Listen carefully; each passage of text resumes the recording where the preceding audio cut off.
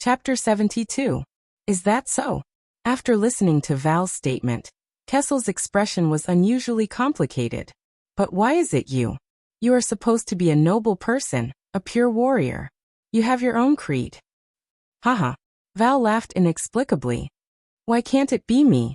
Kessel paused and looked sadly at the scar on Val's chest that extended to his chin. You used to be my most trusted friend and brother. We grew up together in the capital. We were the best partners, the closest of brothers, even better than biological brothers like Midir. We even promised to marry each other's younger sisters. Enough. Val raised his head abruptly, his eyes filled with anger. You are not allowed to mention Lycia and Constance. You are not worthy. Thales had a thought. Lycia Arund and Constance Jadestar appeared in his mind. The lonely head ritual master and the small stone urn. The king's expression was gloomy. I know you hate me, but I thought it was all because of Lycia. As a suzerain, you are still loyal to me and to Constellation. Your creed is still noble and inviolable. Isn't that so? I do hate you, but, the Duke of the Northern Territory, who had betrayed the Northern Territory, said resentfully, everything I do is for Constellation. The king narrowed his eyes. What? Val Arund stepped out of the ranks of his vassals. His gaze was firm. If I can succeed with a small price to pay, a short period of bloodshed, Constellation and the dragon, the shield and blade of the Western Peninsula will turn a new page. In the era of the ancient empire, Arund was the supreme family that ruled over the Northland province, while Lampard was the bloodline descendant of the king of rebellion, Quisso Lampard, who rebelled against the tyrant. Hatred and opposition have been passed down from 1,000 years ago until now, and have long been rooted in the blood. But if even archenemies like us can reconcile, what else is impossible? Thales sighed. No, you are not reconciling. This is an exchange of benefits. Val took a step forward and looked at the crowd with a fanatical expression. The conflict and hatred between the two countries will be overshadowed by the heroic friendship and loyal cooperation between me and Lampard. The descendants of the two countries, our children will make a marriage contract. Their children will inherit both Constellation and Extet. Constellation and the dragon, two great countries will become one. Think about it. The heroic blood of the great dragon of the north will be poured into the descendants of the great empire. Val said excitedly, we may not be able to restore the glory of the empire, but we can definitely put an end to the flames of war in the north. The flames of war will never be reignited, and disasters like the Bloody Year will never happen again. The Northern Territory will enjoy peace forever. To hell with your peace. Count Zamunto spat on the ground. Eva did not care and clenched her right fist. We can even take it a step further. A new power will be established in the Western Peninsula. We will hold a shield in one hand and a blade in the other, pointing our swords at Kemu Union, and dividing the land of the merchants to benefit ourselves. After breaking the balance of power between the three strongest forces in the Western Peninsula, the rest will not be a problem. The Western Peninsula will soon be unified. So, the Duke of the Northern Territory gritted his teeth and looked around at the nobles and officials.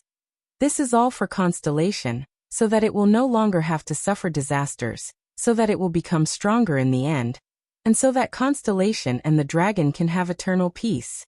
Thales frowned. Baron LaSalle coughed and said awkwardly, about this I thought. Bang. Kessel V punched the left arm guard.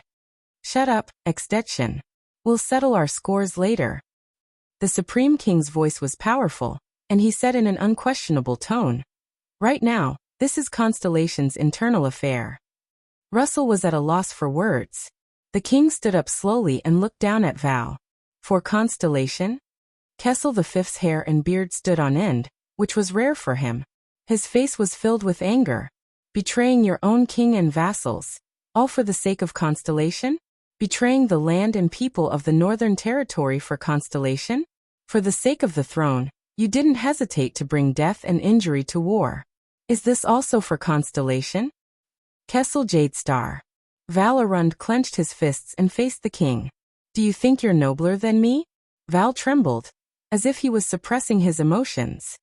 Your Jadestar family do not deserve to point fingers at me. In the next second he lost his composure and roared. Your Jadestar royal family is the biggest source of disaster in this country. You were the ones who brought the disaster 12 years ago. Until now we are still atoning for your mistakes. Thales could not help but clench his fists. Everyone in the hall looked at the king in unison. Many of them had strange expressions on their faces. The king shut his eyes tightly. The bloody year? The bloody year? Ha! The bloody year. Val laughed bleakly. He raised his hands and clenched them into fists. The doubt in Thales' heart grew stronger. He looked at Gilbert. What secret is there about the bloody year that cannot be divulged, but is also of utmost importance? Val said angrily.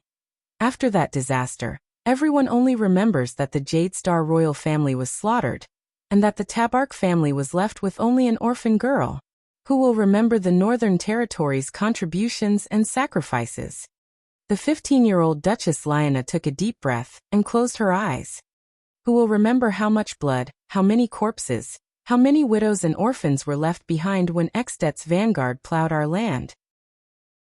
Who will remember that when the bloody year ended and the whole country celebrated the Fortress Treaty, almost 3/4 of the men and 1/2 of the women in the Northern Territory died? The remaining old and young had to go out to look for food in the cold winter, or else they would starve to death at home. Half of those who went out to look for food froze to death in the wild. When I was crowned with the title of the Guardian Duke of the Northern Territory, the first thing I did was not to help them find food, but to bury those who starved to death or froze to death. Otherwise, their corpses would be dug out and eaten by the starving people who could not even walk.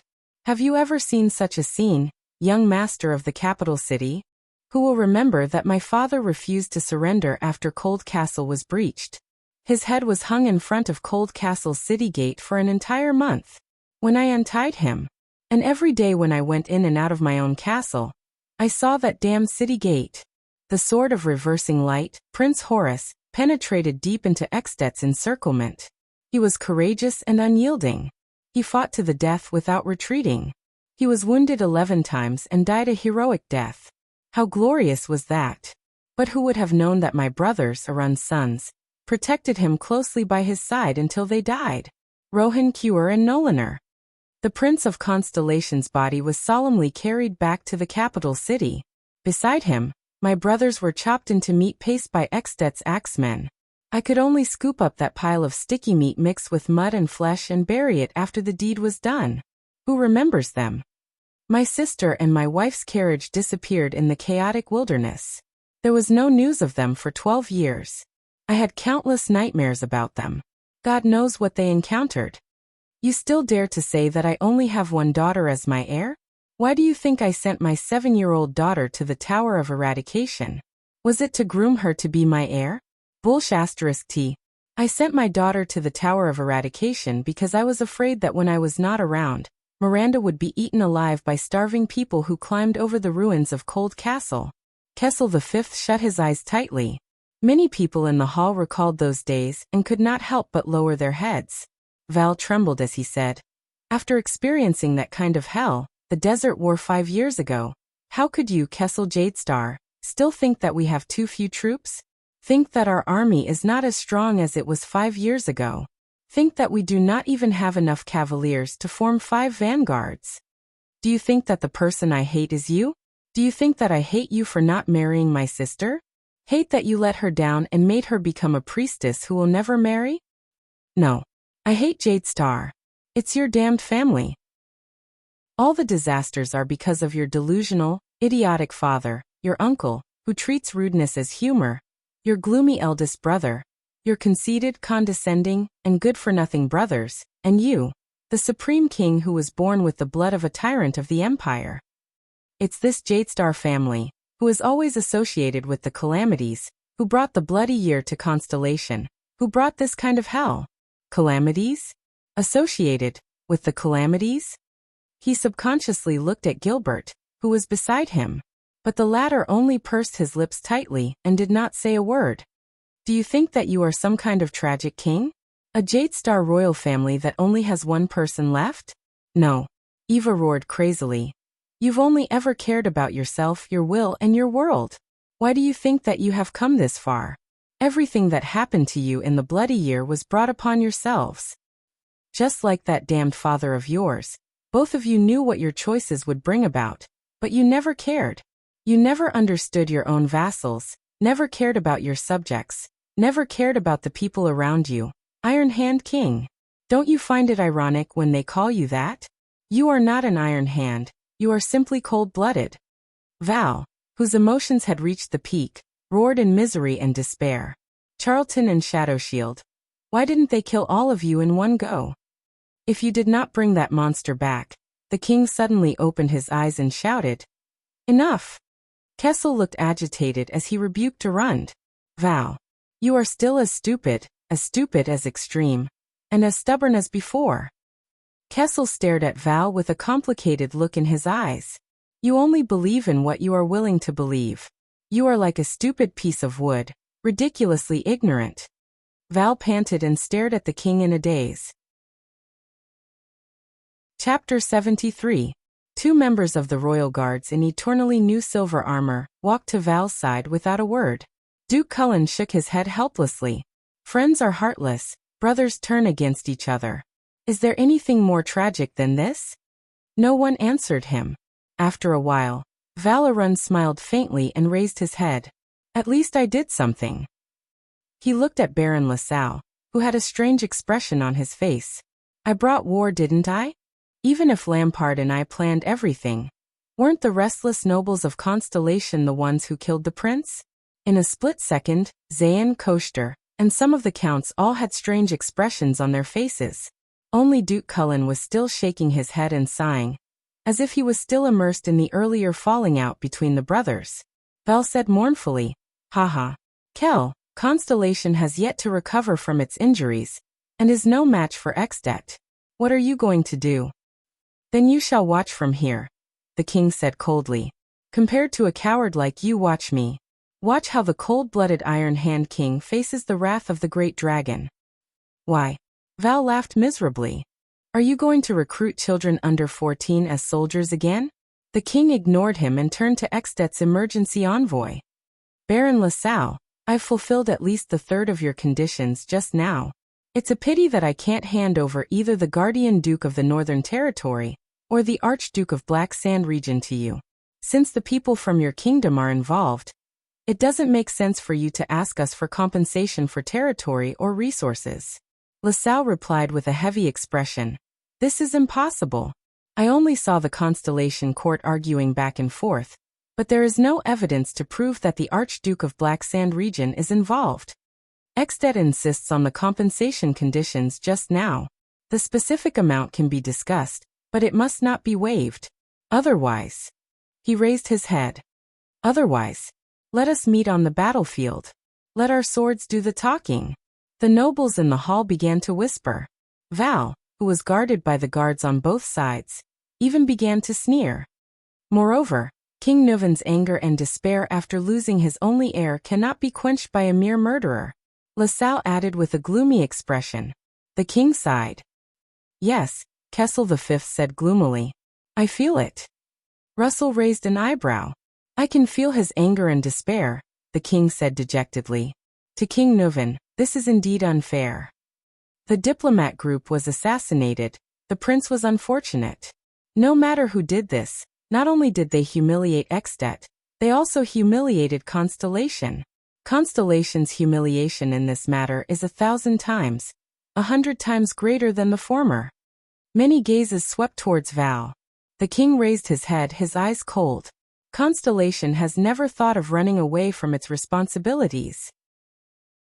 Since it is unfair, we must pay the price for it. The two counts of the northern region immediately tensed up.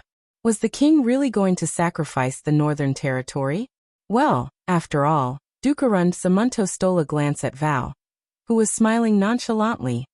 "Your Majesty is indeed a responsible and courageous person." Baron LaSalle smiled. "Whether it is Pinecone County, Bear County, or the area around Cold Castle, the specific land and even the area can be discussed, as long as we are satisfied." "You will definitely be satisfied," the king said coldly.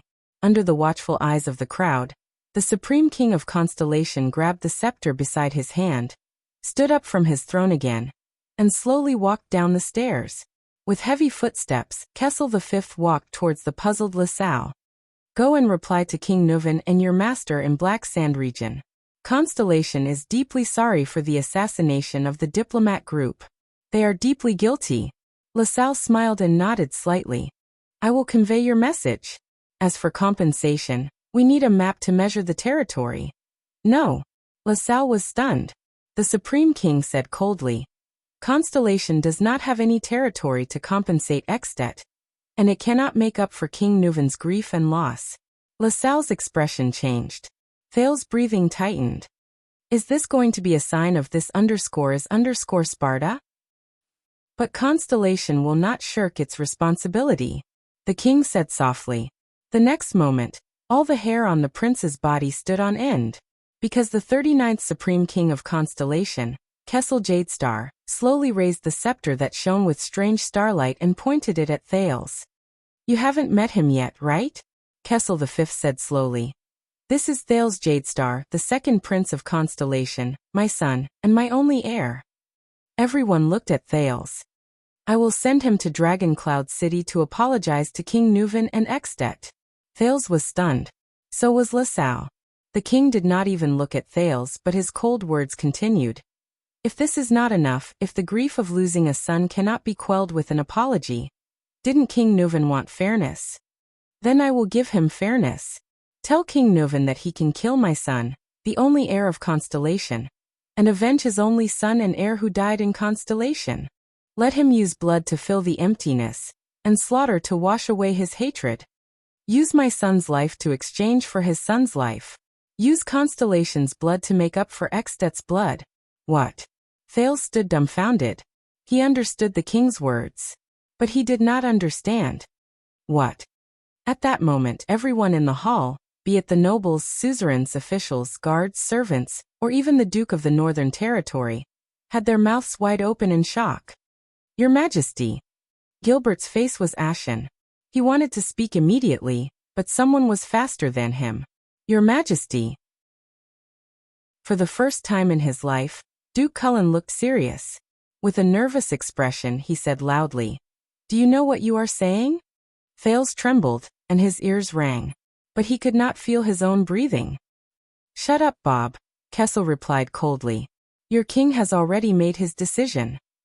Cullen stared at the Supreme King in a daze. He could not say a word. Even Fakenhas could not laugh. Behind him, Zayn looked at Thales with a complicated expression. The one-eyed dragon lowered his head in deep thought. At that moment, the 9-pointed star crown on Kessel's head shone brightly. Like a heartless god, he said to the completely stunned LaSalle. On a personal level, one father's only son in exchange for another father's only son should be able to alleviate his anger and despair, right? On a personal level, the heir of Constellation's king in exchange for the heir of the Archduke of Dragoncloud City. This is fair, isn't it? The king stepped on the ground. His deep and awe-inspiring voice boomed like thunder. Since we are both stained with the blood of each other's only heirs, Constellation no longer owes Extet anything. This is fair, isn't it? At that time, we will no longer be able to turn back. We will let go of all our worries and burdens, and with the determination to completely destroy each other, we will wage an all-out war. This is fair, isn't it?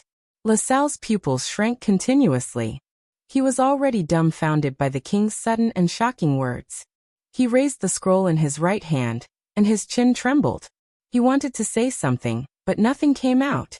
It was one thing to use a bad diplomatic incident to fight for Extet's, and perhaps Archduke Lampard's, interests. But sacrificing their only heir, and Constellation was not like Extet's king selection system. If the prince who inherited the throne was killed, this would be a blood feud that would last for generations, or even dozens of generations. It would make the two countries irreconcilable enemies that would fight to the death, and trigger a war to destroy the country. This was another matter. Under King Kessel's awe-inspiring and powerful gaze, LaSalle broke out in a cold sweat. His eyebrows kept changing, as if there was a fierce battle going on in his mind, to decide on his reaction and wording. With my level, I am unable to give an immediate answer to this matter. He stuttered. Kessel V roared angrily. Then go and ask your king. LaSalle was so frightened that he took a step back. The Supreme King did not look at Thales. He continued to speak gloomily. Tell him that last night, I have already dispatched Baron Araka with 2,000 regular soldiers of the royal family to Broken Dragon Fortress. Prince Thales will depart soon after and personally meet King Nuven. He will be at his disposal. This is the price that Constellation can pay. The people in the hall did not even dare to breathe loudly. The king glanced at LaSalle, who was frowning and at a loss for what to do. As for Archduke Lampard of Black Sand region, I know that he has already deployed a large number of troops, and is ready to invade the Northern Territory at any time. Should he step aside and escort my son to Dragoncloud City to apologize, or should he recklessly wage war against Baron Murch? I look forward to his choice. LaSalle retreated dejectedly. He panted heavily, like a drowning man. Your Majesty. The one who spoke was the 15-year-old Duchess Lyanna. This elegant young lady's face was pale. His Highness is your one and only heir. If anything happens to him along the way, your throne. Ha! The Supreme King laughed angrily and said, It's too simple. Thales shuddered and looked at everything in front of him. Kessel V turned around and faced the suzerains in the hall. No matter what happens to the second prince and causes the royal bloodline to be severed, the enemy who completely destroys Constellation, the one who successfully avenges the last Jadestar prince, the one who finally avenges the disgraced Constellation. The king turned around abruptly and raised his scepter high. He is the next Supreme King of Constellation. If Constellation does not even have such a person. Kessel coldly swept his gaze over the nobles in the hall. His words were as sharp as a knife, and he spoke with great force. Then what is the point of its existence? The entire hall was silent. The meeting is adjourned, Kessel concluded coldly. I await King Nuven's reply. At this moment, Kai, the pale-faced Duke Val-Arun struggled to open his mouth. He looked at Kessel in disbelief, then at Thales. You. What kind of madness are you going through now? Kessel V sneered. Madness? The king snorted coldly. As if mocking him, he repeated what he had just said to Val. Everything I've done is for the sake of Constellation. 2 guards walked forward and escorted the dazed Duke away. LaSalle left with his face drenched in sweat. The suzerains looked at the king and his heir amidst their whispers. Gilbert clenched his fists and looked at His Majesty, who was wearing the astral blue cloak. The king strode away and did not look at anyone else. Only Thales breathed absent-mindedly. He was completely unaware of the gazes in the hall. Begging for my collection. Amway, leave a comment. Tickets. Add me to the group 397147168. Chapter 74. Lower City District, Underground Street, Sunset Pub. You really should have gone to take a look the day before yesterday. It was really crowded, especially when the second prince appeared. I could not help but shout along with him. Hey boy, watch where you're going. A 10-year-old boy carrying a bag full of potatoes squeezed past the fat and fierce Edmund with a bitter expression. Edmund snorted and turned his head back to continue fiddling with the food on his plate. Hee, you don't know, right? The new prince's name is Thales. It's exactly the same name as that black-haired rascal who always came here to freeload. Boy, why are you turning your head back? What does the prince have to do with you? Get back to work. I heard that the philandering Kessel wants to use his life to make peace with Ekstedt. Today, everyone in the market is talking about this. Everyone is filled with righteous indignation, saying that the suzerains of Constellation are all good-for-nothings who can't protect the country, and that the royal family has sacrificed too much for Constellation. Bah, that Jadestar royal family that only produces lunatics. You don't know, 12 years ago, I was in front of the palace gate. In front of Edmund was a young girl in tight trousers and a sleeveless coat. She was bored to death, and was fiddling with her short brown hair. She leaned against the food delivery window between the front desk and the kitchen, looking as if she had nothing to live for. The face of this nimble and valiant brown-haired girl twitched. She gritted her teeth and said, I say, before you tear it into pieces, are you going to give me that plate of steak or not? Edmund raised his head with a furious expression. He glared at the female bartender of Sunset Pub, Jayla Charlton, and pushed the steak in his hand towards her. Jayla turned around and passed the steak to the timid little girl with a scar on her face outside the front desk. Behind her, Edmund snorted. "What kind of attitude is this? I just want to have a chat with you, to enlighten you so that you can forget about that golden-haired, green-skinned heartless man." Jayla rolled her eyes fiercely. Her delicate face was as long as the surface of a pin. She turned her head and replied angrily, "Damn fatty. If you bring this up again, I will give your dream lover." Hey. The plump Chef Edmund's expression changed drastically. He raised his chubby hand and slapped the delivery window twice. "You're going to fall out with me just because of a disagreement? I'm just concerned about my cute niece's relationship progress. You know, the most important thing for two people is to have a common language. If a gangster bartender and a police officer get together..." Jayla could not take it anymore and punched the bar counter. "Everyone listen up," Jayla shouted in a loud and gruff voice, attracting the gazes of all the customers. "My 41-year-old uncle, the chef of Sunset Pub, Edmund Scorch, loves the woman he loves the most in his life." At that moment, Edmund sucked in a breath of air like a pet cat with its fur standing on end. Before Jayla could reveal the name, the fat chef roared with all his might, "That's right. Stop." Jayla shut her mouth and looked at him with disdain. She said disdainfully, "Single dog, coward, unrequited love." Edmund glared at his niece dejectedly and said embarrassedly, "That's right. There are no more potatoes. I'm going to restock." Cindy, who was carrying another bag full of potatoes, watched Edmund leave the kitchen with a puzzled expression. "There are no more potatoes? Then what am I carrying?" At that moment, a boy with his right hand wrapped in a piece of cloth stumbled in with a panicked expression. They're here. With a long face and a swollen head, Ryan pounced on the bar counter.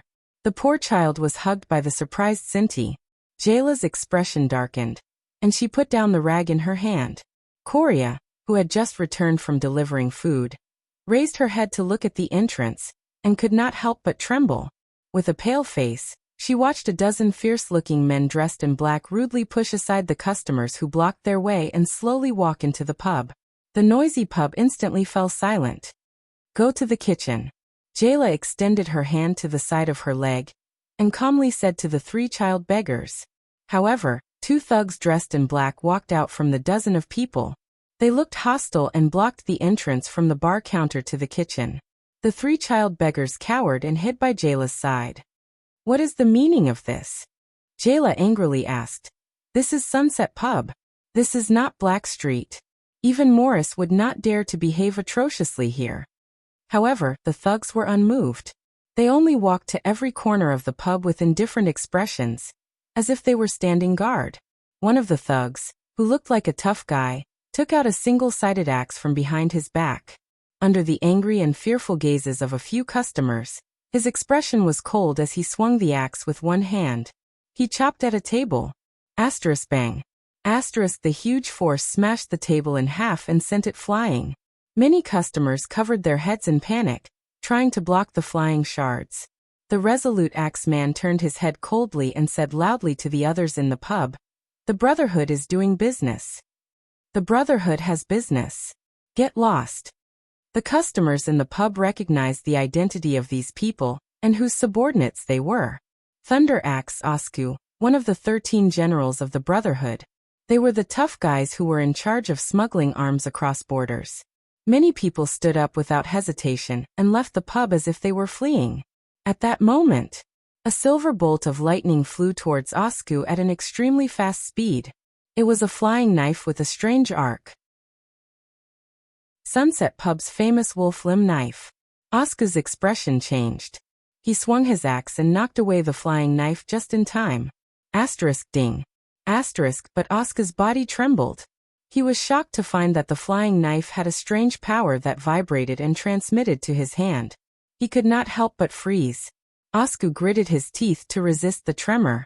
What is this? An even faster slender figure had already grabbed another knife, and was flying towards him from the bar counter at an extremely fast speed. Sniper knife. It went straight for his throat. Oscu's pupils shrank while he was still frozen in place. He could not dodge it. But the expected splatter of blood and flesh did not come. Jayla gritted her teeth and watched in disbelief as the knife she was supposed to cut into Osku's throat was held tightly by a hand wearing an iron glove. The owner of the iron glove was a middle-aged man with a face full of scars. He stood beside Jayla, and at the critical moment, he pinched the Charlton family's instant kill knife. I still remember that as a Charlton who gave up on his family's profession. You are just a useless ordinary class, the scarred middle-aged man said coldly. If it were not for the reverse machete, you would not even have the chance to be a bartender here. The Brotherhood does not accept trash. But judging from the strange tremor on your knife, you have unknowingly become a supra-class elite. The middle-aged man let go of the knife in his hand and snorted. It seems that the killings and battles in Red Street Market have improved you. As expected, the people of the Charlton family can only improve their skills by bathing in blood. Jayla took a step back with a face full of anger. She gritted her teeth and looked at the great enemy in front of her. Damn it! After Red Street Market, she had clearly improved so much. She had reached superclass and mastered strange tremor. But why was this guy able to catch her instant kill knife? The remaining customers whispered among themselves and left dejectedly. One of them looked puzzled and wanted to argue. But he was immediately pulled away by another customer who knew the situation. They recognized the middle-aged man with a face full of scars. He was one of the 6 powerhouses of the Brotherhood. He was second only to Crownless Fist Senza in the arms smuggling business. Ironheart Shandaroda. He was also Quide Rhoda's father. Jayla secretly gritted her teeth. The customers did not hesitate and immediately ran away. You do not have to wonder why I could catch your knife. There is never a certainty in a battle. The so-called division between ordinary class and superclass is just a saying. Rhoda, who looked ferocious because of the scar, snorted softly. He did not even look at Jayla. Osku looked at Jayla with a face full of indignation. He put the axe back on his back and pulled out a chair for Rhoda.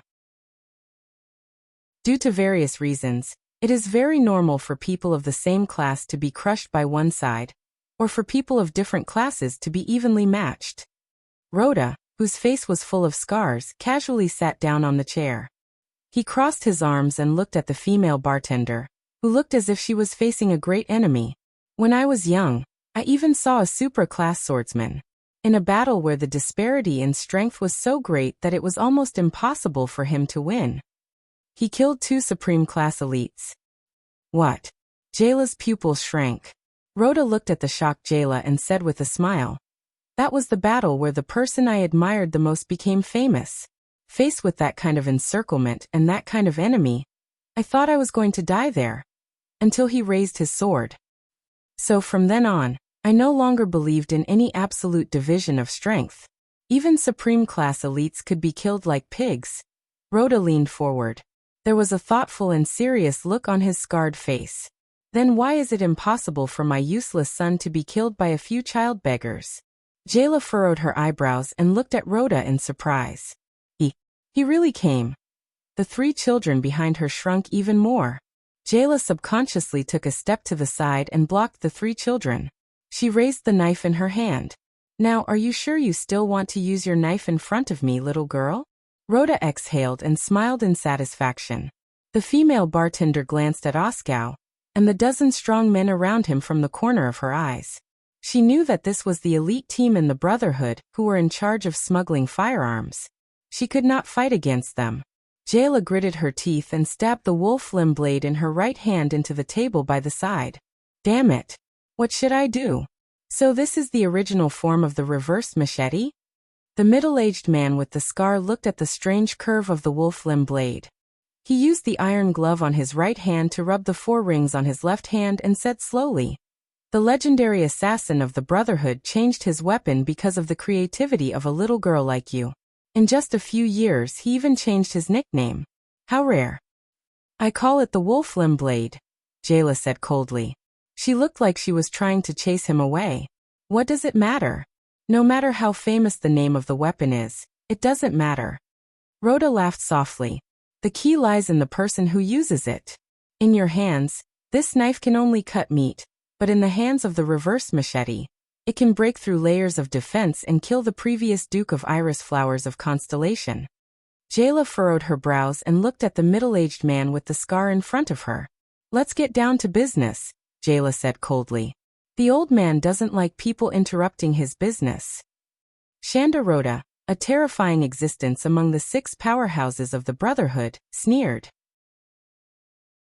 Do you think you can scare me with the reversed machete? Jayla did not answer, but she felt a chill in her heart. The other party came prepared. You know, I don't usually care much about my own son.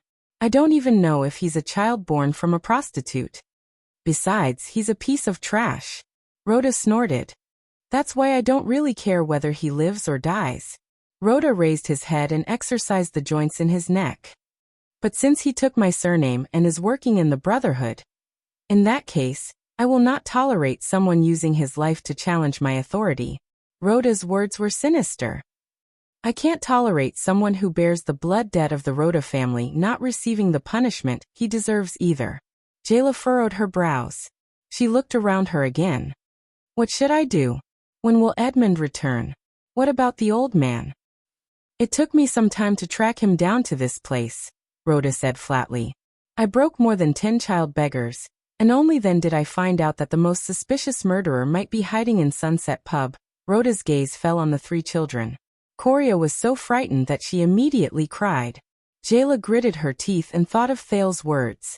She took a step forward and said loudly, They have nothing to do with your son's death.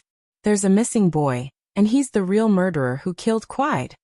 Rhoda laughed out loud, and the scar on his face trembled. I know. This brat with a broken arm also said the same thing. Thal's right?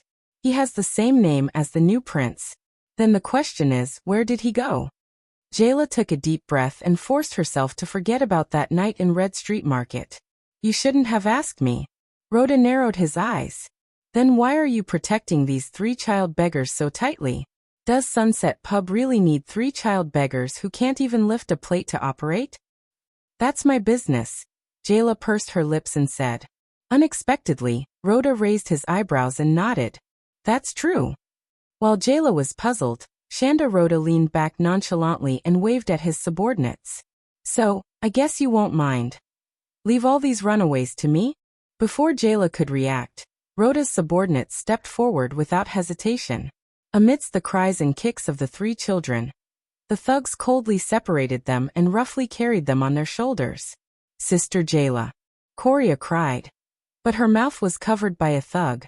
Sinti's arm was held behind his back, and he groaned in pain. Ryan only shivered and allowed the thugs to subdue him. Jayla glared angrily. You.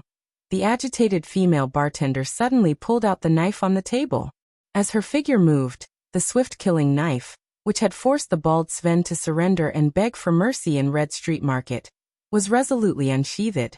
Her target was Rhoda. But before she could move the knife a foot further, Rhoda's body did not move. He stretched out his arm. The gauntlet firmly gripped her knife again. As if a mamba snake had its weak spot seized, Jayla's swift figure instantly froze. Jayla looked at the indifferent Rhoda in shock. She felt as if there was a huge rock hanging on the knife in her hand. She had to hold it with all her might to prevent it from falling out of her hand. At that moment, the female bartender's expression was extremely unpleasant. Impossible. The swift killing knife, which is known for its speed, ingenuity, and dexterity, was actually. Don't force me, young lady, Rhoda said flatly. We are both super classes, but when it comes to fighting, I have 100 ways to effortlessly defeat you. Jayla watched in disbelief as the wolf-limb blade in her hand was forcefully bent by Rhoda. The gauntlet loosened and let go of the deformed wolf-limb blade. But immediately after, the blade of an axe blocked Jayla's throat. This time, you won't have a chance. Aoschok's eyes burned with fighting spirit. Jayla bit her lip and looked at the enemies who seemed to have the intention to surround her. She said angrily, This is Sunset Pub. You are challenging the old man's authority. Rhoda stood up coldly. Listen up, young lady. Anger and hatred appeared in his eyes. I respect your family name and the owner of this pub. This is why I have not touched a single hair on you. I have already shown my greatest friendship and goodwill. as well as my respect for the reversed machete. Jayla raised her head indignantly. But you can't. But Rhoda roared and interrupted her. Enough with the nonsense. Jayla was stunned for a second. With a ferocious expression, Rhoda walked in front of her and stared down at her. Do you think I don't know that you are related to my son's death? Hundreds of people saw him come to your pub, and you crippled one of his hands. He knows? Under great pressure, Jayla's breathing quickened. I don't care how he was schemed against. Rhoda exhaled and laughed savagely. I only plan to get rid of all the people related to his death. The three children continued to struggle and kick, but they gradually lost their strength. Rhoda's scarred face twitched, and he said in a terrifying manner, That's why I have been very lenient toward you. Young lady, you should go and see that Heir Rick. Lance said all sorts of good things for him. Jayla's heart trembled. Rick. So for the sake of our old friend, Rhoda straightened his clothes and revealed a ferocious smile. I only dug out one of his eyes and crippled one of his hands. Rhoda's tone became indifferent again. Don't worry, I am not a murderer, nor am I a sadist. I just have some authority to uphold. Jayla lowered her head. Her heart was filled with bitterness. What should I do? I don't have any ideas. If you were here, smart little brat, what would you do? Continue with your business. I will compensate for the losses here. Rhoda turned around nonchalantly, stepped over the messy pub, and walked out of the door. Send my regards to Lord Reversed Machete. Ayaskau looked at the messy tables and chairs on the floor, and nonchalantly threw down a bag of money. You are very powerful, Thunder Axe said with a cold expression. But I will definitely be stronger than you. The group left into the distance. Jayla stared at their backs in a daze. Only the three children's cries and struggles were left in the air. Jayla clenched her fists and looked at the wolf limb blade in her hand. Her expression was one of struggle. The hand that held the blade began to tremble. The children's sounds gradually faded into the distance until they disappeared. Jayla lowered her head deeply. Asterisk clang. Asterisk the wolf limb blade fell powerlessly. The female bartender of Sunset Pub's knees buckled. She knelt down in the mess on the floor. Jayla Charlton. The bartender trembled and muttered weakly to herself. You're terrible. Jayla shut her eyes tightly. She almost crushed the teeth in her mouth. A few tears rolled down her cheeks. I'm sorry. I'm sorry, brat. The tears fell on the floor. I couldn't. Chapter 75. Mindy's Hall. On the training field where snow was falling, a small figure held a heavy and thick wooden sword and shield. As his footsteps intersected with the sword and shield, he deflected the wooden sword of a guard in front of him. Thales panted as he supported himself with the wooden sword. He straightened his body again and shouted, again. His training target, the leader of Mindy's Hall's Jadestar Private Army Cora, was looking at Thales with a troubled expression. How long has His Highness been like this? On one side of the training field, Count Gilbert Casso asked a Jadestar Private Army soldier beside him with a worried expression. Since this morning, training has been going on for 3 hours, sir. The guard was equally worried. And last night, the light in His Highness' study room was lit for the whole night. Sir Cora even asked us to guard the door all night. No matter what happens inside, we have to rush in immediately. Gilbert sighed. After the unusual meeting with the envoy yesterday, the second prince returned to Mindy's Hall. On the other hand, Gilbert received His Majesty's most urgent order to make the most thorough preparations for the prince's diplomatic mission to the north. After all, it would only take a few days for healthy messenger crows to travel back and forth between Eternal Star City and Dragon Cloud City. They could depart at any time. For the whole day yesterday he, along with a group of officials and suzerains of all sizes, were busy with all sorts of matters, from His Highness' attendance, his travel schedule, the wording of his credentials, and even the aftermath of the Duke of the Northern Territory's imprisonment in the Northern Territory. He only had the time to visit Mindy's Hall now. But what really worried Gilbert was Thales' mental state. After all, not every child could face it calmly when his father used him as a bargaining chip to quell a war. For example, right now, His Highness was probably upset by His Majesty's seemingly heartless decision. Gilbert raised his head, and was surprised to see Thales panting heavily. He waved his hand, and threw down the sword in his hand. Rest for a while and go for lunch. I have been training for so long, why didn't you remind me? Thales waved his hand and said tiredly.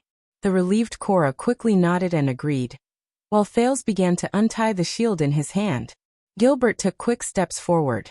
Your Highness, the former Foreign Affairs Minister said cautiously. Forgive me for being blunt, but your old injuries have yet to heal. You really shouldn't exhaust your body like this. Don't worry, Gilbert. Look, my injuries are almost healed. Thales skillfully and swiftly removed the shield on his left side. He exercised his left arm and bared his teeth as he said, It has only been 3 days. Perhaps I really am some sort of monster. Gilbert was immediately rendered speechless. He said with a sullen face, Your Highness, please do not let your imagination run wild. All right. After all, this is my own body, and I've lived in this world for a few years. Thales interrupted him and sneered. Do you think I don't know? This strange physique is most likely due to my mother, who is even more mysterious than a mystic, right? Thales said with a smile as he carefully observed Gilbert's expression. He looked forward to seeing something from her reaction. Yes. Thales had been suspicious ever since he arrived at Mindy's Hall, and the king's strange attitude when he talked about his mother. From the strange and mysterious mystic energy to the strange way of thinking in his brain, the flashbacks of memories that came out of nowhere, and the recovery speed of his body that did not seem like that of a human, especially the first and last points, coupled with Lycia's and the king's attitudes, he was almost 100% sure that this was related to the mother he had never met. There in Joranna, who made the king of a country and the spokesperson of God so afraid that they were unwilling to mention her. What kind of existence was she? Of course, Thales had a conclusion about this a long time ago. He thought about what Yodel said in Mindy's Hall, and what Arun said in Renaissance Palace. A family that was entangled with calamities. Thales looked at his 9-pointed star emblem and sighed. His mother could very well be until he was certain. He tried his best not to think in this direction. But he had to find out the answer. From the king and Lycia's strange behavior to his middle name, he did not want to let go of any possible information, even if the results might not be good. Gilbert furrowed his brows deeply. As expected, His Highness has been suspicious since a long time ago. Your Highness, Gilbert exhaled, shook his head and said, It is not convenient for me to comment on your background, but you must know that you inherited His Majesty's Jade Star bloodline. It also originated from the ancient empire, and extended to the final empire. It is the noblest bloodline in human history. The bloodline of the imperial family, the Carlus family. Perhaps this ancient and great bloodline still hides some unknown secrets. Thales sighed. As expected of a diplomat. From his expression to his choice of words, everything is watertight. I can only think of another way to find a little tadpole looking for its mother. All right, don't worry about me thinking too much. Thales sat down while panting and sweating. He shook his boots and poured out the sand inside. Anyway, it is not a bad thing for now. Besides, how can there be a difference in bloodline and race? Hence, the prince said cheerfully. As for my mother, I will find out one day anyway, and my top priority is the country with the dragon flag flying in the north. Gilbert was stunned. He glanced at Cora, who was packing up the training equipment in the distance. He then looked at Thales with a troubled expression. Your Highness, I think that the words His Majesty said when he sent you out yesterday were definitely not what he meant. I know that the king has his own considerations. Thales shook off the last of the sand from his boots and got up from the ground. Gilbert looked at him worriedly. Exactly, so you do not have to be so depressed. What? Thales furrowed his brows. But he immediately understood something. Why? The prince turned his head and laughed involuntarily. Did you think that my sword practice just now was because I was giving up on myself or venting my anger? Gilbert raised his eyebrows. My God! Thales slapped his head and smiled bitterly. Hey, since I am going to that unfamiliar country, no matter what, I have to prepare myself. Even though my 7-year-old body cannot do much, at least I have to familiarize myself with the Northland military sword style, and learn how to ride a horse. When I encounter danger, at least I will know how to protect myself, right? If I am lucky and manage to cultivate the power of eradication. Gilbert could not help but interrupt him. Your Highness, even in the Tower of Eradication, which has a tradition of special training, the youngest recorded person who awakened the power of eradication early due to a special encounter was 12 years old. Usually, the time of awakening is 16 years old, and 7 years old. Hearing that, Thales laughed awkwardly and dryly. He scratched his head and said in a low voice, embarrassed, "Is that so? I thought this was the same as grinding for proficiency." Gilbert still looked at him doubtfully. "But do you really know and understand His Majesty's intentions without any grudges? Are you kidding me? After all, I am also a postgraduate student with the highest ability to withstand pressure. Ahem, I am the second prince with a strong mental fortitude." Thales patted the dust off his body nonchalantly and walked towards the study room, preparing to start lunch and his written homework. Alright, actually, when I heard him say that he wanted to kill me to compensate Extet, I was indeed shocked. But I spent the whole night flipping through documents and looking up information. There was too little information in Mindy's hall, and the arrangement was not scientific either. At least, I understood some of His Majesty's intentions. Gilbert noticed that when Thales addressed Kessel V, he would either use the term king or His Majesty. He sighed silently in his heart. As expected, does His Highness still hold a grudge against His Majesty's acknowledgement? Thales pinched his aching neck and said with a grimace, "Do you want to hear my opinion regarding my trip to Extet?" Gilbert bowed slightly in a respectful manner. "I am all ears." In the darkness, Murat's unique, hoarse and aged voice rang out. "You let him escape?" Raphael's voice was light and bright. Our people also felt that it was very strange. It seemed that the strange doctor had already seen through the trap and returned without hesitation. The assassination team's men pounced on empty air. For the past few days, we have been patrolling the eastern border between Extet and Constellation, which is between the Fries family's lonely old tower and the Trentida family's Reformation tower, but we have not found any traces of Ramon. Murat rested his chin on his hands and muttered, "Even though the legacy has been extinct for more than 600 years, a wizard is still a wizard. It is not an exaggeration to overestimate him, but he obviously came prepared." The Black Prophet raised his head slightly. "It is impossible for our trap to be empty. He must have helpers. Let's not talk about Black Sword for now. What about the other two great assassins of the Brotherhood? Reversed Machete and Prison Lock Sickle? Or Senza and Rhoda, who are close to supreme class?" Raphael shook his head helplessly. "From the beginning to the end, we did not find any news of Reverse Machete and Prison Lock Sickle appearing nearby. We also did not see any help from the other officers of the Brotherhood, but..." Raphael frowned slightly. Murat's gaze turned cold. Raphael continued, "But in the past week, Anton and Rhoda of the 6 powerhouses have returned to Eternal Star City. Other than Iron Skin Locke, who is still in the south, Senza, Rhoda, Lance, Anton and Morris, 5 of the 6 powerhouses have gathered in the capital." Murat raised his hand abruptly and stopped Raphael's report. His expression kept changing. After pausing for a few seconds, the Black Prophet exhaled deeply. "The 5 of them have gathered together? Humph." Murat closed his eyes and shook his head.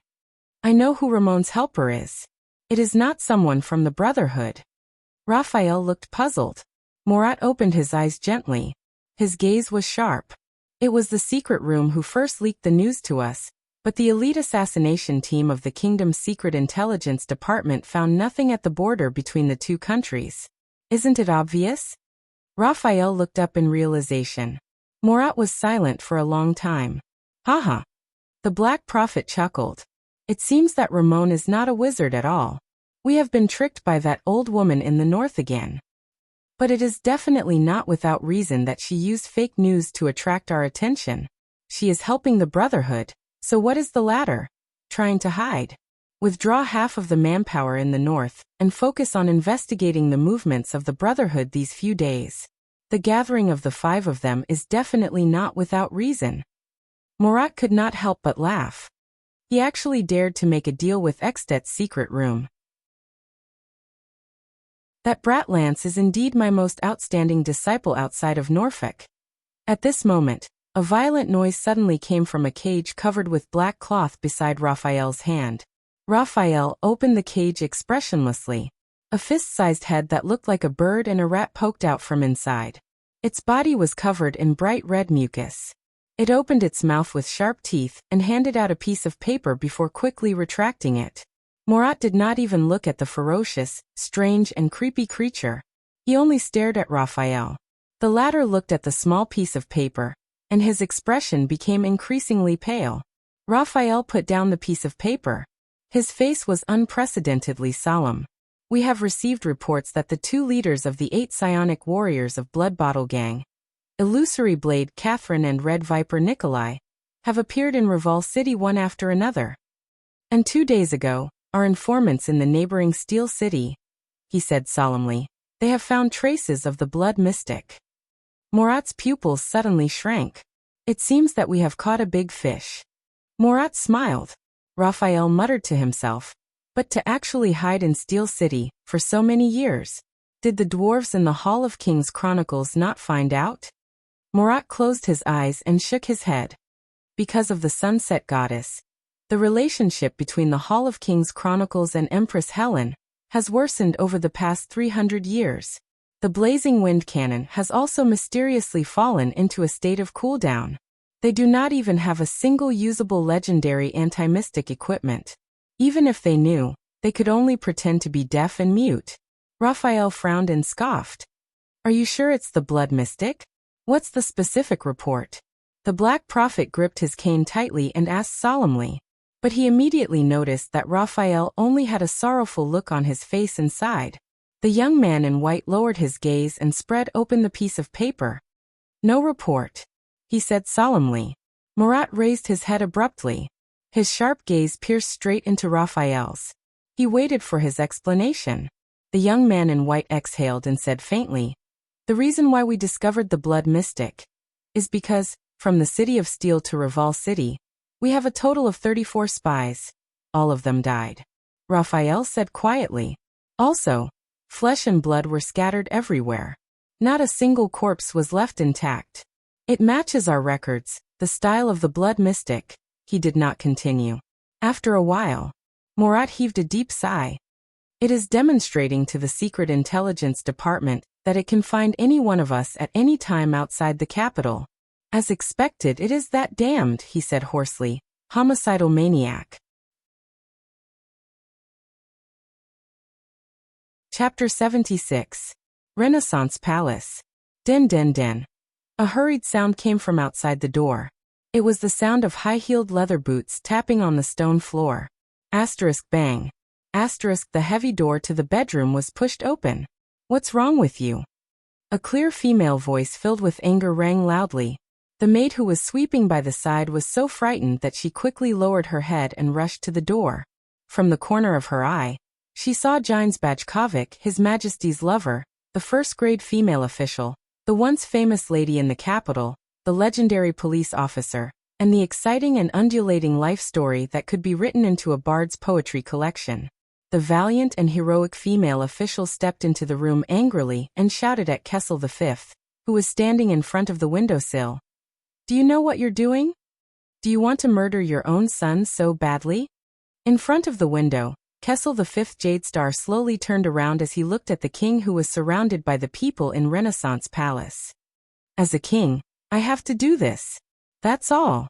The dignified voice answered. Asterisk slap. Asterisk a resounding slap rang out behind him. The maid did not dare to dawdle anymore. She retreated from the room, drenched in cold sweat. He is not only a prince, but also your bloodline. He is not the mastermind who destroyed the Jadestar royal family and harmed Constellation. Gines was furious. She did not seem to be aware that she had just given the Supreme King of Constellation a hard slap. Kessel V touched his face that was slapped. He was in a daze. The valiant and imposing limited-time police officer from the past appeared before his eyes. And their first meeting. That was also a slap, was it not? But the Supreme King still came back to his senses and said nonchalantly, "What a coincidence. Yodel said something similar to that boy." That boy. Gines looked at the king in disbelief. That is your only son? Yes, my only son. Kessel's eyes shone with a complicated look. He took a deep breath and slowly exhaled. So I have chosen the best path for him. The training that an heir of the kingdom must endure. Training. Gines struggled between her brows as she looked at the strong man before her. Kessel V took a deep breath and a cold glint appeared in his eyes. Without experiencing true hell, how can one be qualified to be a true king? Gines' heart trembled. Hell. Hell. Gines heaved a deep sigh. F***ck, there are some things we have to learn to get used to, and even forget. The king sneered expressionlessly. Is that so? He took a step forward and looked straight at Gines. I heard from Gilbert that you encountered assassins on your way to Renaissance Palace. Can you really get used to or even forget those things? Gines shuddered violently and looked at Kessel with a complicated expression. Gines lifted her trembling hand and placed it on Kessel's shoulder. She stroked his swollen face and said in pain and desolation, F***ck, you can't live in the past forever. She gritted her teeth and said, Please. Kessel V's entire body trembled. As he looked at Gines' watery gaze and pleading gaze, a sour feeling rose in his heart. The past is history, he answered quietly. All I see is the future. The past? The future? Really? Gines gritted her teeth lightly. A young and adorable boy appeared before her eyes. She felt a sour feeling in her eyes and almost cried.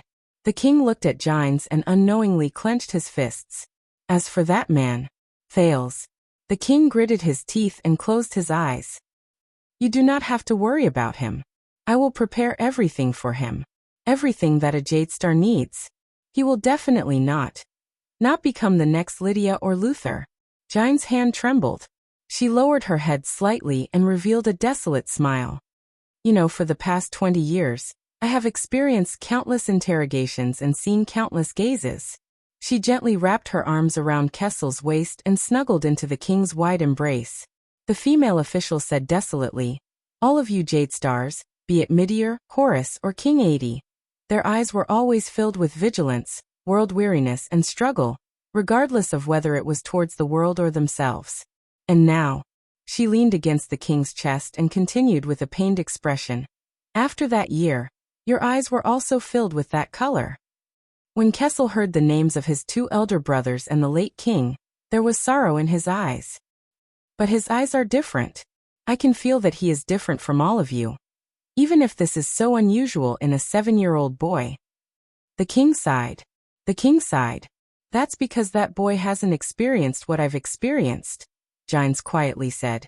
Even if his mother was that kind of existence. At that moment, Gines could feel the strong body that she was leaning on suddenly stiffen. Don't worry, Gines. The king suddenly hugged Gines tightly. He gritted his teeth and said with a pained expression, He will be fine. He will be very safe. He will live. He is not only a Jadestar, but also a descendant of the imperial family.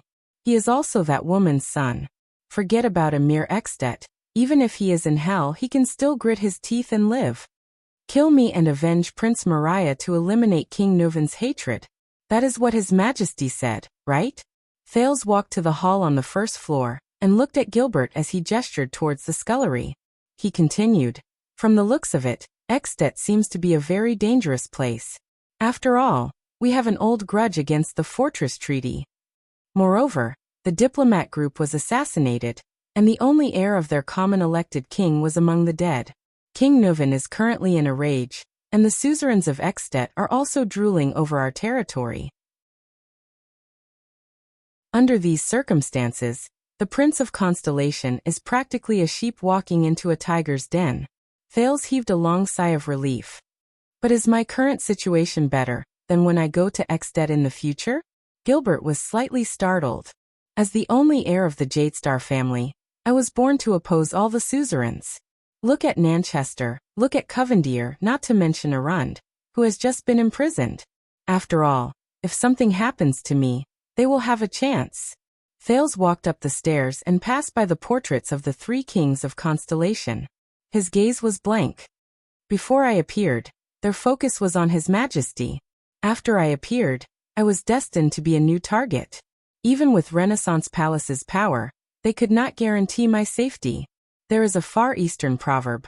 A spear from the front is easy to dodge, but an arrow from the dark is difficult to defend against. But in comparison, the suzerains of Extet may want to take advantage of Constellation. They may be unhappy with me, but it is not to the extent that they want me dead. On the contrary, whoever is stained with the blood of the Prince of Constellation is destined to become the target of public criticism. The whole of Constellation will become their enemy. The loyal want to avenge the royal family, and the ambitious want to obtain a righteous title. Extet adopts a king selection system. The 10 archdukes will choose the next common elected king during the King Selection Congress.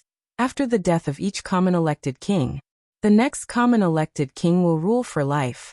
Every archduke will have a chance, and every archduke will compete with each other. In terms of the degree of division, Extet is even greater than Constellation.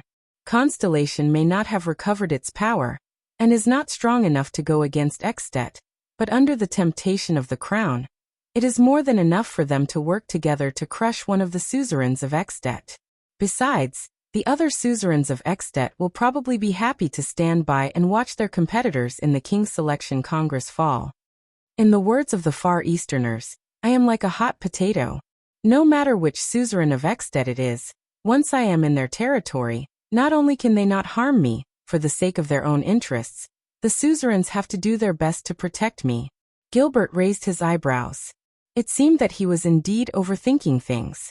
After all, after spending so many days together, he could tell that His Highness was mature and steady. He was not a person who would make others worry. In that case, the only person I have to worry about in Extet is King Neuven. Thales walked into the study and watched as the guards brought in lunch. He flashed a smile at Gilbert, whose eyebrows had visibly relaxed. However, perhaps a lot of people will overlook something. When Prince Maria died in Constellation, King Neuven was already destined to be my ally, the Jadestar royal family. Gilbert finally revealed a smile. Thales yawned and sat down on the chair in the study.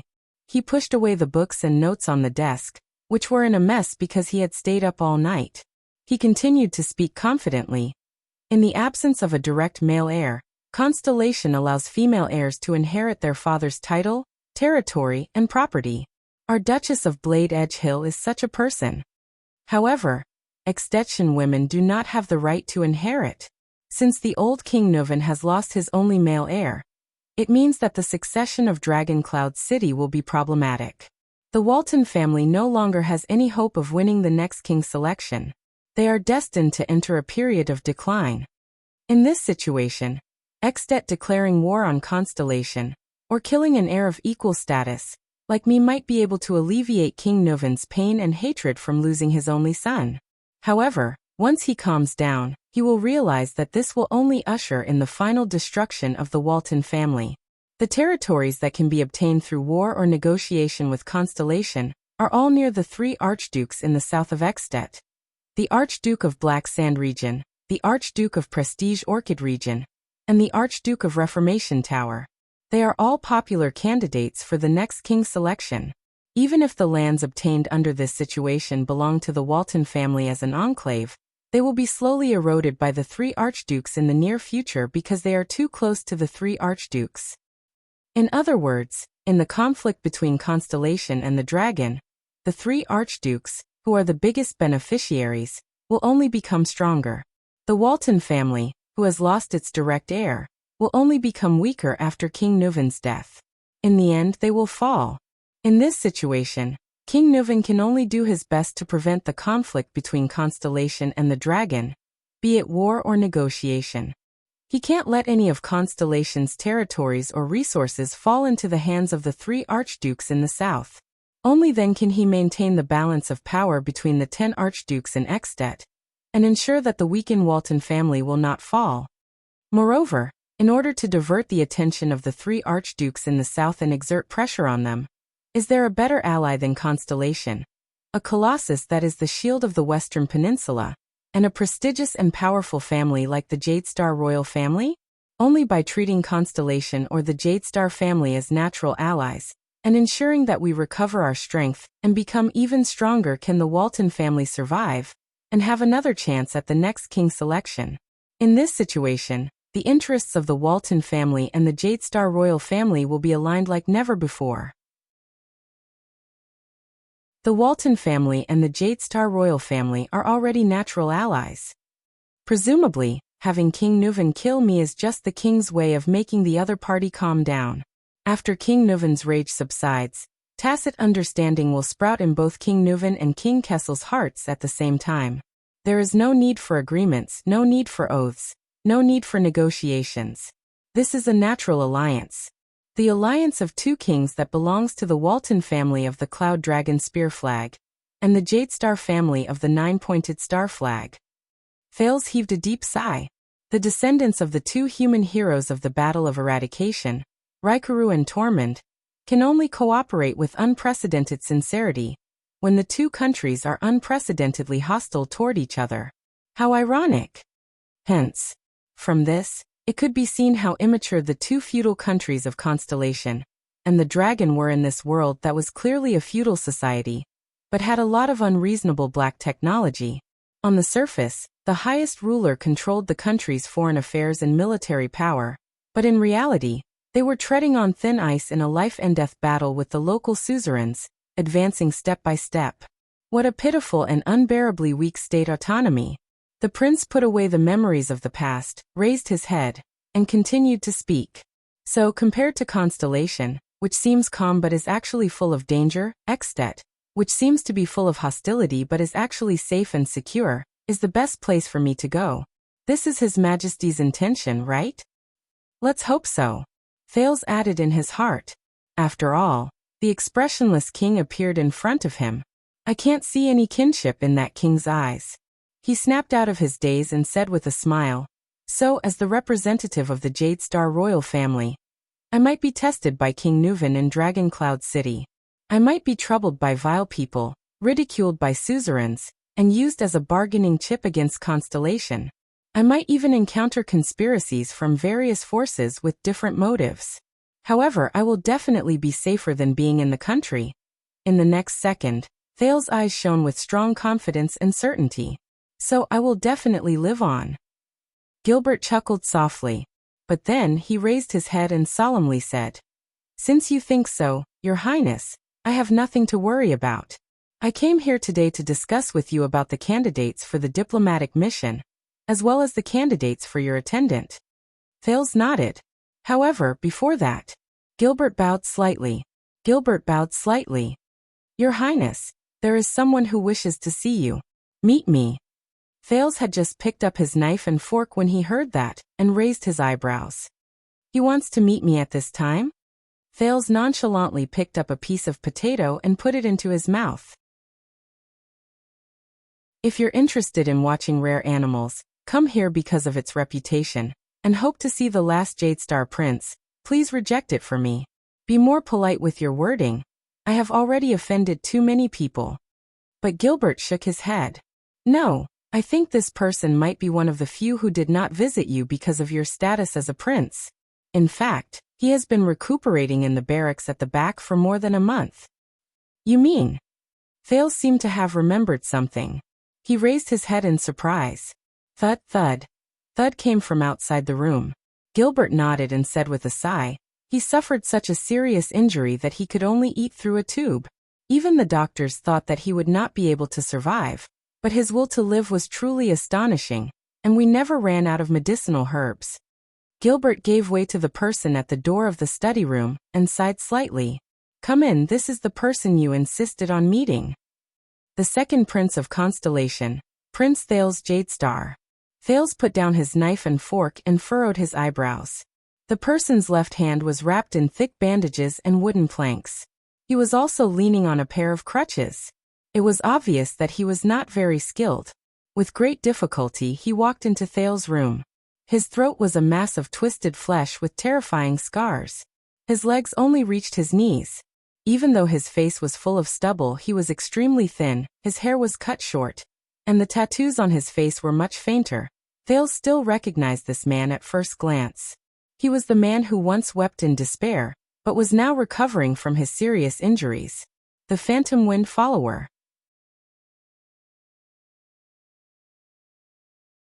Chapter 77. Ralph, Blood Bottle Gang's former star of hope, the only supraclass elite among the strongest 12. After experiencing hell and despair, he finally reunited with Thales after a month. Congratulations. In the end, you still managed to struggle through. Thales smiled and nodded.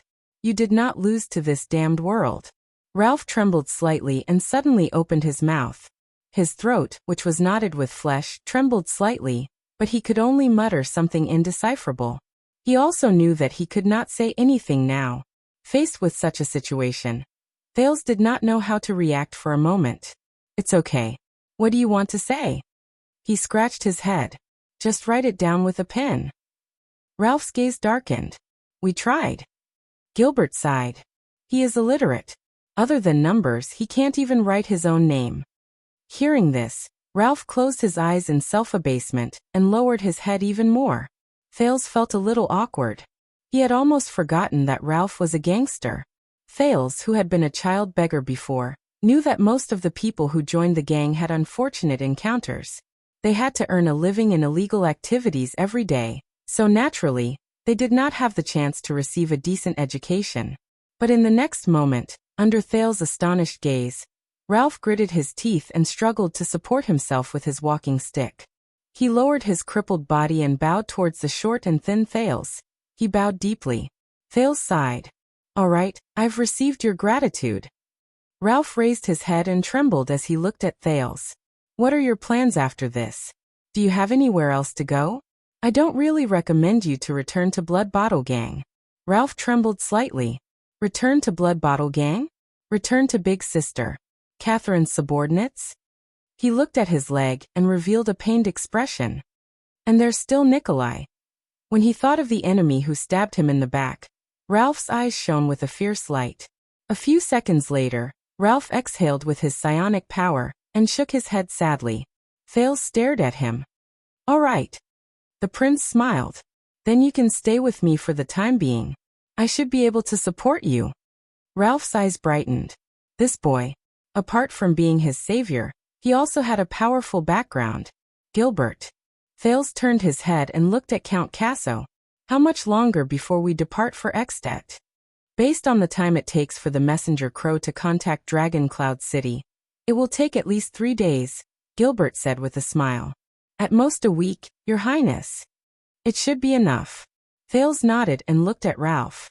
For the next few days, come to my study during the day. Ralph revealed a surprised expression. The boy who had always been confident and optimistic, who had been asked to choose whether to be freed or to struggle in a desperate situation, smiled. I'll teach you how to read, and at the same time, teach you how to speak with gestures. 31-year-old Janet, the captain of the city defense team of the Eastern City District Police Station, collapsed in the dungeon of Vine Manor and panted harshly. He was covered in cuts and bruises, bound by heavy chains, unable to move. But there was a voice in his heart telling him that he absolutely could not open his mouth. No matter how much the subordinates of these great nobles tortured and beat him, no matter how much they threatened and tempted him, no matter how much they wanted to know the background of the cavaliers who appeared outside Vine Manor in Eastern City District that night, he had to grit his teeth and grit his teeth. After the national conference ended, Janet was relieved of the task of maintaining order in Star Plaza. The next morning, his superior brought a group of police officers to Eastern City District, where he was supposed to be on duty. In front of him and all the soldiers under his command, his superior read out Janet's crimes. Someone reported him for accepting bribes while he was on duty in Eastern City District. Janet immediately sighed. It was not because this was a false accusation.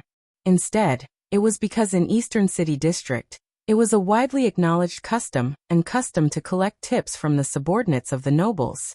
Every soldier in the city defense team, and even the police officers would collect such tips, and the police station knew this very well. They would always take a cut of the commission and take some extra money.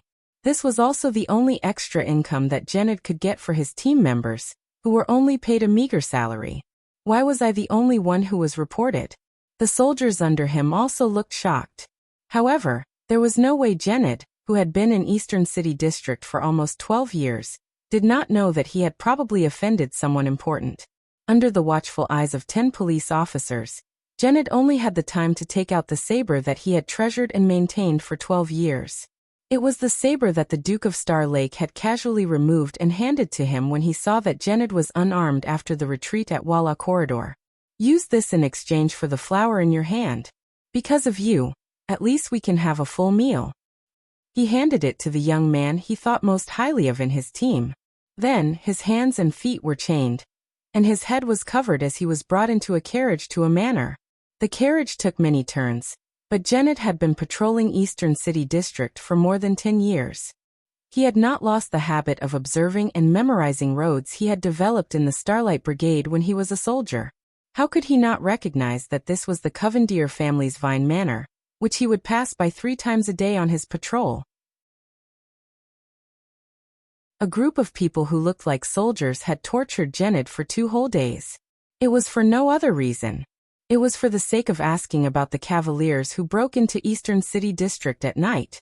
They might even have broken into the Covendier family's Vine Manor. Where did they come from? But Janet could not say. He could not say. It was for no other reason. It was for that group of Cavaliers. They came from the Jade Star royal family under the 9-pointed star. It was John's 9-pointed star, the Duke of Star Lake's 9-pointed star, the Starlight Brigade's 9-pointed star, and the 9-pointed star under which the ignorant Janet had once fought and fought tirelessly with passion. How many of his comrades were among them? 12 years ago he had wandered numbly on the war-torn land. Amid the cold, hunger, pain and torture, he had witnessed murder, arson, rape, and plunder in a daze every day. That was until Janet entered the city stupidly. When he was so hungry that his vision was blurry, he walked towards the recruitment office in a daze. That was until he met the Duke, the humorous, confident, optimistic, and approachable Duke of Star Lake, and his Starlight Brigade. A 19-year-old peasant boy who was often bullied, foolish, and could not survive, learned how to work together for the first time. He learned how to sacrifice selflessly for the first time. He was recognized and praised for the first time. He was taught how to read and write for the first time. He raised his sword and shouted for victory. He was the first time he sang happily around a bonfire. He was the first time he made up his mind to cover the retreat of his comrades. Also, he understood for the first time that there were things in the world that were more important than having a full meal and being able to survive. Over there, he felt like he was more like a human than a wild beast who only cared about finding food to fill its stomach. The Duke's Starlight Brigade, the Duke's personal guards, was his home, his everything. It was the place where he thought he would fight for the rest of his life. Until the tragedy of Zodra. Until that shameful and hateful betrayal. Until that despicable ambush. Until that cowardly and despicable stab in the back. Until the Duke lay calmly among all his personal guards, and told them to take good care of themselves, while the entire brigade cried in regret and anger. Then he smiled with tears in his eyes, closed them, and passed away. It's all their fault. It's their personal guard's fault. It's their personal guard's sin. If we had discovered it earlier, if I had reacted a little faster, then the Duke wouldn't have. Our family wouldn't have. So, when the group of soldiers from the noble families insulted, interrogated, beat, and threatened him in disdain, and forced him to tell them the identities of the Cavaliers who also belonged to the 9-pointed star, Janet felt that his stubbornness, clenching his teeth, enduring through it, and responding with silence, even when he was covered in wounds and on the verge of death, was a form of atonement. At least, by doing so he could make his heart, which had been filled with guilt, regret, and self-blame for the past 12 years, feel a little better. He could more or less repay some of the guilt and regret he felt during the 12 years he spent in a dull and apathetic manner. All of this was for his former home, for the duty of the Duke's personal guard, which he always remembered even though he was no longer around. My master just wanted to confirm some things. The white-haired old man asked him calmly from outside the prison cell again. It's about the identities of those Cavaliers. That's all. I swear on my master's honor that he did not intend to harm those Cavaliers. Janet clenched his teeth. Who will see your persistence? Similarly, no one will see your weakness. As long as you give us some information, even just a little, no one will know. Janet continued to clench his teeth. We know that you definitely know something. Your soldiers said that they did not have flags or emblems. So, are they people you know? Are they former comrades? Friends who have gone through life and death together? Janet continued to clench his teeth. The white-haired old man sighed and left the dungeon. Janet loosened his grip on his teeth, panted, and fell limply to the ground. He made it through again. However, in a place he did not know, the Covendier family's old butler, Ashford, had arrived at the upper level of Vine Manor. He bowed respectfully to his young master, the guardian Duke of South Coast Hill, Zayn Covendier, and said, I've asked them. Those cavaliers are from the Jadestar family. Zayn turned around from the window that reeked of blood. His expression was contemplative. I thought that he refused to speak until the end. Some things can be asked without the other party opening his mouth, Ashford said expressionlessly. Janet was born in the Starlight Brigade. He was even the personal guard of the Duke of Star Lake, John Jadestar, the Starlight God of War himself. After Sonia Cecere disbanded the original Starlight Brigade, he retired from the army and came to the police station, as one of the people who did not want to go north to Broken Dragon Fortress. Zayn's gaze shifted, and he seemed to be deep in thought. Ashford nodded slightly. I can tell that he is an outstanding and tough soldier. If there's something on those cavaliers that made him refuse to speak, it must be related to his military service experience. I'm guessing that, with his rich experience in the army and campaigns, he saw through the origins of those cavaliers without flags. He insisted on keeping the secret for those people, because he was also from the Jadestar family, when he was in the Starlight Brigade. Zayn stared at his old butler for a few seconds. In the end he sighed. So the only ones who fit the description should be the Jadestar private army in Mindy's Hall. And that new prince openly returned to Mindy's Hall after yesterday. The secret treasure of Mindy's Hall is missing? Zayn shook his head and chuckled. I'm afraid that the so-called secret treasure that went missing in Mindy's Hall is that new prince. Nikolai caught that brat and brought him to Vine Manor. So they simply broke in and secretly snatched him away. Do you know, Ashford, we've held the fate of the kingdom in our hands twice. Zayn raised his head and shut his eyes tightly. In the end he escaped. Ashford lowered his head indifferently, and did not say a word. After a while, treat that soldier from the Starlight Brigade, Zayn said coldly. Ashford raised his gaze with a puzzled look. You know that brat, I owe him one no matter what. Zayn clenched his fists and said with burning eyes, and I don't want to hesitate when I attack him. Zayn turned around and left the manor that reeked of blood without hesitation. Do you know my lord? Behind him, Ashford smiled mysteriously. You're becoming more and more like the boss. Zayn replied disdainfully without turning his head. Then you will be as stupid as him, plotted against by your relatives, and your throat slit in your own bedroom without anyone knowing? Ashford shook his head slightly and sighed deeply. He bowed his head and reported something else. Sir, there's news from Jadeite City. Miss Hillary, Ashford looked at his master's expression and wanted to say something. Zayn stopped in his tracks. The young prince took a deep breath, as if preparing for something. Speak. His tone was icy cold. What inexplicable things has my adorable and foolish 12-year-old sister done this time? When he heard this, Ashford bowed deeply and said carefully, 5 days ago, Lady Hilly went to Sarah Principality under Lord Cassin's protection. None of her men dared to stop her. Zayn turned his head and looked at Ashford. Sarah? The Sarah Principality that fell apart after the Archduke was assassinated? He revealed a puzzled expression and frowned. Wasn't there a plague in that place recently? The outside story is that she's going to save the people who are suffering from the plague. Ashford bowed slightly. But I suspect that she found information about that organization.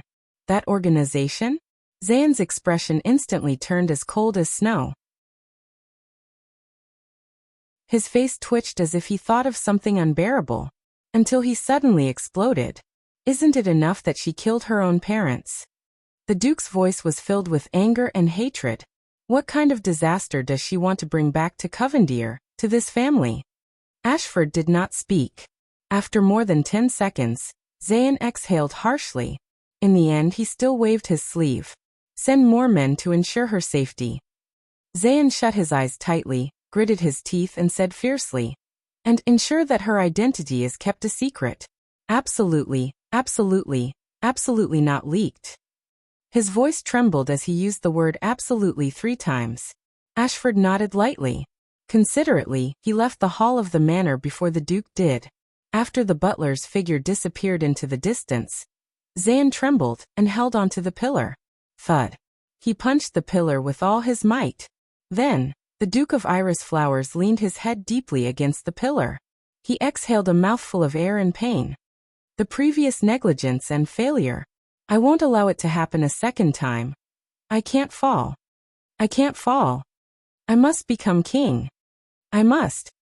Only by becoming the supreme king. Only by controlling the entire constellation. Otherwise. Hilly. Who else in this world can protect you? Protect someone like you? Mindy's Hall Cellar. Congratulations, my ally, Your Highness the Second Prince.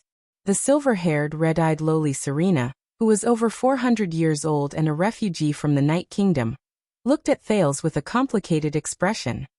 We can hear the cheers in the Star Plaza loud and clear. That's a little exaggerated. The distance from Star Plaza to here. Thales said helplessly with narrowed eyes. Anyway, we're one step closer to our alliance. Serena did not blush at all. Thales wondered if she really had the attribute of blushing. She interrupted him and continued. Now we just have to wait for you to be crowned king, and then help me reclaim the throne. Don't worry, I will do my best to help you. Under the everlasting lamp, Thales' face turned pale.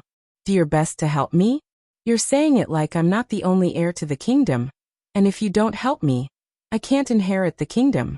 On the contrary, her competitor and opponent, the Night Queen or whatever the Weeper, of the Night Kingdom.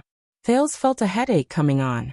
He spat in his heart, calculating and taking advantage of an old witch. I'm crowned and you're back to the throne? Old witch, can we change the order? But he did not voice his complaints in the end. In that case you should have heard, Thales coughed dryly. I'm going to Exted in the near future.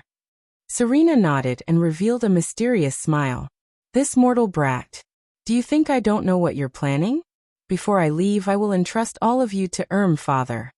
Thales carefully chose his words. I'll go with you. Thales continued nodding and thought about his next words. You are at least a political figure of a country. He will definitely not neglect you. I'll go with you. Thales' voice gradually became softer. What? He frowned and asked in puzzlement. I said I want to be with you. Serena flashed a smile. The girl who looked like she was 6 or 7 years old. Wasn't she only 5 or 6 the last time I saw her? Did she grow up a little? The red-eyed girl opened her cracked mouth and said, We still have a monthly blood supply clause, don't we? Thales sighed in his heart. Besides, allies cannot be too far away from each other. I still have to ensure your safety. The prince rolled his eyes again. Being with me is to ensure your own safety, right? The thing he was most worried about had happened. However, at this moment, Gilbert's voice came from outside the door. Good day to the 3 of you. Sir Corleone, and Lady Corleone. You are really responsible. Cora, relax. Then someone knocked on the door outside the cellar. Apologies for interrupting your discussion, Your Highness Thales, Your Highness Corleone. Count Casso's voice came through the door.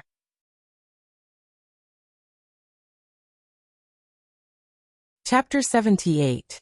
In short, these are all everyday words that start with P. I explained them just now. If you don't remember, there are pictures beside them. As for why the words that start with PH are not pronounced this way, don't ask me, just memorize them. Thales' voice echoed in the study room. These are all the information that Gilbert prepared for me. But now, it seems that my progress is a little ahead of the others. But it's just right for you to use. A little ahead of the others? Watching Thales pass the list of words to Ralph, who could not speak, Gilbert, who was watching from the doorway, frowned slightly. He did not approve of it, or rather he was firmly against it. At such a crucial moment, Thales still spent time teaching Ralph, Although there was indeed no one who could substitute for His Highness' amazing and rich set of sign language, to the extent that he delayed his own studies. But when he thought of the day when the prince would head to Extet was just around the corner, he needed trusted subordinates more than complicated and trivial knowledge. Gilbert sighed and continued to stand outside the door, allowing His Highness to carry out his act of being courteous and buying people's hearts. At least in Gilbert's opinion, this was the right thing to do. Extet's reply arrived yesterday. However, when the anxious emergency envoy, Baron LaSalle, revealed the contents of the letter, even the old Duke Cullen, who had the best self-restraint, could not help but frown. Compared to the bloody handprints on the first letter of credence, this letter was simpler and calmer. The letter was written in King Nuvan's own handwriting, but there were only 3 words, and they were written with great emphasis. Let him come. There were no conditions, no declaration, no mention of the conflict between the 2 countries, and no mention of Archduke Lampard's actions. There was no additional content at all. After Kessel V read the letter, he was expressionless and did not say anything. He only officially ordered that 3 days later, the second prince and his diplomat group would head north to Extet and Dragon Cloud City. Gilbert could not help but feel perturbed. After Baron LaSalle conveyed King Nuvan's message, he bade farewell and returned to the kingdom, drenched in sweat. Gilbert guessed that the meeting with His Majesty that day and LaSalle's performance had probably reached Extet. This time he might have to make his own choice between King Nuvan and Archduke Lampard. As he pondered, Thale's voice continued. Okay, next, let's review the sign language just now. How do you express I'm sorry? Ralph furrowed his brows and rummaged through a piece of paper that was filled with diagrams.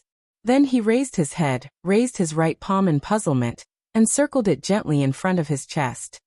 No, this is please. You have to make a fist. Yes, that's I'm sorry. Ralph clumsily clenched his right fist and circled it around his chest.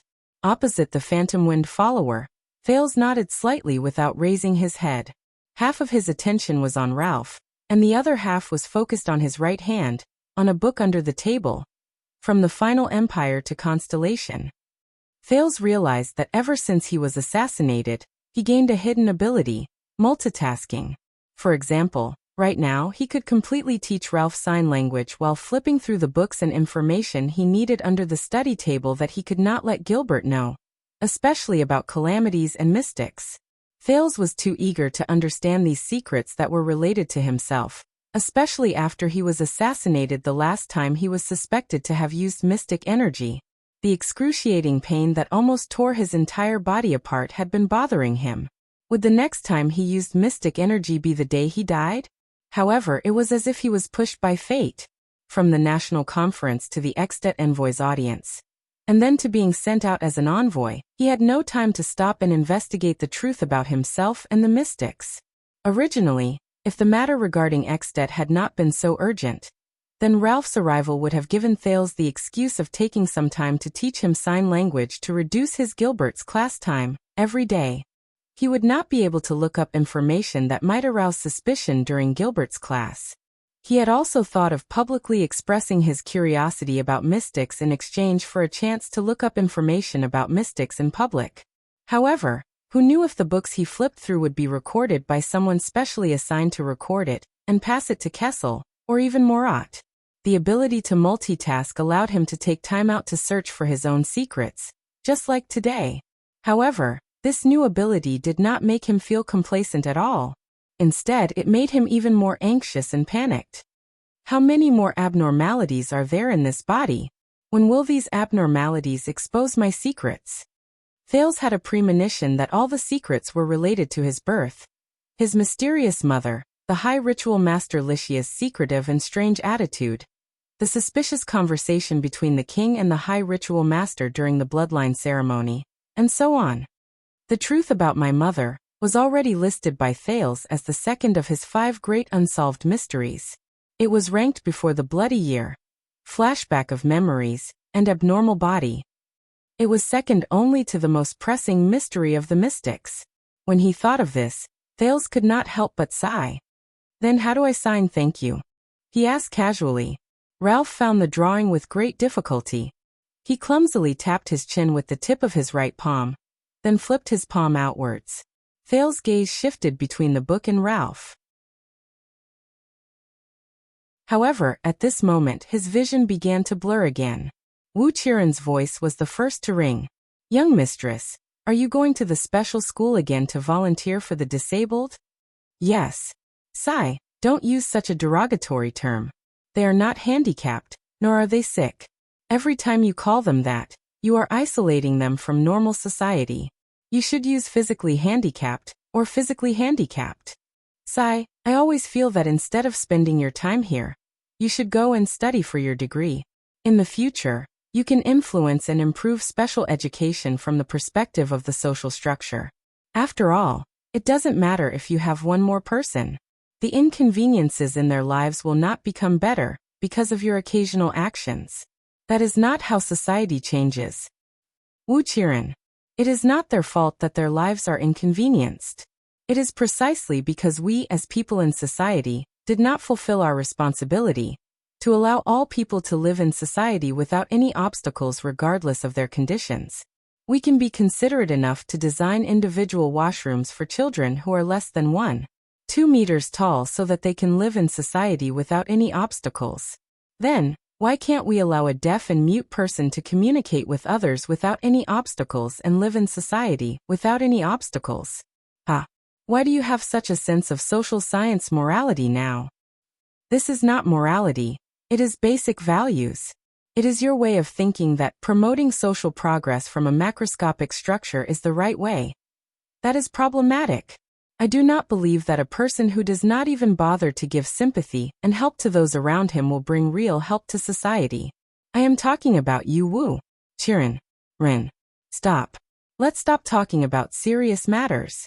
Let's go." Where are we going?" "I am sending you to a special school. Aren't you going to be a volunteer?" Qiren. Are you going to? You must have been influenced by my full sense of morality, right? Let me say this first. You have to learn sign language with me. Sigh. I am just sending you there. I don't care. I don't care. You must come with me. Otherwise, you are not allowed to enter my room tonight." Thales shook his head hard and chased away the memories that left a deep impression on him, but could no longer be touched. He hid them in his mind again. His attention returned to the present. "Not bad. Then let us increase the difficulty. One more time." No, I mean, how are you going to sign one more time?" While Ralph was sweating profusely as he searched for the blueprint, Thales flipped through 2 pages of From the Final Empire to Constellation. The value of this book was not as high as the previous one. It was basically a compilation of imaginary legends and a chronological account of major events. It did not clearly describe the calamities in the Battle of Eradication. Thales furrowed his eyebrows. A piece of paper fell out from between the pages of this thick book. Thales picked it up gently. It was a piece of old parchment paper. It looked even older than this From the Final Empire to Constellation, which was already quite old, but could still be flipped due to excellent maintenance. On the parchment paper was an erasable black pen. It depicted the side profile of a young girl. The young girl in the drawing was quiet and graceful. She had a pleasant smile on her face, and her plain face was like a pure lotus flower.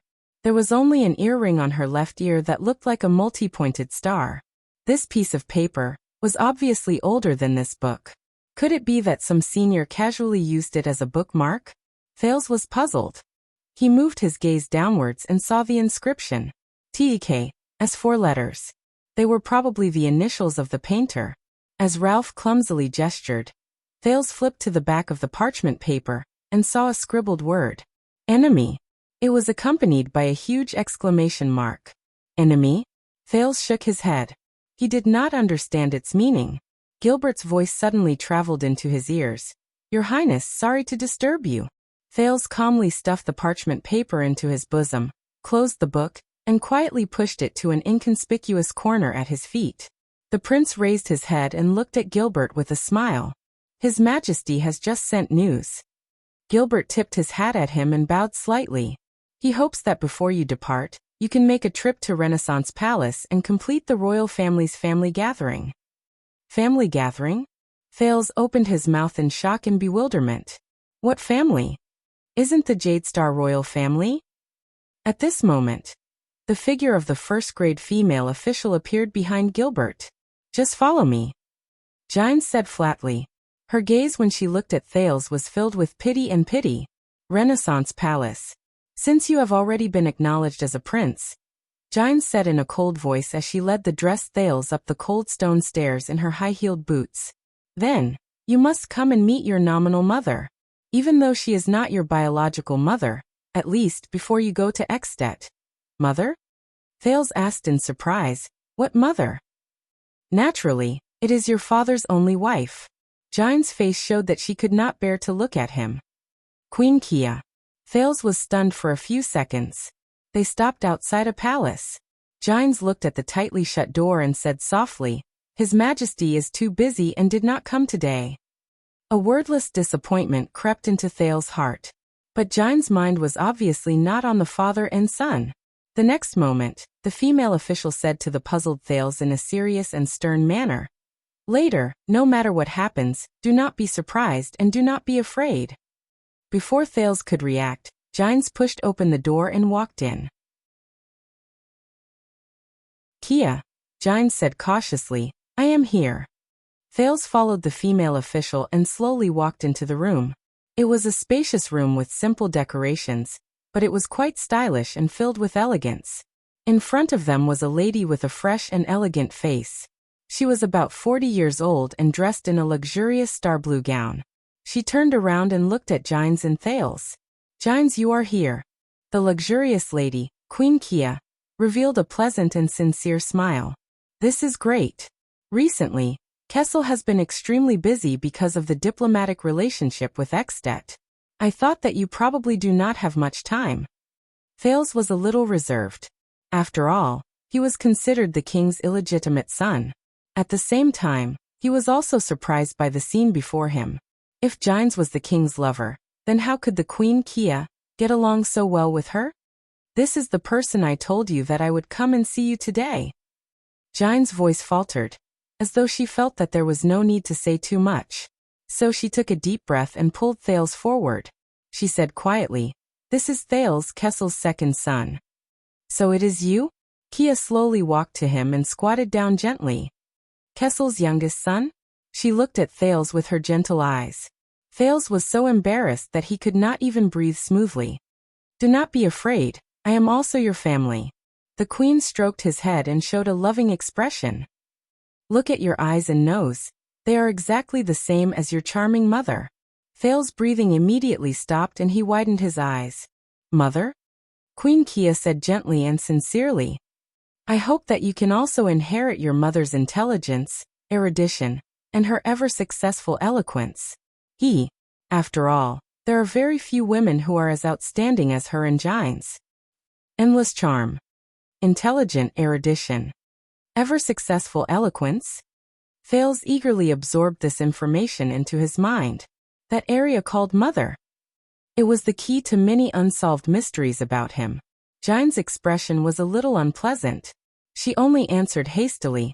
All right, Kia, if there is nothing else. I still have to bring him. You know he is about to go to Ekstedt. Thales found it very strange. Why was Gines so nervous in front of this gentle and kind queen? And why was she so anxious to end this meeting? Ah, poor child. Queen Kia sighed. Although I have never been to Ekstedt, I have heard a little about it. It is barbaric, crude, and advocates violence in battle. You are still so young. I am afraid that you will suffer. Thank you for your concern. Even though Thales was slick, it was difficult for him to handle such a harmonious family situation in front of strangers. He answered stiffly. No, this is His Majesty's order. And also Jadestar's mission. Queen Kia chuckled. Jadestar's mission. They always say that. Gines' voice suddenly rang stiffly again. All right, Kia, he has other tasks. We will take our leave first. That's not right. Thales furrowed his brows. Something must be wrong. But what exactly is wrong? Let me tell you a secret. I will have 2 night shifts today. The second night shift will be around 6 in the evening. Since I have 2 night shifts for the first time, should I count the tickets and collect them?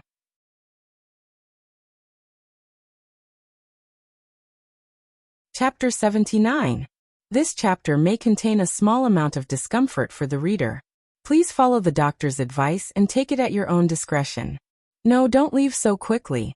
Kia stood up with a surprised expression. Right, he hasn't met his brother and sister yet. Thales felt a chill in his heart. Kia. Gines shouted loudly. Her tone was filled with panic, but Queen Kia only turned around and walked towards the large bed in the distance. With a younger brother, Lydia and Luther will definitely be very happy. Thales finally realized that something was wrong in this room. His pupils dilated. He saw the gentle and considerate Queen Kia carry him out from the bed, 2 rag dolls. Gines' face was pale. Look, Luther, this is your younger brother, Thales. Say hello. Kia happily played with the rag doll in her left hand. She raised its hand and waved at Thales with a happy smile. Thales furrowed his brows tightly. Kia said excitedly as she lifted the doll on her right and moved its head towards Thales. And you, Lydia, sit properly. You can't be naughty anymore. Say hello to your younger brother. Kia's own right hand was still swaying strenuously, as if the rag doll in her arms was struggling fiercely. It was an extremely strange scene. Thales' breathing became erratic. Could it be? The prince stared in disbelief at the beautiful and luxurious queen who was happily playing with the 2 rag dolls in her arms. This is... Enough, Kia. Gines walked forward quickly, her breathing rapid.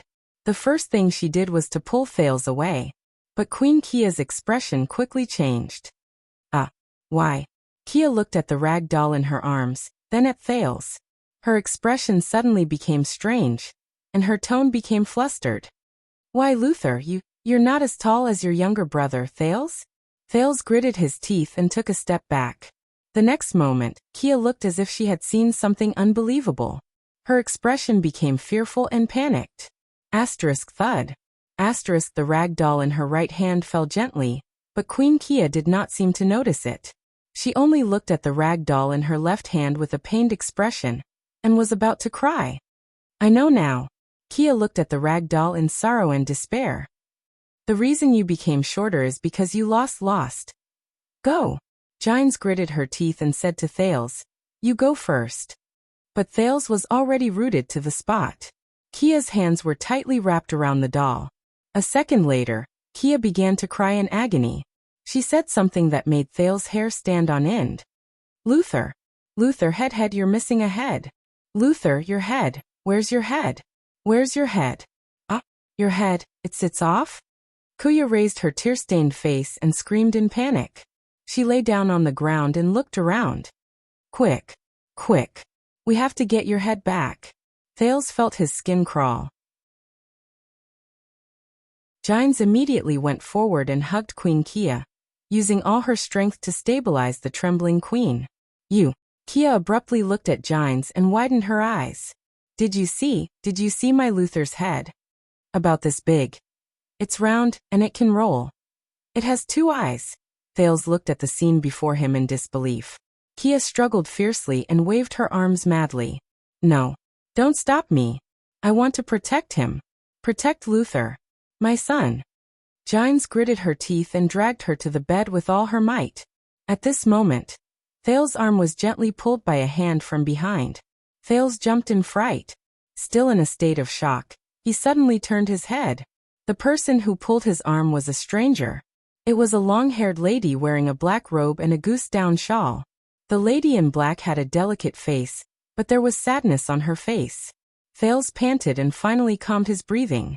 The long-haired lady in black pulled his arm and said softly, "It's okay. Let's go out first." Thales was puzzled and turned to look at Gines, who was trying hard to subdue Queen Kia. Gines gritted her teeth and shouted, "Thales, I'll be in charge here. You and the princess go out first, quickly."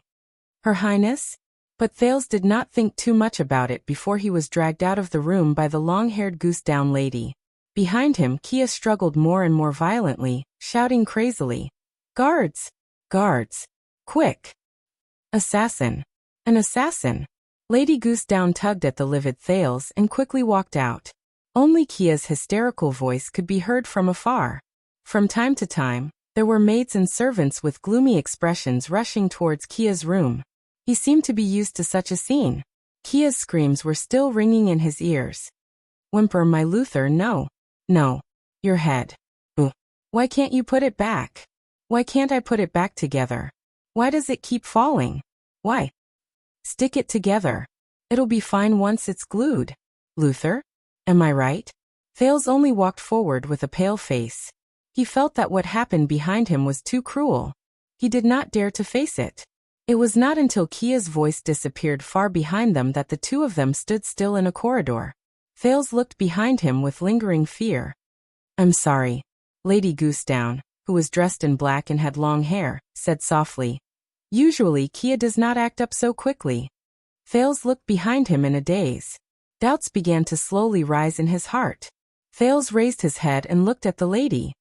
Back then, when Luther and Lydia, my elder brother and sister, were assassinated, the Queen and Madame Gines were at the scene. Did they witness it with their own eyes? Thales said with great difficulty.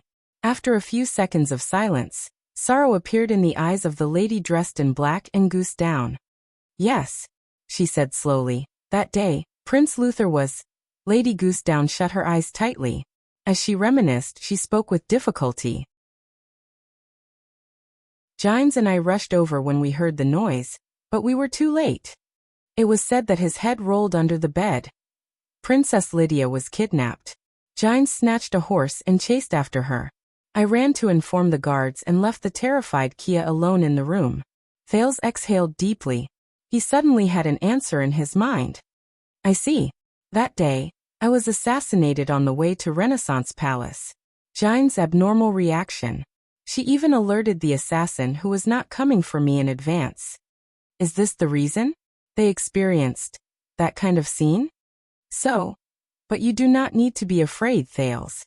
Lady Goosedown, who was dressed in black and had long hair, smiled gently at him and said, "Queen Kia has been like this for many years.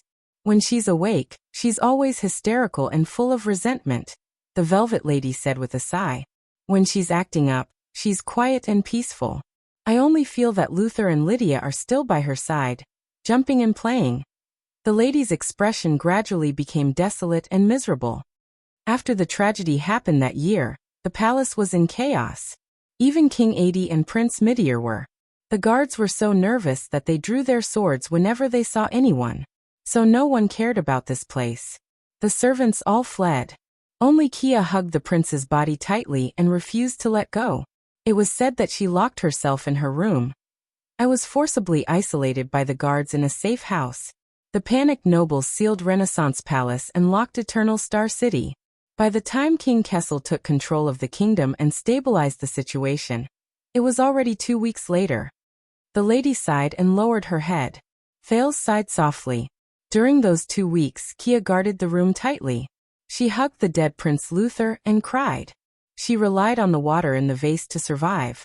You know, after 2 weeks the prince's body had become. Following the lady's description, Thales tried to imagine the scene at that time, and he immediately shuddered. 2 weeks later, when they broke open the door, we saw Kia, who was on the verge of fainting, and in her arms. The lady heaved a long sigh. Her face was full of fear. That scene was like a nightmare. Thales gulped. He did not dare to imagine it anymore. To the Jadestar royal family. The bloody year. Is this what it was like? Is this the price of living for Constellation? Silence. Then Thales suddenly reacted. He raised his head and looked at the Velvet Lady in front of him, puzzled. That's right. Just now Gines called her Your Highness? Judging by her age, she shouldn't be Kessel's daughter. So the princess means. But the late king's youngest daughter, Kessel V's youngest sister, the eldest princess Constance Jadestar, I didn't see her in the Jadestar family tomb. Questions rose in Thales' mind. So may I ask who you are? Thales asked carefully. Oh, the title of princess must have confused you. The Velvet Lady considerately resolved Thales' awkwardness. She lowered her head slightly in embarrassment. My surname is not Jadestar. I am not a real princess. The princess shook her head gently. I am only the late king's adopted daughter. I can be considered as half an aunt to you. Thales opened his mouth wide in shock. I am Elise Sola. I am younger than Constance. Princess Elise smiled faintly. A charming dimple appeared on the side of her face. But I am not qualified to carry the Jadestar surname. Sola is my husband's surname. Half-aunt? Why didn't anyone mention it before? Excuse me, your husband is... Thales said mechanically. Count Sola, an honorary count during the late king's reign. Elise sighed when she heard that. He just passed away a month ago. Widow. No wonder she's in black. Is she still mourning? A month ago? An honorary count passed away? Thales was puzzled. Is it an illness? But Thales came to his senses. He was a little rude. He quickly bowed and apologized. I am sorry, Aunt Elise. I have been presumptuous. Princess Elise was stunned at first. Then she smiled bitterly and said, No, there is nothing to hide. The late king's adopted daughter, Princess Elise, enunciated each word clearly. He died in the big explosion in the center of Red Street Market a month ago. Red Street Market. Big explosion? Thales suddenly froze. Could it be? It was the night of the gang fight in Lower City District and Western District, Elise said plaintively. Yes. That's right. It was me, Yodel, and Asta. We caused the explosion. Guilt immediately surged into his heart. Thales exhaled. He, your husband. Thales suppressed the discomfort in his heart and asked slowly. Why was he in Red Street Market that night? It was a curfew that night, wasn't it? But Elise obviously didn't know much. She only sighed. Our relationship was not very good. My husband liked to go to Red Street Market to seek pleasure. A few days before he died, I went there to look for him. We had a big fight, and he did not come back for 3 days. I did not expect that to be the last time I saw him. Elise closed her eyes, shook her head, and sighed. She pulled the goose down that was used to keep her warm on her shoulders. But at this moment, Thales' pupils suddenly shrank. That goose down was a little familiar. Goose down Lady Red Street Market. A few days before the big explosion. Looking for a husband, quarreling. Could it be? Thales shuddered all over. He looked at Aunt Elise's face again. This time, his aunt's delicate face completely overlapped with a face that seemed to be from a long, long time ago in his memory. It was so long that he almost forgot. Yes. It's her. It's that noblewoman with goose down. Thales stared blankly at his princess aunt. That day it was her. It was her, draped in goose down, and with 20 swordsmen of eradication, they met Thales, who risked his life to beg in Blood Bottle Gang's territory in Red Street Market. It was her, who gave the unkempt Thales 12 coppers and a silver coin on the street. However, Thales had changed so much that even she could not recognize that the second prince in front of her and the child beggar Thales from a month ago were actually the same person. Thales touched his chest. There was the scar that was burned by Quide with the silver coin. Because of that charity, Coria, who was seriously ill, was able to survive typhoid. Because of that charity, Ned told Quide about it. Because of that charity, himself, the child beggars. Quide. Jayla. Red Street Market. It was precisely because of that charity that everything that happened after that. Thales heaved a deep sigh. What's wrong? Princess Elise looked at Thales, who had a complicated expression on his face. No, it's nothing. Thales raised his head and revealed a respectful smile. In his eyes, this aunt suddenly became much more amiable. I'm just a little emotional after seeing my family. Asta Sakurn's smile reappeared in front of his eyes. Is this what you meant by coincidence? Or is it the lonely figure of the robust Kessel in the royal graveyard that appeared in front of Thales' eyes? Fate? Lower City District, Underground Street, Sunset Pub. Chop it down. Just treat it as a piece of wood. Abandon useless feelings and principles, and become a real Charlton. Chop it down. No. No. Jayla Charlton suddenly woke up from a nightmare. She rolled up from the bed and gasped for breath. She remembered that after the 3 child beggars were kidnapped, she knelt in Sunset Pub and did not get up for a long time, until she lost consciousness. And now how ugly. On the other side of the bed, in the corner of the room, came a voice that Jayla was extremely familiar with. Do you have that nightmare every time you are agitated? Jayla exhaled fiercely. Old man, when did you come back? She closed her eyes and lay back on the bed, but the voice did not seem to want to answer her. Jayla Charlton, if you cannot turn back and face the fear you had in the past, then you will forever be a weakling. Jayla opened her eyes and pursed her lips. She turned around and faced the wall, turning a deaf ear to the old man's words. Even Rhoda could suppress you to the point that you could not fight back. What a waste of those two good killing knives. Jayla remembered the 3 child beggars who were kidnapped, and Coria's heart-wrenching pleas. Sister Jayla. She shut her eyes tightly and fought back the tears in her eyes. But the old man's words still traveled into her ears. A single fear locked you up like this. You are no different from that Quide. That year. Nightmarish memories assaulted her. Jayla could not take it anymore. She rolled over and got up from the bed. She shouted angrily at the corner. Enough. You don't have to remind me anymore. The old man laughed grimly. Remind you of what? The old man continued to mock her. Look, you are so afraid that you do not even dare to mention it. Ding. Jayla jumped in fright. She knew that it was the sound of the old man flicking the blade with his fingers. Even though she was a little weak, Jayla still stood up indignantly. You speak as if I will immediately become a supreme class elite if I mention it. Who knows? The old man continued to speak mysteriously. But if you keep running away, you will definitely not reach supreme class. What happened yesterday will happen again. The surname of Charlton will continue to imprison you like a curse for all eternity. Do you really want to let that man's nightmare rule over the rest of your life? Or do you want to experience your own powerlessness and weakness again? Jayla opened her mouth and took 2 deep breaths. What's so difficult about it? She gritted her teeth. It's just that. Oh. The old man's voice fluctuated a little. What is it? Jayla's face contorted. The stone room appeared before her eyes. No, she began to tremble. No, darkness and blood spread before her eyes like a tide. No, her teeth began to chatter. No, she could barely breathe. No, can't remember. But in the next moment, a small back appeared before her eyes. It was a black-haired, gray-eyed brat with a body full of scars. He looked at her and said resolutely, I'm not going to let you go. He said firmly, I will go alone. Jayla opened her eyes and sucked in a breath of air. In her mind, she returned to the stone room. She trembled as she spoke. 12 years ago in Renaissance Palace. Cold sweat broke out on her forehead. Ting. The sound of the old man flicking the blade came from the air. The old man said coldly, continue. Jayla clenched her teeth. Her complexion became paler. My first mission. Jayla's entire body began to tremble uncontrollably.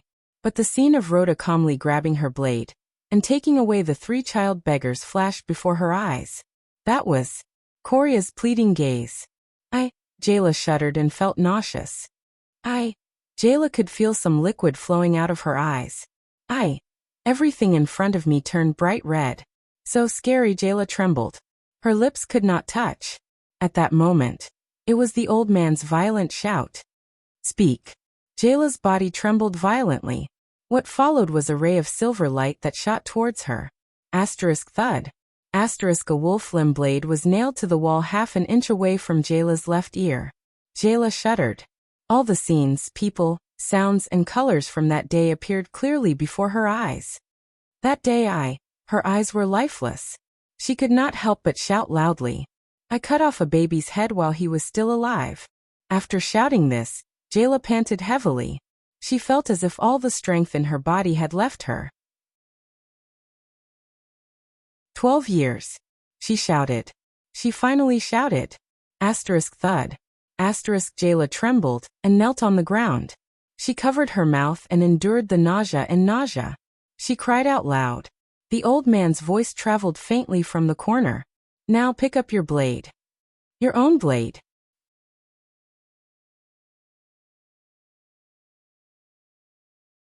Chapter 80. 3 days later. It had just snowed in Eternal Star City this morning, and the roads were muddy and dirty. However, the road in front of Mindy's hall was swept clean. A few carriages arrived one after another. Time is a little tight. It is said that Archduke Lampard did not withdraw his army, but continued to deploy his troops at the border. I wonder if King Nuvan did not restrain him, or if he can no longer be restrained. Gilbert and the neatly dressed Thales stood in the study room on the third floor, and looked at the carriages that entered Mindy's hall through the window. Gilbert spoke with a solemn expression. It seems that a tentative conflict cannot be avoided. Even though Baron Murch and Lady Cecere are guarding the fortress, and the Zamunto and Fries families have promised full support, I heard that the vassals of Cold Castle and Arund are in chaos after receiving the news of the Duke's imprisonment. It is best for us to arrive as soon as possible to avert the disaster of war. Thales nodded slightly and listened quietly to Gilbert's report. According to tradition, as a Prince of Constellation, Your Highness, you will need 3 instructors to guide you in military affairs, politics, and etiquette. You will also need an attendant who will usually be your assistant in the future, and 2 guards. But you are about to go on a diplomatic mission. We can only simplify everything and make up for it when you return to the kingdom. Considering that we are going to an unfamiliar place in Ekstedt, and the purpose of this trip is to apologize, we have no choice but to reduce the number of attendants. Other than the 30 Jadestar private soldiers led by Cora, there are 3 special candidates. An instructor. I will introduce a knowledgeable scholar to you later. He will be the vice diplomat for this trip. An attendant has already been selected, and is currently in the carriage. As for a bodyguard, your safety is extremely important, so he must be an experienced Supreme Class elite.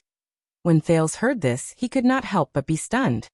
The candidate for instructor and protector.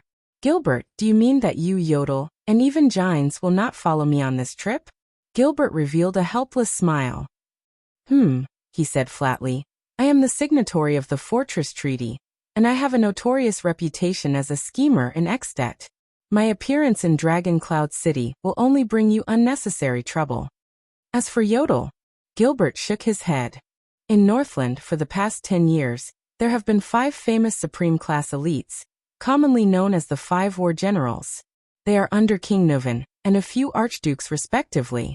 Their positions are equivalent to the 3 marshals in Constellation, who are in charge of the legendary anti-mystic equipment. Your Highness, if you meet any of them, please do not mention the elite with the dark purple mask, and the fact that he is now the secret protector of the Supreme King of Constellation. Thales was stunned. After a month of learning, he knew the 3 commanders of Constellation, but the 5 war generals of Ekstedt, the former Foreign Affairs Minister, sighed. Yodel has a grudge with each of them. Thales took a second to understand this sentence. Then his face twitched as he said, Every single person? What kind of festival? Gilbert only stared at him silently. Thales sucked in a breath and flashed a resigned smile. All right. I guess it's the more troublesome kind. The prince had one more question in his heart. Yodel's past. What exactly did he do to provoke the 5 war generals at the same time? It was like a person going against the 3 marshals at the same time. It was practically unimaginable. As for Madame Gines, Gilbert watched as the carriage stopped outside the window, and a few people came down one after another. Her identity is more sensitive. You know, her relationship with the king, Thales sighed. So, other than the Corleone family's allies, I probably won't see any familiar faces, right? This is exactly what I wanted to say. Gilbert's expression froze. Are you really going to bring the Corleone family's people? Thales said with a solemn expression. After all, I have made a promise to them.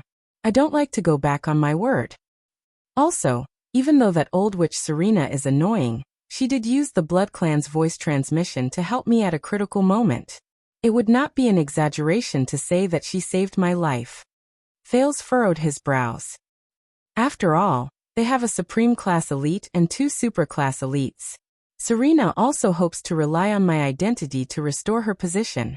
This is a bargaining chip that can be used. On the way to Northland, they can disguise themselves and hide among the attendants. He paused for a moment and thought of that strong and muscular figure. Also, His Majesty allowed it, didn't he? Of course, that was a promise made by a prince of constellation. A promise made by Jadestar. Gilbert exhaled softly. However, in Constellation, with the king and our forces of power by our side, they would not dare to be too impudent. As for Extet, which is a foreign place to us, I hope that they will not bring us any trouble. After all, Yodel and I are not by your side. Gilbert furrowed his brows. You have to be careful of that old butler, Chris. I feel like I have heard his name somewhere before. Thales rolled his eyes at Gilbert. Hey, don't forget who was the one who made this alliance happen. Gilbert flashed a perfect smile and tipped his hat. Also, Gilbert, about what I told you yesterday. Thales put on a worried expression. Yes, Your Highness. Since there is no longer a need to keep your identity a secret, and Mindy's Hall has been reopened, I will send someone to Lower City District in the afternoon. It is not easy to sneak into that place. The people from the Secret Intelligence Department are more suitable than us. They will investigate the matter of those child beggars, and that female bartender. If possible, I will try my best to take care of them, even though we do not have any manpower in Lower City District. Thank you. Thales looked at the former Foreign Affairs Minister gratefully. This way, I do not have to look for Morat. But you must understand that the Black Prophet's words are not without reason, Your Highness. Gilbert was slightly hesitant, but he still raised his head and said, You are different from them after all. Also, being too close to you might not be a good thing for them. Your help might not be of any use to them, and it might even bring about disaster. Thales was silent for a while. I know. He nodded and exhaled. He turned around and adjusted his collar. Madeira, are you ready? It is time to go. A strange and faint sound of metal rubbing against each other came from outside the room. Madeira Ralph staggered into their field of vision, while stepping on a pair of strange metal prosthetics. He gave Thales a slight bow that was not quite up to standard. Gilbert's eyebrows twitched slightly. Ralph's neck and half of his face were covered by a strange silver mask. It blocked his bloody throat and the tattoo on his face. However, what was even stranger was the pair of prosthetics under his knees. Constellation and the dwarves of Steel City had a good relationship, and even the craftsmen in the country had benefited greatly from it. The skillful royal craftsman only spent 2 days to create a pair of simple prosthetics for Ralph. 2 pieces of high-quality steel that were elastic and could withstand wear and tear were bent into the shape of an L, then hammered into the shape of a J with outstanding elasticity. The bending point was reinforced with crystal drops, and a fixed plate was made to connect the prosthetics to his knees and buckle onto his belt, allowing Ralph to walk on foot without the help of crutches. Of course, he would have to rely on his own wind manipulation psionic ability to move and dodge in battle. Thales raised his eyebrows. Not bad. It's just that the part below the knee is too eye-catching. Next time, you should cover it with pants. Madeira Ralph lowered his head and pulled out a stack of papers that were stapled together. Gilbert suddenly realized that Ralph was not hesitating, but was flipping through the sign language drawing in his hand. The clumsy Ralph found the drawing he wanted. He looked at Thales, raised his right fist, bent his wrist, and tapped it twice. Yes. Thales smiled softly. Very good. You only lack proficiency in sign language and prosthetics. Just nice, you can continue your lessons on the way. Ralph flashed a smile. He found another piece of paper and made a hand gesture. Thank you. Gilbert sighed. Since you have decided to follow His Highness to Northland, to Extet, I hope you can understand the difficulty of this trip and do your best to protect His Highness. Ralph lowered his head slightly. This time he did not need to flip through the cheat sheet. Instead, he recalled the necessary hand gestures and gestured. Gilbert, who did not understand, frowned. In the end, he could only look at Thales helplessly. Thales smiled as he answered. He said to do his best. Gilbert exhaled and shook his head helplessly. All right, at least it is a good way to send secret messages. This psionic from a gang whom they rescued from Vine Manor. No, he was a superclass. Even though he was still very inexperienced in battle, strictly speaking, he was already considered a psionic warrior. What was it that made him so convinced by His Highness? Thales waved his hand gently and snapped his fingers. Very well, let's go. At the main entrance of Mindy's hall. How have you been recently, old friend? In front of a few carriages, Gilbert extended his hand and shook hands with the skinny man who was leading the group. Very bad. The skinny man's expression was unpleasant. The administrative efficiency of Eternal Star City is far inferior to that of the frontline camp in Western Desert. I came to the capital for the documents in the Great Library, but I lost my high-grade pass a month ago, so I could only wait in the capital until now. In the end, they told me that it would take half a year to replace it. I guess you probably ran out of money for your journey. That's why you came to me. Gilbert answered with a smile. And you gave me such a troublesome task. The skinny man sighed and looked at Thales with a measuring gaze. You don't want me to give you money directly, do you? Gilbert turned his body sideways and revealed Thales' figure. This is Lord Putre Nemain from Western Desert Hills, Crowing Raven City. We used to study under the same tutor. Gilbert introduced the 40-year-old man in front of Thales, who spoke in a straightforward manner. Putre was once a bard and traveled half the world. He has a deep understanding of the geography of the continent and the customs of the various countries. He has also stayed in Northland for a long time. Your Highness, you have complained to me before that you do not understand the basic situation of the world. I think Putre will be a good candidate. He will be your vice diplomat and your instructor as you head north. Putre, this is the second prince, Prince Thales. His intelligence will shock you. Putre, the skinny man, looked displeased, but he still raised his right fist to his chest and saluted Thales. I am very happy to have the opportunity to ask for your help. Putre, can I call you that? Thales smiled and returned the salute. Of course you are the prince, you can call me whatever you want. Putre shrugged indifferently. He did not show the slightest bit of excitement and respect when he saw the only prince of Constellation. I am sorry, his temper is a little strange, but I think you will admire his knowledge and his rich experience, Gilbert said to Thales with a smile. He was not worried that his old friend's disrespectful attitude would cause the second prince to feel bad about him. Thales looked at the skinny Putre before him, then at the Highland boots on his feet. His expression did not change, but he sighed deeply in his heart. Oh fate. It's him. On the day Quide went crazy, the people from the 6th house met a skinny man wearing Highland boots at the western city gate. He had an unpleasant expression on his face, but he refused to give them any money. Hence, Ryan and Kellett gave him a lesson, and took away the only card he had. It was the pass to enter the Jadestar Grand Library. At that time, Thales thought he was a scholar who had fallen from grace. Thales rolled his eyes where no one else could see. I am sorry, Mr. Putre. Your library pass is in an abandoned house in the lower city district. Gilbert brought him to the next person. It was a young man in his 20s. He had a sword at his waist, a determined expression, and a tall and straight figure. His face was ordinary, but his gaze was sharp. This is the person His Majesty and I have unanimously chosen. He will be your attendant, regardless of whether you are in Exted in Northland or in Constellation after you return. He has just returned from the Tower of Eradication a few months ago. Gilbert looked at the young man before him. His gaze was filled with complicated and indecipherable emotions. Why a Casso? Thales immediately reacted and looked at Gilbert in puzzlement. Casso? I hope this will not cause you to be disgusted. After all, nepotism. But I can guarantee that he is an elite who has been selected after going through many rounds of selection. Gilbert sighed. But he is indeed my son. The young man, Waiakaso, did not even look at his father.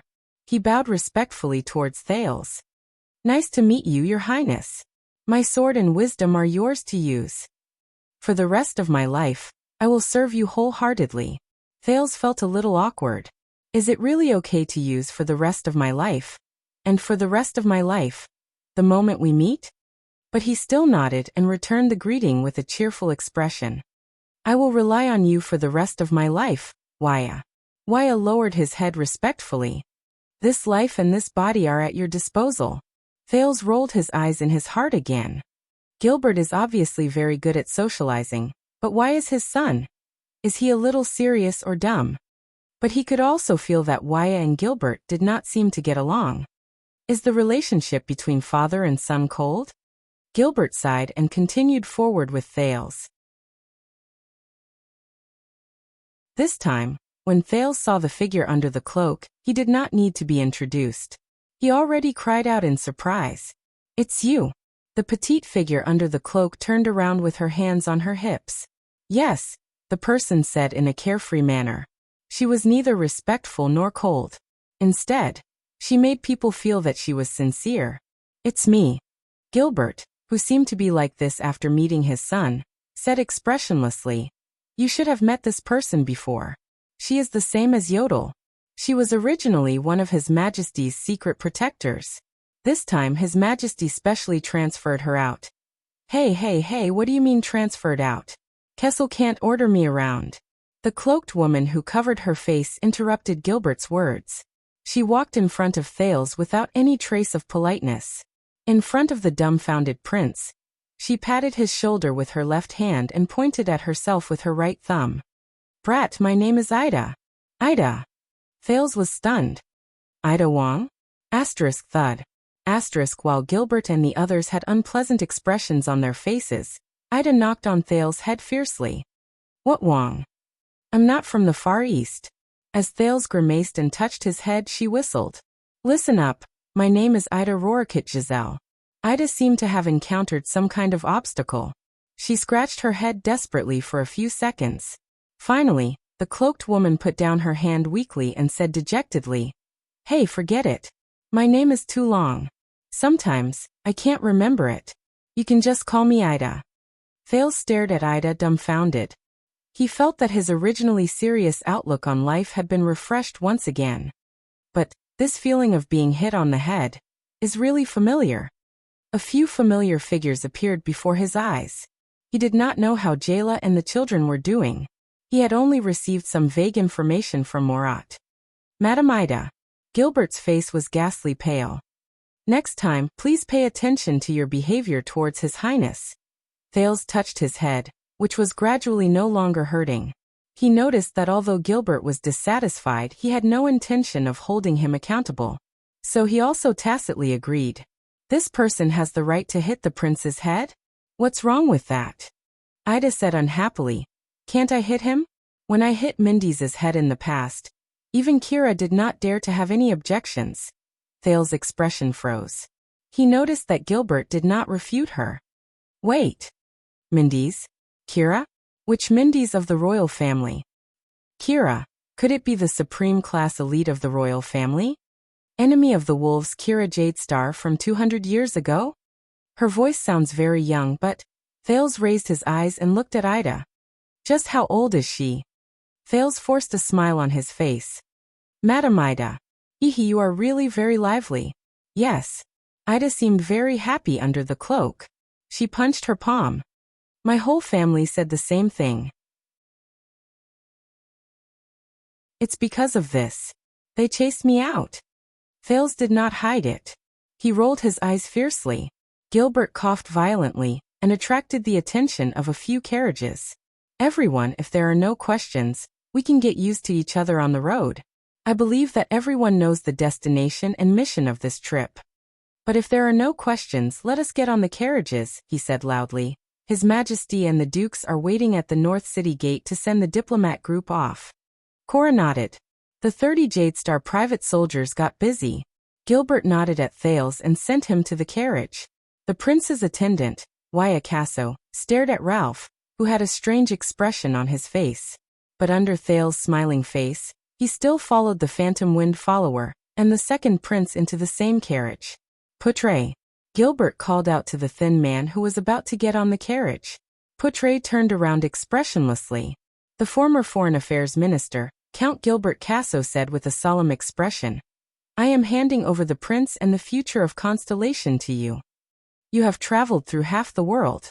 From the naval battle of Crystal Jade City, the Bloody Year, the Desert War, the Civil War of the Alliance, the Steel and Tree Rebellion, to the Eastern Peninsula's Handel Succession War and the Night War. You have seen countless wars and chaos. You know how cruel they are, and your trip this time is to put an end to the war in Constellation." "Enough."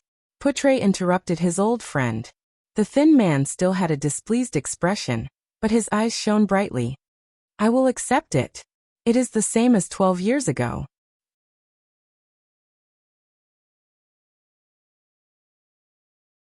Chapter 81. Early in the morning, on the road to the northern city gate in Eternal Star City, a team of soldiers from the city defense team tactfully avoided the people in the empty space in front of them and consciously prevented others from approaching. Don't worry, I'm not stupid enough to openly kill the prince in the capital.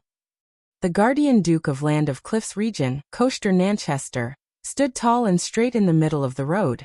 He flicked the snow on his cloak, which was covered with the symbol of the great deer antler. He said coldly, I just want to see him. He stood in front of the continuous line of carriages and looked at the vigilant Jadestar private soldiers, waiting for their master's reply. Gilbert got off the carriage and looked at the great deer antler carriage and a few guards from the Nanchester family, as well as another carriage with the symbol of the tricolor iris flower in the distance. He frowned. Duke Nanchester, if you want to send the diplomat group off, you can wait at the northern city gate. Intercepting them halfway is not how a suzerain of a land should behave. Coaster's expression was unpleasant as he pointed at the carriage in the distance. It's not just me. There's also the boy with the tricolor iris flower. Gilbert quickly thought about the situation at hand. We all know that even though he's only 7 or 8 years old, he's not an ordinary child. Coaster shook his cloak impatiently. Send the news to the second prince and let him make the decision. A tender child's voice came from the third carriage. It's okay, Gilbert. Let me handle it. Thales pushed open the car door. Accompanied by the nervous Wyacasso and the vigilant Madeira Ralph, Thales walked to Coaster with a calm expression. Coaster looked at the child with a complicated gaze and gestured to the side of the road. Thales took a deep breath and nodded. He waved at the attendant and the Phantom Wind follower before following Coaster to the side of the road. What kind of drama is this? The vice diplomat of the diplomat group and the prince's instructor, the thin Lord Putre, got off the carriage impatiently, as if he had been disturbed from a beautiful morning. Gilbert shook his head. A fight within the kingdom. So peaceful? Putre narrowed his eyes and looked at the Duke of Land of Cliffs and the second prince in the distance. Peace. Gilbert frowned and glanced at his old friend. It's so peaceful that I'm about to cry. Putre curled his lips and said sarcastically, You should go to the eastern continent, to the Kirin holy capital, and see the infighting between the Chun royal family, the eunuchs, and the nobles in the Mengyi dynasty. Of course, you haven't been there before, so it's normal for you to have shallow knowledge. Gilbert exhaled discontentedly through his nose. He could not find any effective words to refute him. Damn bards.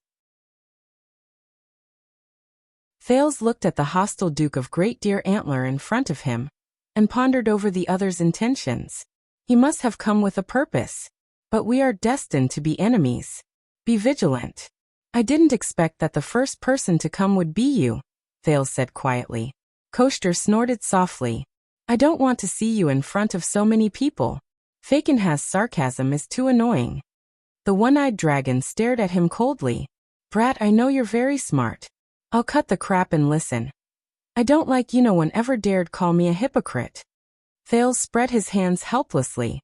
Then what do you want me to call you? Liar? Swindler? Or actor? Best actor? Sect leader you? Coaster ignored his words. The scar on his blind left eye looked hideous. But I can still cast aside my prejudices. In the future, the Land of Cliffs region can fully support you to become the supreme king and suppress the nobles who are eager to cause trouble, as well as the suzerains with ulterior motives. The Great Deer Antler acknowledges you as its master, and the Jadestar family will still be the royal family. Thales was stunned for a moment. What? Thales' eyebrows twitched. I thought that the Great Deer Antler and I were already sworn enemies. But Coaster ignored him. There is only one condition, the one-eyed dragon said with certainty. Thales, who was shocked by the one-eyed dragon's abnormality, breathed a sigh of relief. As expected, you won't be friendly to me for no reason. There is a price to every battle, and a reward to every victory. Coaster narrowed his only eye. This is the Nanchester family's language. The prince raised his head and met the one-eyed dragon's gaze. So, what price do I have to pay to receive your reward? Thales, who was extremely vigilant, asked cautiously. It's very simple, Koster said with a stern expression. King Kessel will abdicate, and you will be crowned king in advance. Abdicate? Crowned what? What? Thales took 3 seconds to comprehend this sentence. Then his expression changed abruptly. Koster did not seem to be joking at all. He kept looking at him seriously. The two stared at each other for a full 5 seconds. Ha, you actually tried to sow discord between the only Jadestar father and son. Thales grinned. Don't you know that everything I have now is because of His Majesty, father? This is not sowing discord, but a sincere proposal and invitation. The one-eyed dragon's expression did not change, and his tone was serious. What we fear and loathe is not Jadestar, nor you. Our grudges are nothing compared to the kingdom, but your father, the Iron Hand King. Thales stared at the one-eyed dragon with a burning gaze. What do you think the new star was formed for? Do you think that Arun's actions are really just because of personal hatred and dissatisfaction? Koster said with unprecedented seriousness. Koster said in an unprecedentedly serious tone. This is all the suzerain's self-preservation. To continue the family that has existed since the founding of the kingdom. Enough. Thales interrupted him without hesitation. What a joke, this level of provocation. Thales said coldly. I only see all of you pressuring the disaster-stricken royal family, pressuring my father, questioning my identity, obstructing the rights I deserve. But the one-eyed dragon's expression changed. With a furious expression, he interrupted him loudly. He said, Brat. If you can only listen to the story of the sorrowful king, and the resolute royal family described by the king's partisans, then you might as well dig out your own eyes and leave only your ears. Thales froze for a moment. The one-eyed dragon exhaled a few times and said to him word by word. You underestimate your father, underestimate the Iron Hand King, underestimate the fear he instilled in the whole of Constellation. Koster said slowly. Since the Bloody Year, Kessel has become more and more domineering, almost crazily seizing power. From supporting a Duchess of Blade Edge Hill, who could only survive by relying on the royal family's prestige, to indirectly controlling the two great families in the southwest, controlling the piranhas at the southwestern estuary of the kingdom, and the richest morning sunflower. Then he made an exception and recruited the 3 marshals to build an astonishingly large royal regular army. Then there was the central tax bill that weakened the suzerains, the fixed conscription bill, and the border county development bill that produced a large number of new nobles. And his favorite national conference, using thousands of public opinion to force the suzerains to submit and hand over their power to the royal family. It was the same during the Desert War and the succession of the throne. The higher parliament, where the suzerains united to speak, was useless. When making decisions, only the voice of the king and the cheers in the square could be heard. He even wanted to intervene in the succession of the 6 great clans and the 13 distinguished families. Even the internal strife in the Covendier family 2 years ago had his shadow in it. Thales felt a chill in his heart. What is this? Koster said with a gloomy expression. Do you really think that when a national war is imminent, no one is willing to send troops for the king? Is it really because we do not care about Constellation's survival? Your father and his wits are terrifying. If we let him do as he pleases for 20 years, the 19 noble families, from their power, wealth, status, people, and territories, will all be devoured cleanly. We will either submit or be destroyed. Constellation will return to the system of the empire. With such a king around, how can we not panic? How can we not resist? How can we not do our best to protect ourselves? Koster's single eye was ablaze. He took an oppressive step forward. You saw it. The Northern Territory was forced to rebel. Blade Edge Hill almost became a royal territory. South Coast Hill suffered a great blow due to family strife. Eastern Sea Hill was so scared that it became a coward. Western Desert barely protected itself with the importance of the Western battlefront. His gaze was stern and solemn. As for the Land of Cliffs region, they did not want to sit still and wait for death. New Star used Extet's power to curb Kessel's royal power. This was already our last resort when we were at our wits' end. Other than raising our troops, Koster gritted his teeth. It is a small matter that we did not succeed. But if Kessel continues to act willfully. Thales stared at the Duke of the Land of Cliffs in shock. This was another version of the current situation in Constellation that he had heard. It was far different from the version that Gilbert had instilled in him. The bloody year changed him. Kessel is now like a real emperor. Koster's voice was mournful. He wants to dominate everything in this country. He treats every suzerain as an enemy. He is merciless in suppressing and plotting against them. He treats Constellation as his personal carriage, and he has no control over his horsewhip and spurs. Those who can be used will be used as bargaining chips, and those who cannot be used will be suppressed and eliminated. Those who go along with him will prosper, and those who go against him will die. Thales frowned tightly as he recalled how a few counts questioned the king's authority at the beginning of the national conference.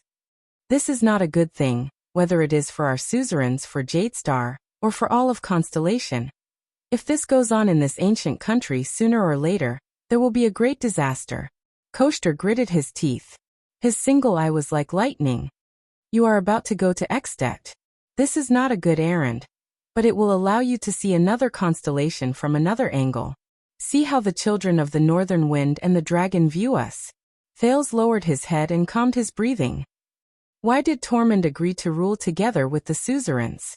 Wasn't it precisely because of the tyrannical rule of 2 generations of the empire that led to its eventual destruction? Thales opened his mouth, but immediately swallowed the word calamity back into his stomach.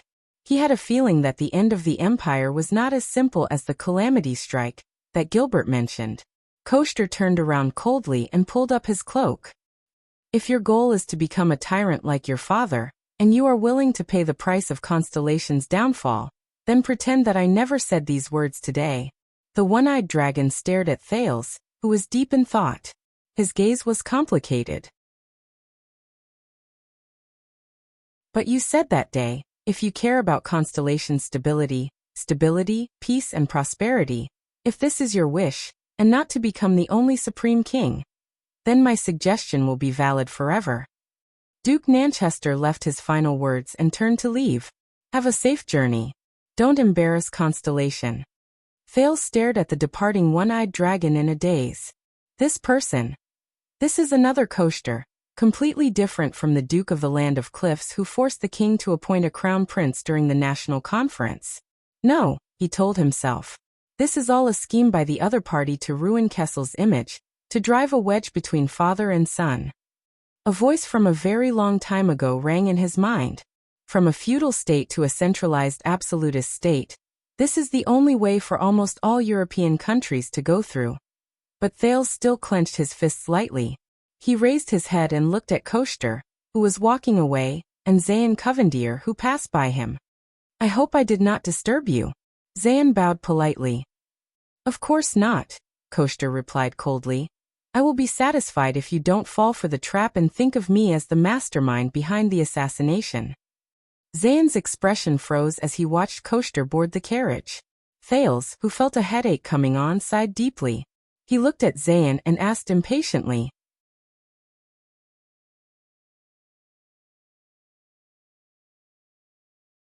Chapter 82. Zayn's expression was indifferent. We just found out the truth about Vine Manor. Thales' expression did not change. After going through Morat's test, he could also become the leader of Yu clan. Zayn flashed his most perfect smile and continued. We interrogated the gangsters at Vine Manor that night, and I have to say, you played a beautiful move that day, Your Highness.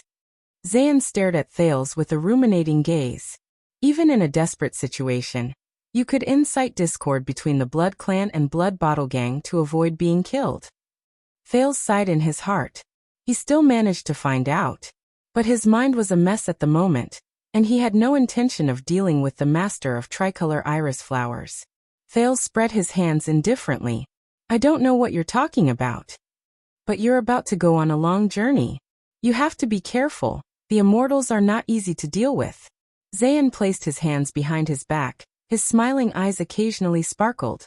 Before the enemy of the wolves and his immortal hunters group killed their way to the peak of the wild vast mountain, and forced them to sign the convention between the human kingdoms and the immortals, They have been feeding on humans for countless nights. They must miss the taste of human blood to this day. In the human kingdoms, they will always bring trouble. If you are in the same boat as jackals and wolves, you will run the risk of capsizing. You're so righteous. But why did you say that? Thales scratched his head. Returning the same words, Thales sighed and said, the original employer of the Blood Clan. Zayn stopped smiling. The two stared at each other in silence. Thales felt increasingly uneasy. Zayn's gaze shifted, and he suddenly broke into a smile. But I do owe you a favor. Thales frowned slightly. Zayn smiled and said, thank you for the day of the assassination, even though I know you had no intention of shielding me. Is he trying to be friendly? What day is it today? Why is everyone trying to be friendly to me? Is it Children's Day? No need, Thales said listlessly. You voted for me and supported my rights in return, didn't you? But Koshter's words immediately flashed through his mind. This is all for self-preservation by the suzerains. Thales suddenly raised his head and looked at Zayn in confusion. What are you thinking? Why did you vote for me? You don't seem like the kind of person who would betray you just because of anger. Even in that situation, letting Jadestar become the heir is not in line with your interests as a suzerain, right? Zayn stared at him for a full 3 seconds. Then he raised his eyebrows slightly. Who knows? In that case, I wouldn't have a chance anyway. Zayn chuckled. Maybe I'm just thinking that compared to those old and cunning people, you who are inexperienced, can be the heir to the kingdom. More like a soft persimmon, easy to deal with. Thales furrowed his brows slightly. These dukes, can you speak like a human being? Just kidding. Zayn laughed. Thales rolled his eyes. But before you leave, Your Highness, I have a gift for you. Please kindly accept it. Zayn waved his hand lightly. That day at Vine Manor, this veteran from the Starlight Brigade recognized all of you, but it was precisely because he gritted his teeth that he allowed all of you to leave safely. Otherwise, what awaited all of you? That means 2 Lemeter nights. Thales felt a chill in his heart. He looked into the distance and saw an exhausted man being violently pushed towards the Jadestar Private Army's fleet. That was who? Don't worry, he's my spy. Genid was once the Duke of Star Lake's personal guard. Zayn patted him on the shoulder and revealed a mysterious smile. He should be of use. Thales' face was filled with suspicion, but he suddenly remembered Koshter's words. South Coast Hill suffered greatly due to family strife. Duke Zayn, Thales muttered. I heard that you've only been a duke for 2 years, right? Zayn frowned and nodded. My father unfortunately passed away 2 years ago. I returned from my travels in the Eastern Peninsula and inherited the title. Thales chose his words carefully. It may be presumptuous of me to ask this, but I heard that the old Duke of Iris Flowers, because of the family strife. Zayn gently held his breath and maintained the most perfect expression. Yes, a few uncles coveted his position, and used the excuse that my father was too oppressive towards them. In the end, faced with failure, they lost their minds and took a risk out of desperation. They bribed an assassin with a large sum of money to assassinate my father. Thales sighed. So this is why you said that Eternal Star City does not welcome murder. That day? Zayn gently inhaled and nodded slightly. That can be considered one of the reasons. Thales was slightly silent. Even the internal strife in the Covendier family 2 years ago had his shadow in it. Your Grace, your father's death. The prince recalled Kessel V's tactics and means, and asked doubtfully, was it really just because of the internal strife in the family?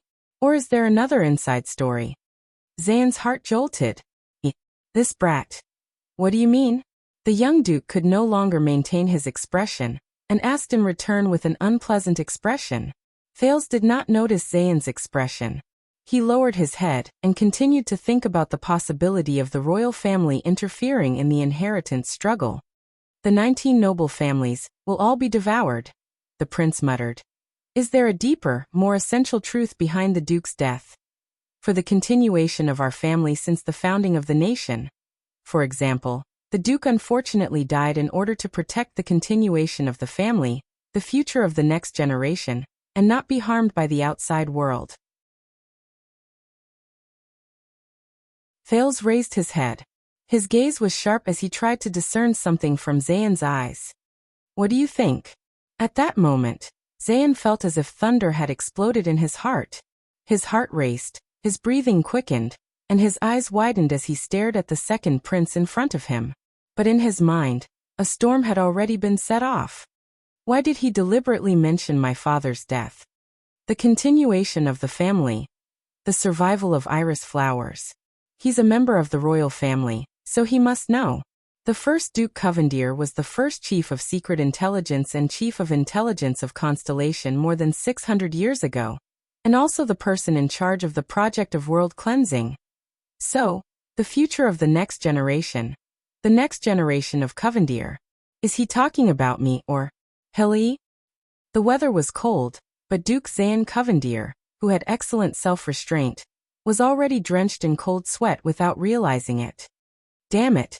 About my father's death, about that matter. About, Zayn clenched his fists, Hilly's identity. What did he actually know? The young Duke raised his head and looked at Thales's burning gaze. He's threatening me. Warning iris flowers. Damn it. Zayn's breathing became erratic. Thales then noticed Zayn's livid expression, and suddenly came to a realization. Asking about someone else's father's death early in the morning. Am I being a little too much? Sorry, Thales smiled apologetically. I was being too presumptuous. In his eyes, Zayn took a deep breath and forced himself to squeeze out a submissive and ingratiating smile, which was a rare occurrence for him. Usually, this was a piece of cake for him. No. Zayn felt bitter in his heart, but he immediately closed his eyes, bowed deeply, and said with difficulty, Your Highness Thales, Tricolor Iris Flowers understands what you mean. From this moment onwards, South Coast Hill is willing to be at your beck and call without complaint. Why did he suddenly bow? Thales was shocked and took a step back. I didn't even say anything. Why did he bow? And he understood what I meant just like that? His reaction is so fast. Thales narrowed his eyes in confusion. Sir Zayn, you really understand what I mean? Zayn clenched his teeth tightly. Are you forcing me to make a promise? What I meant just now was, if that family infighting wasn't that simple. Yes. I understand now. Zayn raised his head abruptly, his gaze firm. The Covendier family motto is very clear. It is better to die for a friend than to die for an enemy. He looked at Thales seriously. I just thought it through. You're right. If Tricolor Iris Flowers wants to flourish, it should indeed carefully choose its own allies. For example, you the only qualified prince of Constellation, with the royal bloodline. What's this? Thales frowned. Did he switch heroes? But in the distance, Gilbert's voice came, they should leave. The second prince's convoy had gone far away. But Zayn was still standing in the same spot, unmoving. Butler Ashford, who walked up from behind, was about to say something, but Zayn raised his hand abruptly and stopped the butler from speaking. Until the convoy went far away. Zayn, who was breathing unevenly, nodded. All right, at this distance, even a vampire's hearing can't reach us. Ashford frowned slightly. Something's not quite right with my master. Did you manage to sound him out? Ashford asked carefully.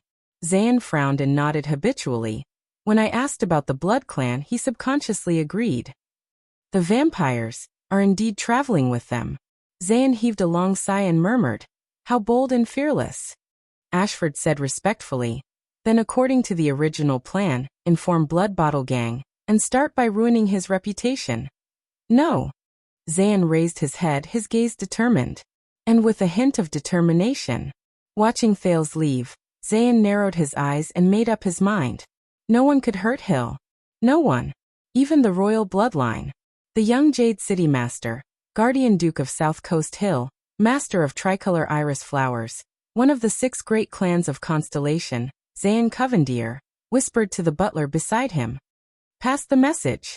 Send _the_ words. Ashford raised his eyebrows. That side? Ashford asked softly. Zayn closed his eyes, took a deep breath, and slowly exhaled. That side, Zayn said quietly. Ashford did not speak. He was waiting for his master's final confirmation. Zayn's voice came with difficulty. You know which part to pass. Although Ashford was puzzled, he was good at reading people's expressions and immediately understood his master's meaning. The old butler nodded, bowed, and left. After a while, Zayn opened his eyes. He muttered to himself, "The Prince of Constellation who I voted for carries the war and peace of 2 countries on his back.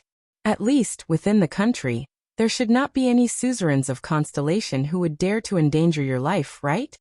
Everyone should be thinking the same thing. Then so be it." The second prince's carriage drove to the North City gate. From afar, Thales saw an empty space separated by the guards through the surging crowd that came to watch the show. The Supreme King of Constellation, Kessel Jadestar, stood among the 3 dukes and looked over silently. "I will send you off here, Your Highness." Gilbert stood where he was and said sadly, "Be careful on your journey. I await your return." Thales turned his head and looked at Gilbert. If you can only listen to the story of the tragic king and the resolute royal family described by the king's partisans, then you might as well dig out your own eyes and leave only your ears. Thales exhaled. "Thank you, Gilbert." Then, Thales took a step back and bowed deeply. "Thank you, teacher." Gilbert leaned on his cane, lowered his head, and sighed. In the end, he did not say anything. Thales exhaled.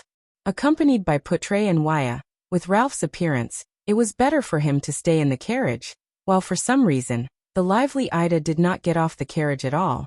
He got off the carriage and walked towards his father, who was suspected of being a tyrant. The 3 dukes bowed to him. He also returned the gesture with dignity. The plump guardian Duke of the Eastern Sea, Bob Cullen, panted and praised, "Your Highness, although this is very unfair to you, I want you to know that I am extremely gratified by your courage." Thales nodded absent-mindedly. "As the Prince of Constellation, it is only natural. The Eastern Sea Hill is so scared that it has become a coward." Koster's other explanation of Constellation's current situation surfaced in his mind. He, "I once hoped that my son would be as outstanding as you, Your Highness." The guardian Duke of Western Desert, the terrifying Fakenhas, continued to mock him. "But looking at it now, forget it. It is too dangerous." Thales rolled his eyes in front of him. "Thank you for your kind words," he said weakly. "Western Desert is trying its best to protect itself with the importance of the Western battlefront." He walked in front of the young lady. Lyanna Tabark, the delicate and pretty young Duchess of Blade Edge Hill, looked at him with a cold expression. "I think we all know what kind of heavy burden it is to be the last person in the family," she said softly. "But it is precisely because of this," the young lady said bluntly, but her words were sharp, "that we become stronger." "How much of Blade Edge Hill is the territory of the king?" Lyanna gently pressed the blood moon pin on her chest and said softly, "Your Highness, we are about to part. I will give you the Tabark family's language." Thales was stunned. The cold young lady bowed slightly and enunciated each word clearly. "Only blood can sharpen the blade." Thales stared at the 15 or 16-year-old girl in front of him. After a few seconds, he reacted and nodded heavily. "I will remember it, and dare not forget it," he said. Asterisk thud. Asterisk the king's scepter was propped on the ground. The 3 dukes, Cullen, Fakenhas, and Lyanna, all retreated tactfully. Thales took a few steps forward and bowed gently. "You underestimate your father, underestimate the Iron Hand King, underestimate the fear he instilled in the entire constellation." "You have met Kia," Kessel V said quietly. Thales nodded. "Very good. Then you will know what kind of path you and I, are walking on."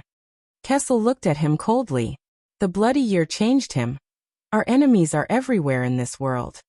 Kessel sighed and said quietly, "One careless move and we will be doomed." He treats every suzerain as an enemy. He is merciless in suppressing and plotting against them.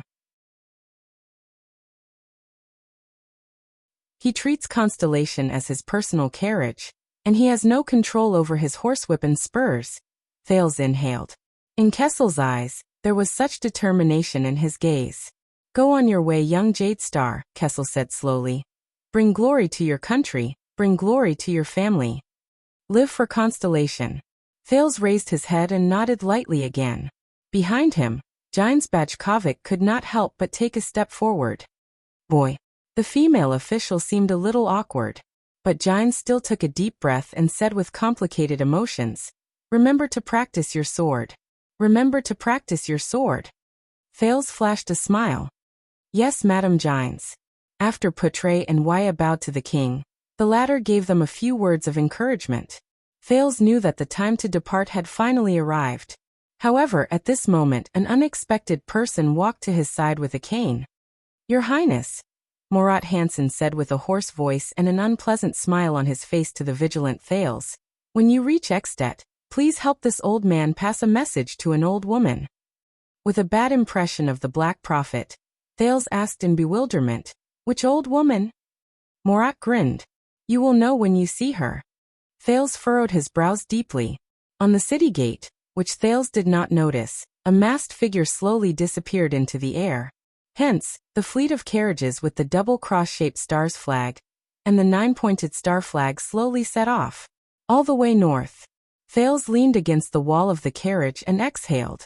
"Waya, why do you think that when everyone said goodbye to me, it was as if they were bidding farewell for the last time? Will King Nuvan really kill me?" He did not expect an answer from Waya. But the second prince's attendant, Waya Casso, who had been looking outside the carriage, actually raised his head slightly with a complicated expression. "Your Highness, in the Tower of Eradication, my teacher once taught me a sentence." In the next second, Waya said something that made Thales' eyes brighten. Until a long time later, Thales would still occasionally think of it when he could not sleep at night. Waya Casso said softly, "That's right. Treat every farewell as a final farewell. Treat every second of your life as a chance to survive. This way, we will not miss out on our lives." Recently, some readers in the book comment section suggested that the protagonist is too much of a Virgin Mary. I think I need to respond. The following is my response. Oh, that is my response.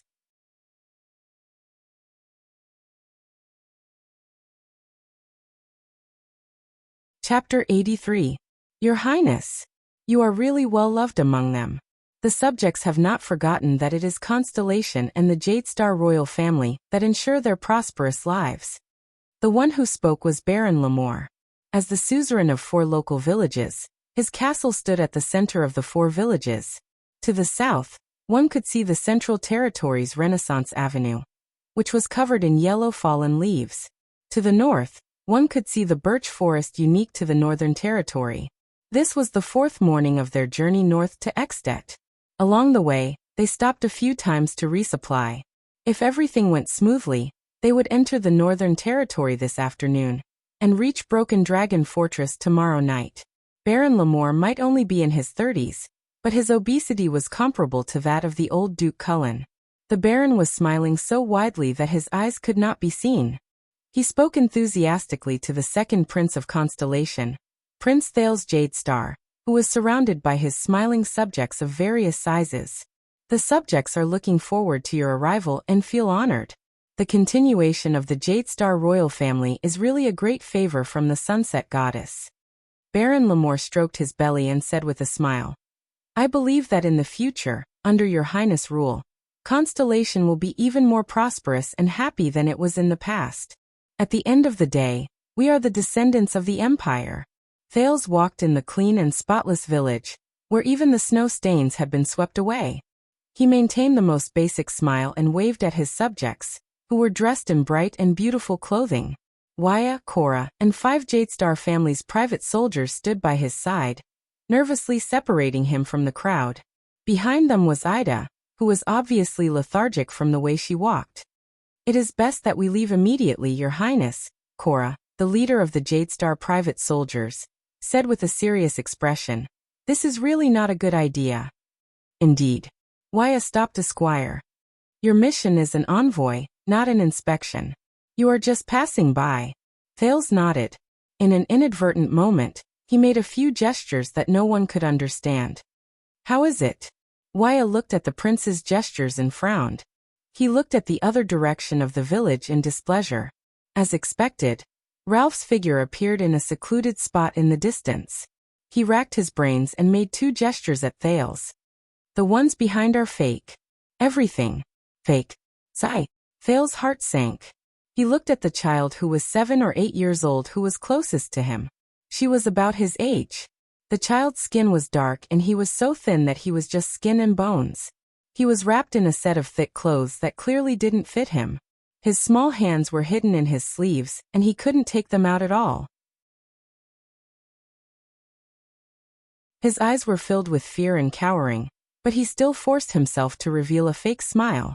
The muscular man with numb eyes waved his rough and deformed hands strenuously. A timid woman with a headscarf wrapped around her head was wearing clothes that did not match at all. Her top was clearly closer to the style of the king's city. An old man in his 60s, wearing a funny cloak that seemed to be used by nobles to shelter themselves from the rain, was shivering in the cold in a corner where no one else could see. Also a spotless village where all the citizens lined the streets to welcome them. Thales sighed and looked at Baron Lamore with a smile. Did they take him for a fool? So there was a Potemkin village in this world. The supply should be complete. Thales then made a gesture that no one else could understand towards Ralph in the distance. He shook his head and said softly to Wyatt and Cora, "Let's go." Wyatt even glared fiercely at Ralph in the distance, who had a dark expression on his face. He then followed Thales with Cora. He was the second prince's attendant. Under Baron Lamore's reluctance to leave and endless thanks, the fleet of Constellation's diplomat group headed north to Ekstedt was ready to set off. I thought you enjoyed the feeling of being supported by thousands of people. The vice diplomat of the diplomat group, Lord Putre, took out a pipe out of nowhere and lit a thick cloud of smoke that did not look pleasant. He inhaled and exhaled and looked at the second prince in a mocking manner. No. I would prefer to enjoy that kind of sincere, unpretentious, but sincere support. Thales smiled as he took the water handed to him by the guard. I do not want to see them being forced by their suzerains to wear the clothes they prepared beforehand, to force the most deliberate smiles, to tell lies about their happy lives, and to unreasonably welcome a prince they actually do not like in a village that has already been cleaned long ago. Thales took the water the guard handed him with a smile. Thales sighed softly. Take a guess. How many of them have smiles on their faces, but are actually filled with hatred towards me, the prince who suddenly arrived? None. Unexpectedly, Putre denied his words. If I have to pick one, it's probably only that fat baron. Thales raised his eyebrows. Don't think too highly of yourself, future king. Putre exhaled a mouthful of smoke in disdain. In the eyes of many people, the weight of the 9-pointed star is not even as heavy as an ear of wheat. If an ear of wheat can feed them, what can the 9-pointed star do? Oh, there are still benefits. Putre chuckled.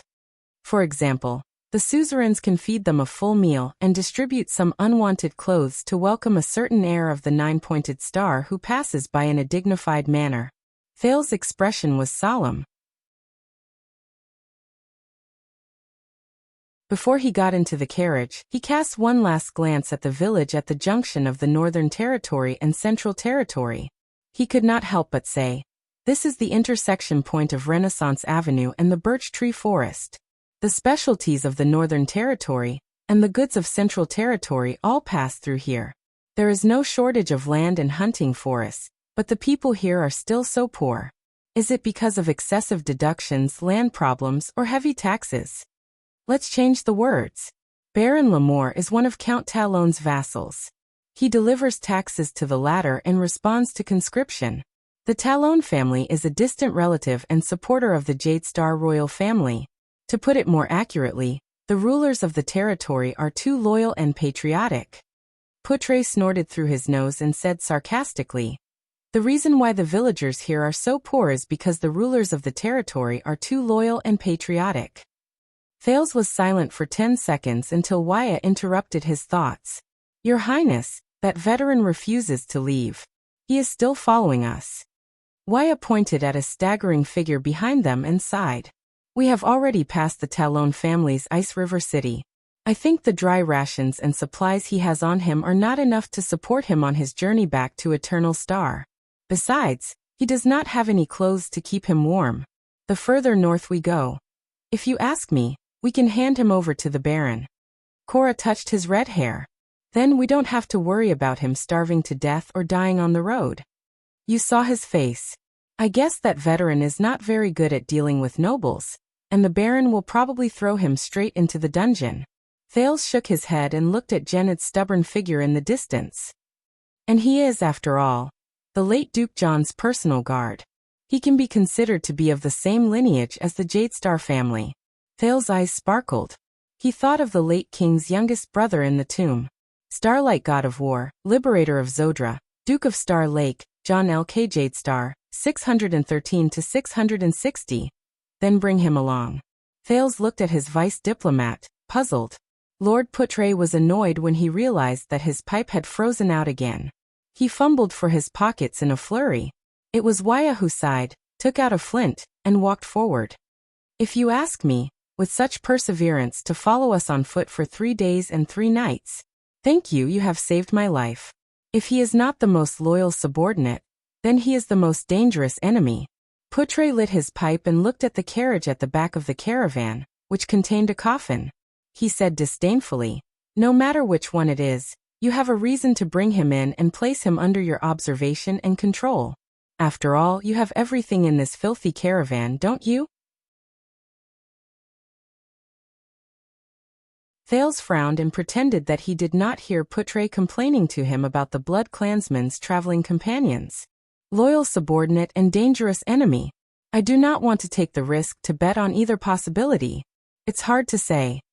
Putre took a deep breath of his pipe and closed his eyes in comfort. Sometimes it is also possible for both to be true. Thales rolled his eyes in resignation. Your Highness, that veteran? Waya asked tentatively. Thales muttered to himself for a while before he suddenly strode towards the veteran from the Starlight Brigade. Ralph followed behind him without a word. Waya was stunned for a moment. He quickly caught up to the second prince and cast a displeased glance at the Phantom Wind follower. After he passed him, he subconsciously took a step forward and became the person closest to the prince. Waya felt that his status as an attendant was being seriously threatened by the silver-masked man who needed prosthetics to walk. For example, the sign language that only he and the prince could understand. Veteran. Thales called from afar. What is your name? Gened, who was shivering with his arms crossed in the cold, raised his head. When he saw the 9-pointed star embroidered on Thales' clothes, his eyes brightened. He remembered the time when the languid middle-aged Duke walked out of the barracks for the first time and bumped into him. Duke. Gened, he said while shivering. Still not willing to give up, is it? Thales narrowed his eyes. But you know it is impossible for me to let you follow us. You were sent here by Zayn Covendier, and I don't trust him. Gened was stunned for a moment before he quickly explained. I am not with them. I was captured by them.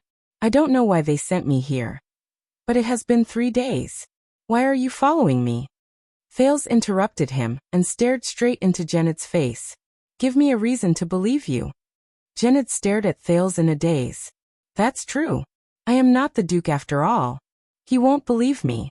If it were the Duke, he would probably smile mysteriously, pat him on the shoulder, and generously ask him to collect a portion of food. Then he would leave behind a sentence of, I will be watching you, and leave with a peace of mind.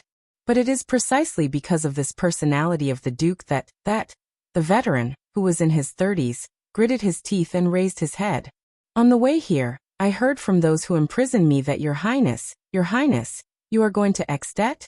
To use your own life to quell the anger and hatred of the Northlanders? Thales stared at him without saying a word. Gened crossed his arms and trembled as he said, Please let me follow you, follow the 9-pointed star. Thales did not speak. While Gened was feeling uneasy, the second prince slowly opened his mouth. Thales exhaled. I heard that you were once a member of the Starlight Brigade. You were Duke John's personal guard, my father's uncle? Gened's gaze darkened. Yes. And I have failed him. Thales said coldly. If it is for the loyalty of your comrades in the Starlight Brigade, you can always return to the capital and serve my father and King Kessel. I have already served him for 12 years in the capital. The travel-worn Gened panted laboriously and looked at Thales. And now, I have nowhere else to go. Yes. When the Starlight Brigade was disbanded, Most of them followed their captain to Broken Dragon Fortress and fought 3 bloody battles against the Extensions. After the peace treaty was signed, they continued to guard the borders of Constellation in the bitter cold. But he did not go. He wanted to stay and continue serving the 9-pointed star and the Jadestar family in the capital, to atone for his sins. But that Kessel. Genid recalled his 12 years in the city defense team where he was apathetic, and he smiled forlornly. Thales looked at him and sighed deeply. Go look for Cora, the red-haired one. Under Genid's surprised gaze, Thales pursed his lips. Since you are a veteran, ask him to arrange a post for you. The diplomat group cannot keep useless people. Genid shuddered and looked at Thales. He shuddered, and 2 streams of hot tears flowed uncontrollably. Thales was shocked. He could not stand such a scene the most. He quickly turned around and left. This time, Waya followed him closely and did not forget to glance at Ralph. But Ralph was looking at the veteran whose eyes were brimming with tears. Another one who has lost his way? Just like me. Thales walked further and further away. If he was John's personal guard, if he participated in those wars. Thales thought. Then he must have experienced the truth behind the bloody year with his own eyes. The truth that I want to know. The second prince boarded the carriage without saying a word. The convoy continued its journey out of Renaissance Avenue and entered the birch forest unique to the Northern Territory. On the evening of the second day, when the convoy with the double cross-shaped star flag finally reached the edge of the birch forest, snow began to fall continuously. Everything around them began to turn silvery white. When they stopped to rest, Waya lit a torch in the bonfire set up by the guards and approached Thales, who was so cold that he was rubbing his hands. Please pay attention to the temperature, Your Highness. From now on, unlike the capital, unmelted snow will become the norm. You've been here before? Thales gratefully accepted the warm torch and exhaled a breath of hot air. Not only have I been here before. Waya chuckled. The Tower of Eradication is in the southwest of the border between Extet and Camus Union, in the mountain range to the north of the Great Desert. At that time, the Desert War was fierce, and the road to Western Desert was blocked. I could only take a detour from the Northern Territory to Extet and report to the Tower of Eradication. Thales, whose interest and curiosity had been piqued, was about to inquire further when Putre walked over. It's a little colder than usual this year. Broken Dragon Fortress will only be colder than here. Lord Putre picked up a handful of thin snow on the ground. His expression became solemn. This is both good and bad news. What do you mean? Thales, who did not know much about the Northern Territory and Extet, humbly asked the vice diplomat, who was obviously knowledgeable but had never pretended to speak to him. The good news is that the day before the bitter cold, which is unique to the north, will come earlier than usual. No matter how good the Extensions are at fighting in winter, it is impossible for them to mobilize a large number of troops to deploy into battle formations or besiege the fortress when the water is frozen. Their supply lines will collapse due to the bitter cold. Putre muttered. The bad news is that if Lampard wants to take down Broken Dragon Fortress, these 2 days will be his last chance. Thales felt a chill in his heart. Yes, Your Highness. Broken Dragon Fortress is not far away. If you still want to put an end to the flames of war, and not just go sightseeing, you better hurry up. Under Waya and Ralph's unpleasant expressions, Putre unceremoniously snatched Thales' torch from him and extinguished it in the snow. You better hurry up and hurry up. At this moment, the cloaked woman and the secret protector, Ida, who had been dispirited and listless, suddenly shuddered and sat up. That's someone.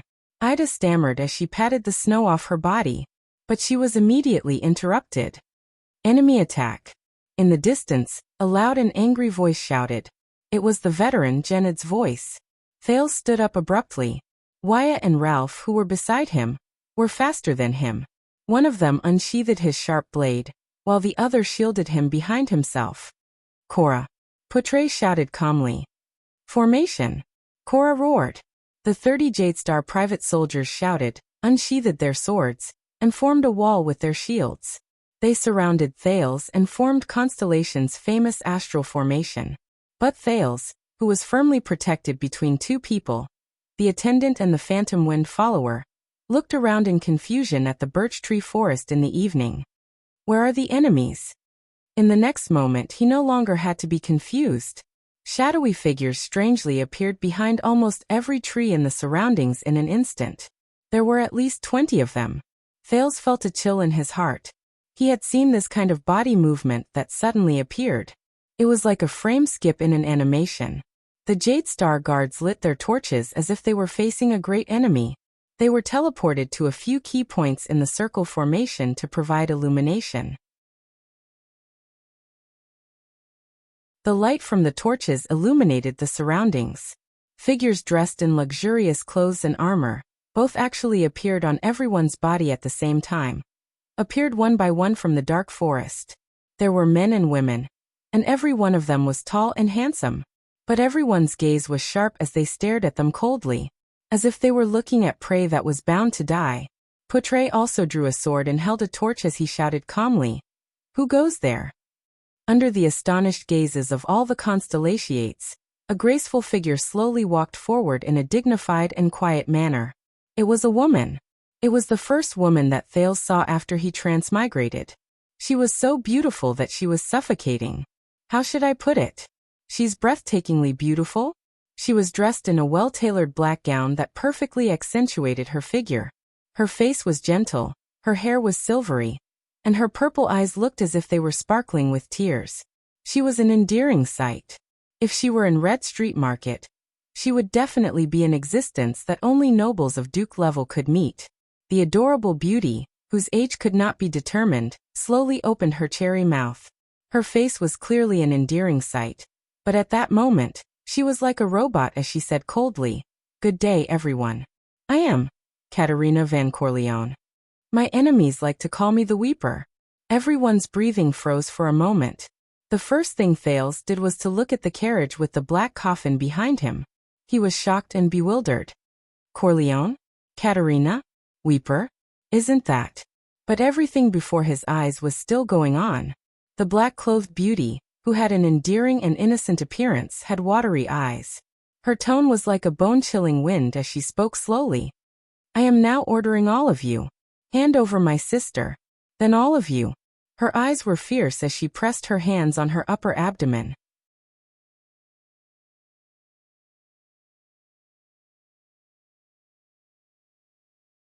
Chapter 84. I'm guessing that this has something to do with your group of guests who have unique recipes? Poutre sighed and asked Thales sarcastically as he stared at the setting sun that was almost hidden by the forest in the distance. But Thales did not answer him. The prince forced himself to calm down amidst the panic caused by the sudden attack. He stared at the black-clothed, dignified, silver-haired, purple-eyed blood clan beauty before him. Katerina L.A. Van Corleone. If I remember correctly, Thales gritted his teeth. The current master of the Corleone family, and even the Night Kingdom. The Night Queen. Serena Corleone's younger sister. But Thales immediately realized something. Why would the Queen of the Eastern Peninsula, who has such a noble status, lower her status and personally cross the sea to chase after 4 political refugees who are weak and powerless? Even if they are her elder sisters, coveters of the Blood Sea throne. Something is not right. How to fight against the Blood Clan? The attendant, Waya, held a single-edged straight blade in his hand and looked around with a grave expression. I have only heard about it from my teacher, but I have never practiced it.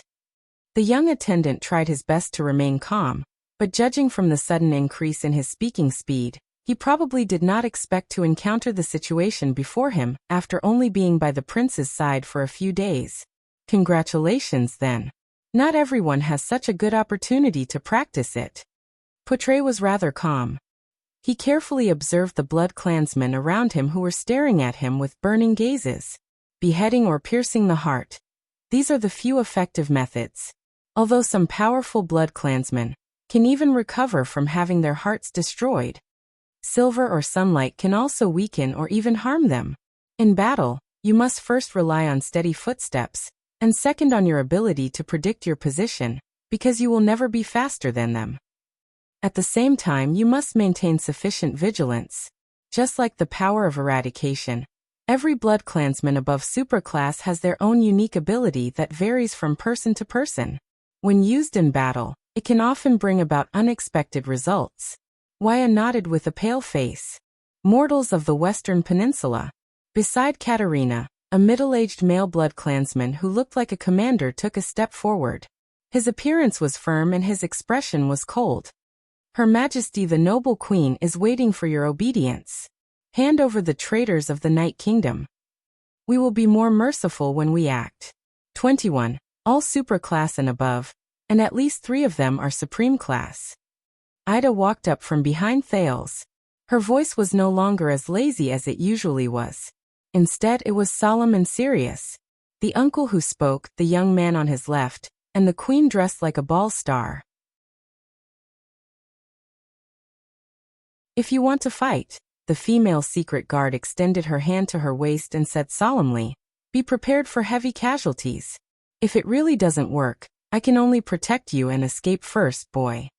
The moment she finished speaking, the young man on the left-hand side, whom Ida mentioned, the brown-haired young blood clansman dressed in luxurious red clothes and silver armor, flashed a mysterious smile and looked at her. She with the width of and anthe of comma, of, were,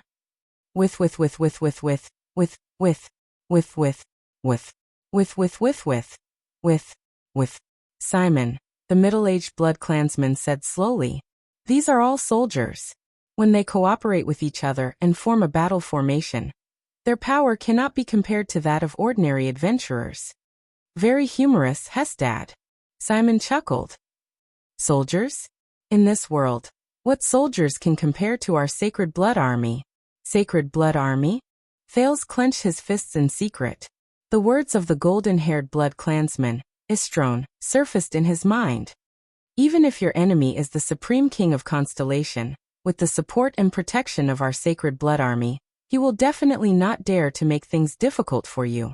Katerina did not move at all, letting her 2 commanders negotiate. Only her beautiful eyes swept over the crowd. Her gaze was filled with eerie coldness. The 30 swordsmen of eradication were all elite fighters. Even so, many of them could not help but look at their leader, Cora. Steady, Cora ordered sternly, but he was drenched in cold sweat as well. During the past 4 days, our scouts and sentries have never slacked off, ensuring that there are no threats within a few kilometers around us. Cora looked at the figures surrounding them in the thicket. He whispered in disbelief. Vampires can only travel at night. How did they manage to keep up with us? Watch your words, mortal. I don't want to hear that title again, the middle-aged blood clansman commander said coldly. Thales furrowed his brows. They are here for Serena Corleone, who is in the convoy. That's right. At this juncture, whether it's Constellation or Extet, no one has a reason to take my life. Even the ambitious ones who are passionate about war would at least have to wait until I leave Constellation's borders and enter Extet. Only then would my death be able to better incite the atmosphere between the 2 countries to go to war. As for Serena, Thales glanced at the carriage with the black coffin from the corner of his eyes. Cora, you don't have to lower your voice anymore. Under the tense situation, Thales, who was wondering if he should send someone to check on Serena's carriage, could not help but let out a long sigh. I am certain that every single one of them can hear us. The moment he finished speaking, Katerina's gaze suddenly swept towards him. Thales was so shocked that his skin crawled. We have waited long enough. The middle-aged blood clansman, Hestad, exercised his wrist and said nonchalantly, where are the traitors of Night Kingdom? Thales breathed rapidly, but there was already a huge storm raging in his mind. My dear and heartless sister, they still came. A familiar and childish voice rang. Under everyone's gaze, Serena Corleone, who looked to be only 6 or 7 years old, walked down the carriage with a cold expression, accompanied by Chris and Istrone. Katerina's purple eyes were fixed on her older sister. Following the appearance of the 3 blood clansmen, the blood clan warriors, who were originally standing like statues, moved as if they had come to life. Many of them seemed to be surprised by Serena's infant figure. When Hestad and Simon saw Serena's appearance, They both furrowed their brows. The former even glared fiercely at Chris. Beside Thales, Ralph, on the other hand, looked at Chris and Istrone warily. He had not forgotten the old grudge between them. "It seems that your injuries are not light, Your Highness Serena." The seemingly young Simon smiled and said, "You can't even maintain the basic figure of an adult." Serena ignored him. Step by step, she walked into the crowd and stood beside Thales. The middle-aged Hestad said coldly, "Your Highness Serena, please return to the blood-forbidding prison and serve the rest of your sentence." A thought flashed in Thales' mind. A heinous crime? Sentence? What sentence? Isn't Serena a loser in the fight for the throne?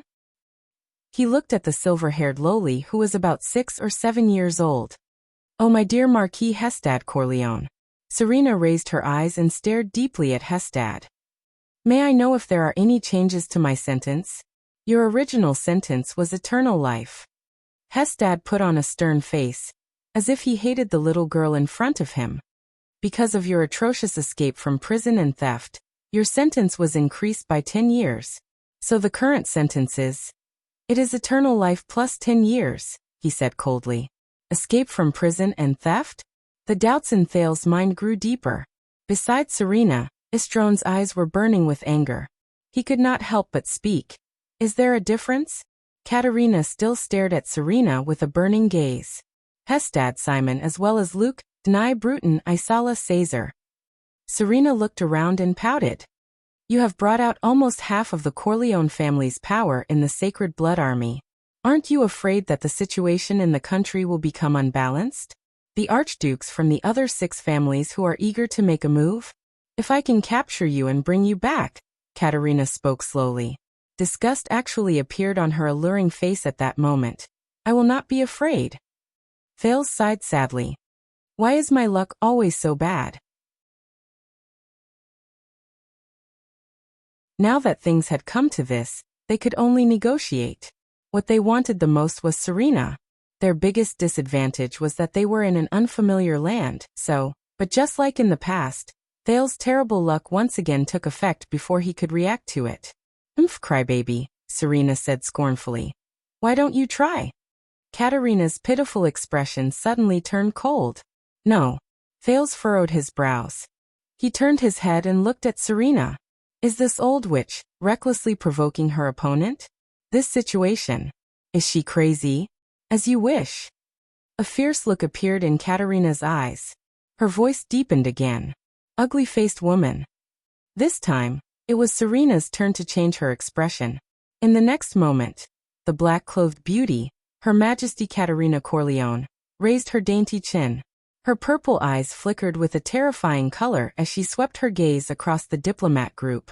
She opened her cherry lips slightly. "My knights and knights," Thales shuddered. He raised his hand abruptly and shouted, "Wait!" However, a fierce look appeared in Katerina's eyes.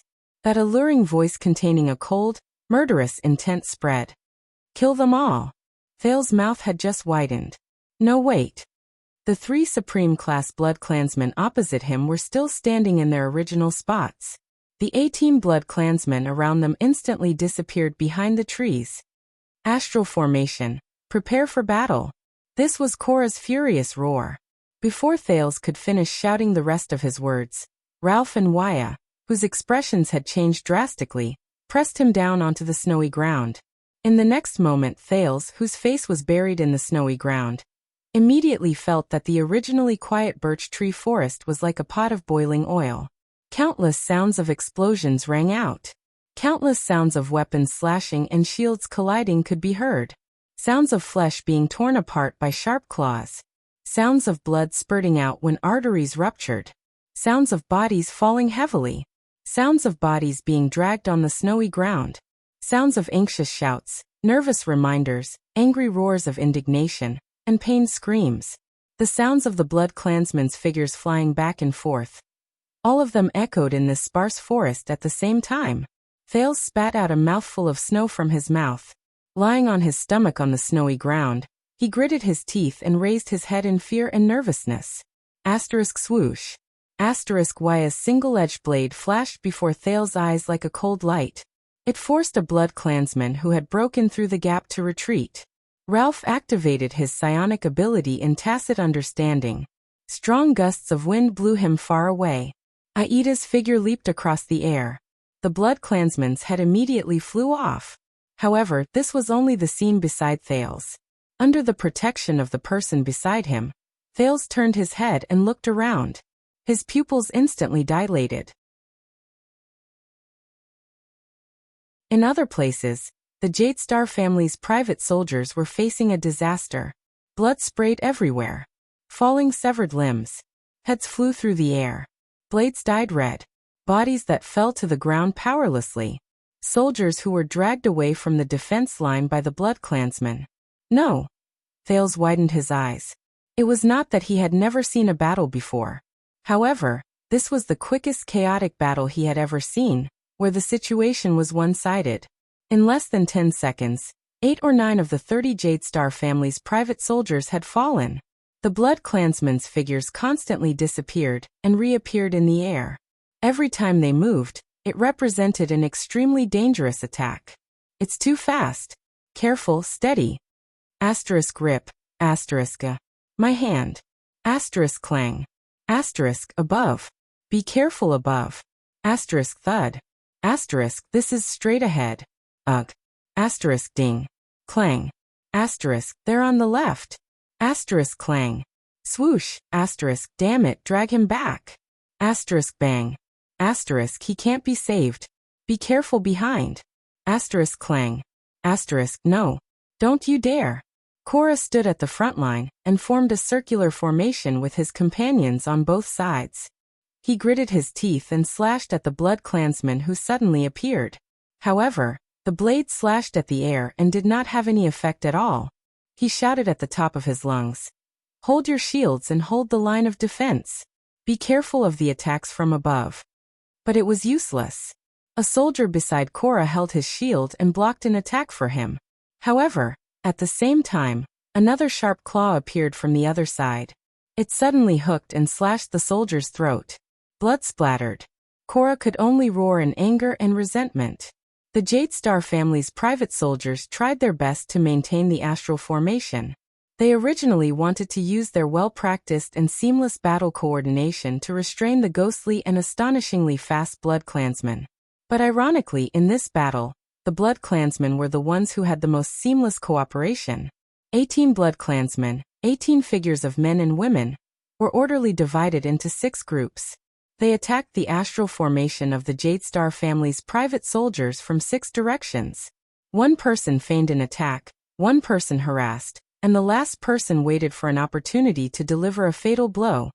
To tear the throat or behead the enemy.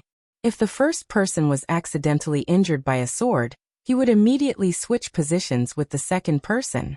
The second person would also occasionally switch duties with the third person. They maintained a continuous offensive and did not let up. They exerted great pressure on the defense line at all times. None of the blood clansmen hesitated, spoke too much, retreated, or stopped. Compared to the irrational and uncooperative blood slaves they encountered before, these were. Thale's skin crawled as he thought. The true elite warriors of the blood clansmen. Sacred Blood Army. Only supreme-class elites like Chris and Ida could not be at a disadvantage in this chaotic battle. They could even gain something from it. Another soldier's pained scream was heard. No, this cannot go on. Why? Why was her order to kill us all? And not hand over Serena? Thales turned to Serena and said angrily, "We could have solved this through negotiation." But Serena only stared back at him coldly. She said, "Kill them all." The casualties of the soldiers were still increasing.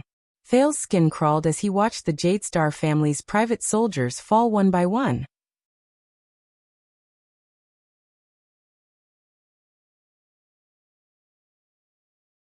Chapter 85. Abandon the shields. Many warriors looked at the person who spoke, puzzled. It was Janet, the veteran of the Starlight Brigade. Trust me, the Starlight Brigade has also fought against the so-called mercenaries of Grand Banquet Hill. Janet shouted at the top of his lungs as he fought.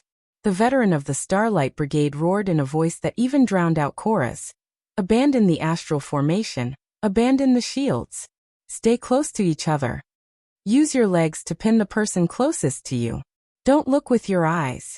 Hold your swords with both hands and stab in the direction of the tremors. Conserve your strength when you attack. Make sure you are agile. Cora turned his head and looked at Janet, puzzled. While he hesitated, another soldier's abdomen was torn open. Don't hesitate, do as he says. The old butler of the Blood Clan, Chris Corleone, grabbed a Blood Clan warrior in midair. Even at the risk of a deep wound on the side of his abdomen by another warrior, he wanted to dig out the other party's heart amidst the other party's angry roars.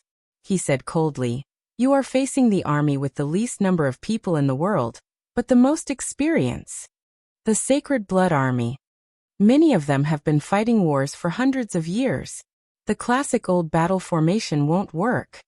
Enough. Cora was still hesitating, but Putre blocked an attack in a disheveled manner and roared furiously. "Anyway, in another minute, we will all be dead. Listen to that guy for once." Asterisk thud. Thud. Clang. Asterisk the Jade Star private soldiers threw down their shields and pinned each other's legs according to Janet's instructions. They held their swords with both hands, no longer believing in the scene before them, and formed their formation again. The effect was immediate. The number of casualties immediately decreased. The Blood Clansmen's ghostly and swift attacks in groups of 3 could no longer display their previous effects in the face of the nimble soldiers who threw down their shields and the extremely stable formation of their lower bodies. On the contrary, the Jade Star private soldiers, who counterattacked by relying on the tremors instead of sight, began to gain some results. In the distance, Simon frowned. Among them, there are veterans who have been through war. Hestad stared at Chris' figure. Also, don't forget Chris. That guy used to be a member of the Sacred Blood Army. It's time for us to act. Simon turned to Her Majesty the Queen. There are already 4 casualties. No, fighting is one thing, war is another. Katerina shook her head, still expressionless. Even Supreme-class elites cannot remain unscathed in a chaotic battle, involving more than 50 people. We still have to deal with those 2 limeters. I'd rather be more conservative than waste your strength. After all, we are stepping on a foreign land. Besides, Katerina muttered, we still have to protect that thing back to the Eastern Peninsula. My relatives in Grand Banquet Hill have been drooling over it for a long time. Thales breathed a sigh of relief when he saw that the battle around him was no longer as brutal as before. However, Serena, who was beside him, suddenly tugged at the corner of his shirt. You want to stop this fight, don't you? Serena smiled mysteriously. Simple. Serena pointed at Katerina in the distance. Just ambush that crybaby. Chris can help too. He's very confident. Then we can sit down and negotiate. Thales panted and looked at Serena, then at Katerina. Besiege way to rescue the besieged? Although he knew that this was a ruse that was mixed with personal grudges, Thales also understood that this was probably the only way. One of the soldiers collapsed, gasping for breath. He no longer hesitated. Ida. Thales roared furiously. He looked ahead at the cloaked figure who was fighting with ease. Take down that queen. Ida understood what Thales meant. My duty is to protect you. Ida replied coldly. Thales said angrily without hesitation. Our men are dying. Stop them. Ida glanced at him, her mouth twitching under the cloak. I beg of you. Thales stared at his supreme-class protector. Ida snorted softly. In the next second, the secret protector took out an exquisitely crafted machete from under the cloak. With the help of a birch tree beside him, he leaped into the air. He pounced towards Katerina. The exquisitely crafted machete drew a brilliant flower in the air. As if she could predict the future, she struck down 3 Blood Clan warriors who pounced to intercept her. Ida broke through the obstruction and continued to dash towards Katerina. However, a powerful arm appeared out of thin air and grabbed Aida's right shoulder. Madam! Simon, who appeared in the blink of an eye, laughed happily and said, You are my. However, before he could finish speaking, he felt Aida's shoulder sink and she instantly broke free from his grasp. Simon's expression changed. This dexterity. Before he could finish his thought, the secret protector under the cloak somersaulted, grabbed his arm in a reverse grip, and nimbly flipped onto Simon's shoulder. Simon did not have the time to be shocked. He turned around at lightning speed and struck out with his claws at the same time. However, Aida's entire body twisted and moved like a boneless spirit snake, causing Simon to only be able to futilely grab at the air. Aida tapped her foot on Simon's shoulder. Instead, she used the force of Simon's turning to leap up easily.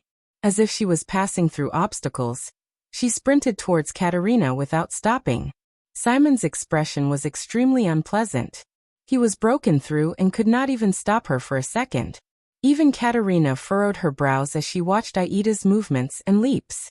Her dexterity was simply extraordinary. The second Supreme Class Elite, Hestad Corleone, appeared in front of Aida with a flash. His expression was solemn. This cloaked person is probably not an ordinary Supreme Class, he thought. However, no matter how dexterous he was, in front of the blood mist formed by the blood shadow dance, Hestad laughed hideously. His body started to turn invisible. However, his expression immediately changed, because the blood shadow dance belonging to another blood clansman had also turned into blood mist and unknowingly wrapped around his entire body. Chris Corleone, Serena's old butler, appeared behind Hestad without a sound and grabbed his neck in a death grip. Chris! Hestad roared furiously. With a quick turn, he broke free from his opponent's grip and thrust his claws towards Chris' heart. The two Supreme Class blood clansmen suddenly disappeared from the ground, as if they were teleporting. They then reappeared on a tree, in midair and on the snowy ground. Every time they appeared, it was accompanied by an extremely dangerous exchange of blows. Hestad, old friend. Chris replied expressionlessly. What a nostalgic old time. The two blood clansmen instantly turned into mist at the same time. Like two entangled tornadoes, they swept up into the sky. In front of Aida, the path to Katerina was no longer obstructed. Thales thought of something. What's left, as long as Aida can subdue Katerina, or even gain the upper hand in the battle, then there will be a chance. However, in the next moment, Thales felt Serena, who was beside him, gently hugging his waist like a lover.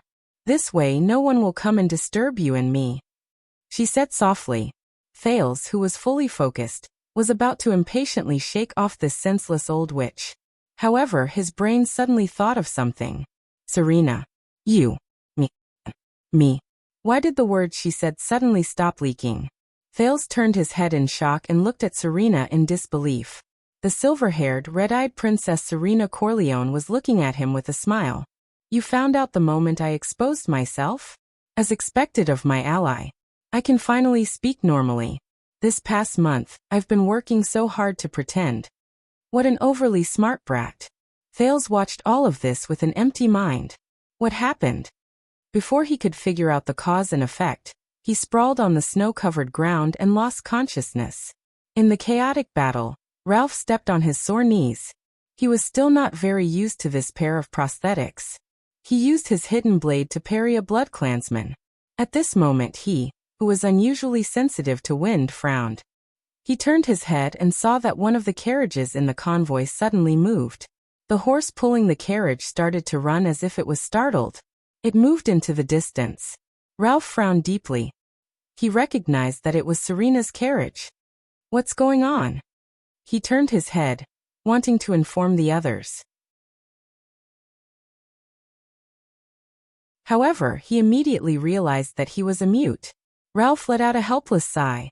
At this moment, in the chaotic battle, a strange ball suddenly fell from Istrone Corleone's sleeve. The ball was covered in strange patterns and runes, and it was still rolling around. The sharp-eyed Putre noticed the orb. His expression became extremely unsightly. Everyone get down. Everyone was stunned for a moment. Putre roared angrily. It's a wizard's alchemy ball. Only Waya's expression changed drastically. He instinctively wanted to pounce on Thales. But when he turned his head, he did not see Thales' figure in the chaos. Where's the prince? Extreme uneasiness rose from the bottom of his heart. The next moment, a violent light and explosion spread from the center of the ball. When Thales woke up, he found himself on a speeding carriage. He immediately recognized that it was Serena's carriage, which carried the black coffin, because he was leaning against the folded black coffin. Thales struggled to raise his head, but found that his hands were tied behind his back. The prince looked at the front of the carriage in shock and bewilderment. There, Rolana Corleone held a horsewhip and flashed him a sinister smile. "What's going on?" Thales questioned her in shock and anger. "Don't worry, ally." On the other side of the carriage, Serena, who had ulterior motives, looked at him with a smile. "The most exciting part is just about to begin. It's time to reverse the situation," the 6 or 7-year-old little girl said with a smile. "My road to regaining my throne." Her expression suddenly changed, and she spat unhappily. "They've caught up so quickly." As expected of a crybaby who holds a grudge. What? Thales was still sorting out everything in front of him. Asterisk thud. Asterisk as if someone had smashed the roof of the carriage with a hammer, the carriage suddenly shook. Thales was shaken so much that he fell to the ground. But an even greater tremor followed.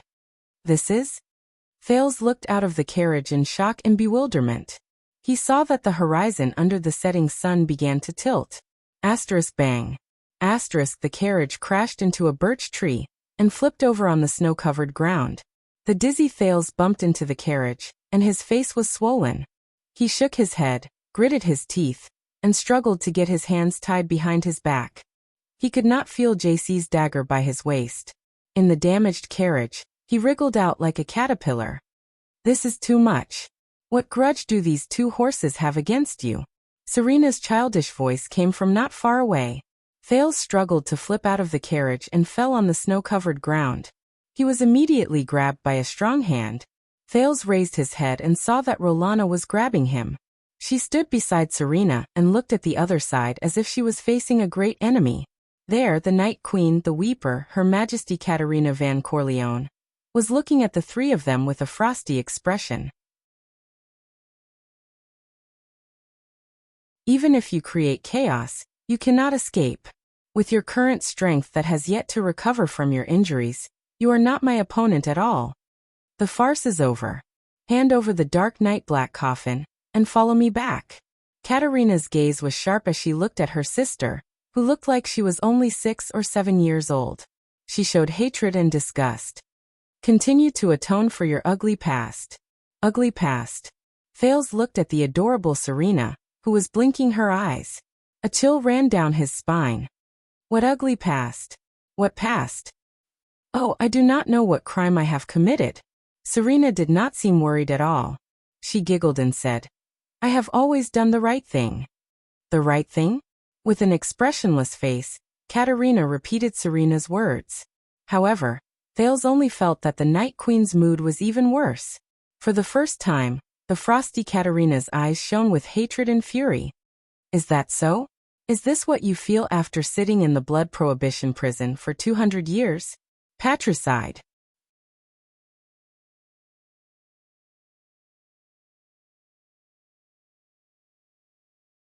Chapter 86. Under the setting sun, somewhere in the snow-covered land, a suffocating, pitch-black smoke filled the air. Ida somersaulted, flipped in the air, and finally landed on the ground. "Hey, you saw the explosion just now, didn't you? Both sides were blown apart. Not to mention there's smoke like this." Looking at the thick black smoke that filled the sky, she raised the exquisite machete engraved with beautiful patterns in dissatisfaction and shouted behind her, "Can you not be so annoying? Can you not be so annoying? Let's go home, okay?" A figure suddenly appeared, stirring up the smoke around it. The Supreme Class Blood Clansman, Simon Corleone, appeared in the air with a cold expression. "All right," he said in a deep voice, "but before that, one of us has to fall first." The seemingly young Blood Clansman disappeared in an instant. Ida stomped her foot in annoyance and swung her machete like flowing water. The blade collided with the sharp claws. Clang! Clang! Clang! Clang! Clang! Within a second, 5 sparks flashed in the air. "Do you not understand human language?" Ida said angrily. "I just somersaulted above your head." The secret protector gracefully spun around and dodged the Blood Clansman's attack, as if she was performing a beautiful dance. But the wind howled. The Blood Klansman used his absolute advantage in speed to catch up to Aida's dreamy body movement. Somersaulted? You just insulted the dignity of a Blood Klansman Marquis. Simon's face was full of murderous intent as he appeared in front of Ida. Please wash away this humiliation with your blood. Ida sighed. So you're another paranoid person who spouts a lot of nonsense for the sake of honor, dignity, and whatnot. She massaged her neck and exercised all the joints in her body. She said helplessly, "All right, based on my experience, I have to kill you first before I can leave." Simon's eyes shone with anger. "Ah, it seems that you have a hard time understanding this kind of obsession, woman. Without the dignity of a powerhouse, without the pride of a powerhouse, let alone the obsession of a powerhouse, how did you become a supreme class? Cut the crap." Ida exhaled under the cloak and threw the machete into the sky. She nonchalantly caught it with her other hand. "Show me your true form, little brat who lives on blood." Ida chuckled. Simon's expression changed. He ignored the little brat that the other party mentioned. "You actually know the true form of vampires?" the young-looking blood race count said coldly. "It looks like you've met a Supreme Realm blood race member before." "Humph, not accurate." Ida raised her exquisite machete and smiled confidently. "Tell me in detail." "I've killed a Lamita blood kindred." Simon's pupils shrank. Ida whistled and continued to laugh. "It's still in its true form. 2. As soon as he finished speaking, Simon roared furiously. His claws instantly turned into countless afterimages as he blocked Aida's every direction. Die. In the exchange of blows that could not be seen with the naked eye, the sound of metal and sharp claws colliding could be heard. Then, they converged into a loud noise. Boom! A blinding light flashed. Ida let out a muffled groan while Simon howled in pain.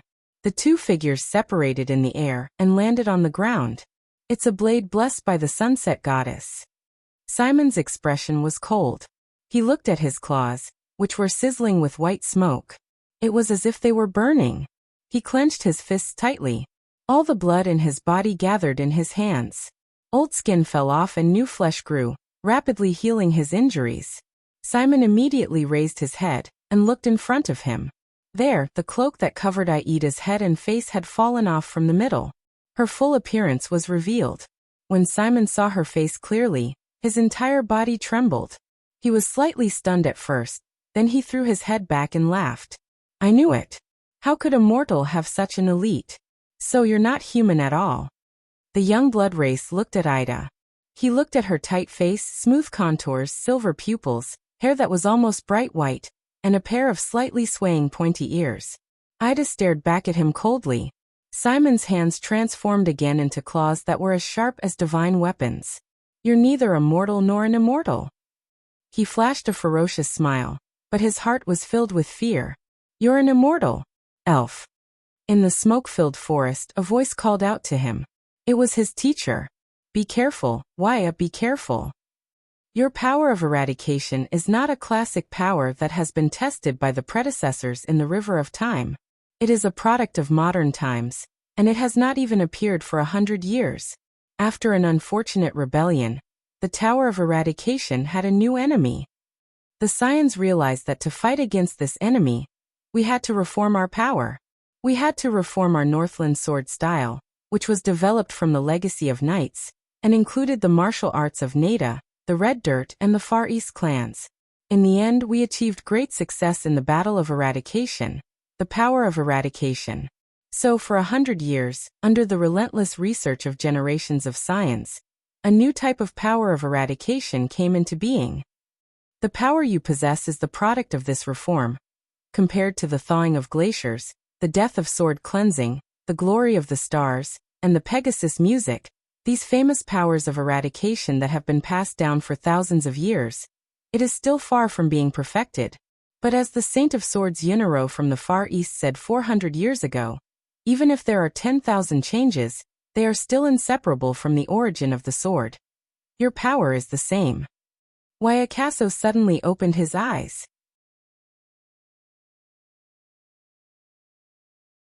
He instinctively struggled to get up from the snow.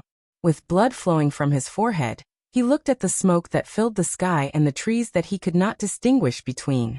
He shook his dizzy head hard. Not far from him, a figure climbed up from the snow and quickly pounced towards him. Waya subconsciously touched the single-edged sword beside him. He turned around and swung his sword, forcefully parrying a sharp claw. Asterisk clang. Asterisk the sword and the claw clashed, and sparks flew everywhere. Under the huge impact, Waya gritted his teeth and took a few steps back. He used all his strength to maintain his balance. As a mortal, you are very strong. The male blood clansman with damaged armor grinned, and his left hand began to transform into a sharp claw. But we are not the cowardly blood clansmen of the Western Peninsula. As soon as he finished speaking, he disappeared from his sight. Waya's pupils shrank. He recalled Putre's warning and resisted the urge to run and dodge. He predicted his opponent's next attack. I need to predict my opponent's position. Where will my attack be more fatal and difficult to block? If he really attacks from this position, how should I deal with it? The blood clansman's sharp claw appeared on the left side of his throat. I feel it. Waya, who was prepared, did not even think. He swung his sword at a perfect angle. He cut off the blood clansman's arms. I did it. But just as Waya's mood lightened, he felt a ruthless chill from his left shoulder to his left chest. Asterisk rip. Asterisk Waya took 3 steps back in disbelief. A sharp pain came from the left side of his body. Impossible. Waya gritted his teeth and looked at the large amount of blood from his left shoulder to his left rib, as well as the bone-deep scratch. I clearly cut off his arms. Waya felt dizzy. He swayed and took a step back. He supported himself against a birch tree with his left hand, but it affected the wound on his left side. The pain made him break out in a cold sweat. Not a bad response. But didn't the mortal beside you teach you? The blood clansman's figure reappeared in front of him. He licked the blood on his right claw and chuckled. All blood clansmen above superclass have their own special abilities. Why? Are you not prepared? Special ability? Waya looked at the blood clansman's intact arms and sighed. Damned vampire. So you can ignore my slash? Do you want to know my ability? The blood clansman looked at the panting Waya and curled his lips confidently. Waya furrowed his brows. What kind of ability is it? Then I'll tell you. Ha ha ha ha. The blood clansman was halfway through his sentence when he suddenly laughed happily. How can I tell you? Do you think I'm the villain in a night novel? You talk a lot of nonsense, and I'll explain my battle. But before he could finish the word battle, the blood clansman's sharp claw appeared before his eyes again. Damn it. He said so much just to divert my attention. Asterisk slash. Asterisk Waya roared furiously and swung his sword. But because he was too slow, the blood clansman tore open another huge wound on his back. Waya panted anxiously. He swung his sword at the blood clansman's head, but he only slashed the air. What exactly is his ability? Why can he ignore my sword attack? The blood clansman revealed himself again and said coldly, the last attack. The next time will be the last attack. Feeling the intense pain in his body, Waya shut his eyes with difficulty. Aren't you going back to take a look? Chris tore off a piece of tattered clothing on his body, revealing a face as thin as a corpse's. His bulging muscles did not match his appearance at all. He looked at the smoke that filled the air, and said coldly to Hestad, who was in front of him. There's no need for that. The alchemy ball is mainly made up of smoke and light. Hestad took off the armor on his left shoulder that had been shattered in the battle just now. It's obvious that your master is playing some trick again. But I am very confident in his majesty. In comparison, I am more worried about you, old friend. Hestad took a step forward and looked at Chris. It is my honor. Chris also took a step forward without showing any signs of weakness. The two of them stood face to face. A few seconds later. Do you still remember the first time we fought against each other? Hestad said emotionally. Of course, how could I forget? Chris replied coldly.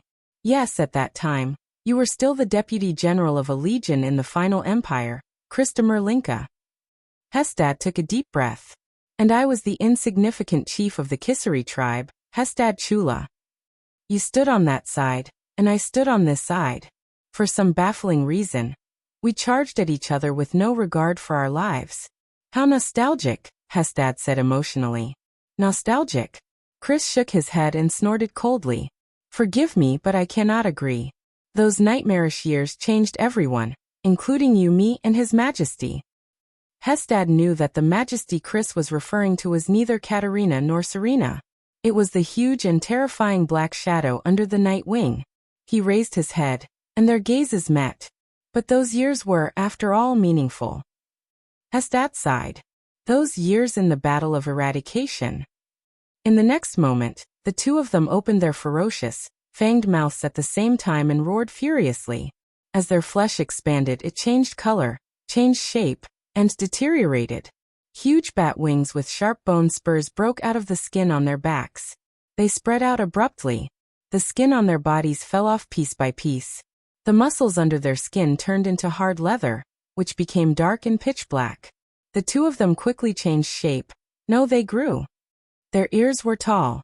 Their mouths and noses were ferocious. Their pupils were crimson red. Their fangs were terrifying. Their joints were like spurs. Their claws were sharp. You're tuning in to the Echoes of the Heart YouTube channel. Don't forget to subscribe and join us on this journey to catch the most captivating stories.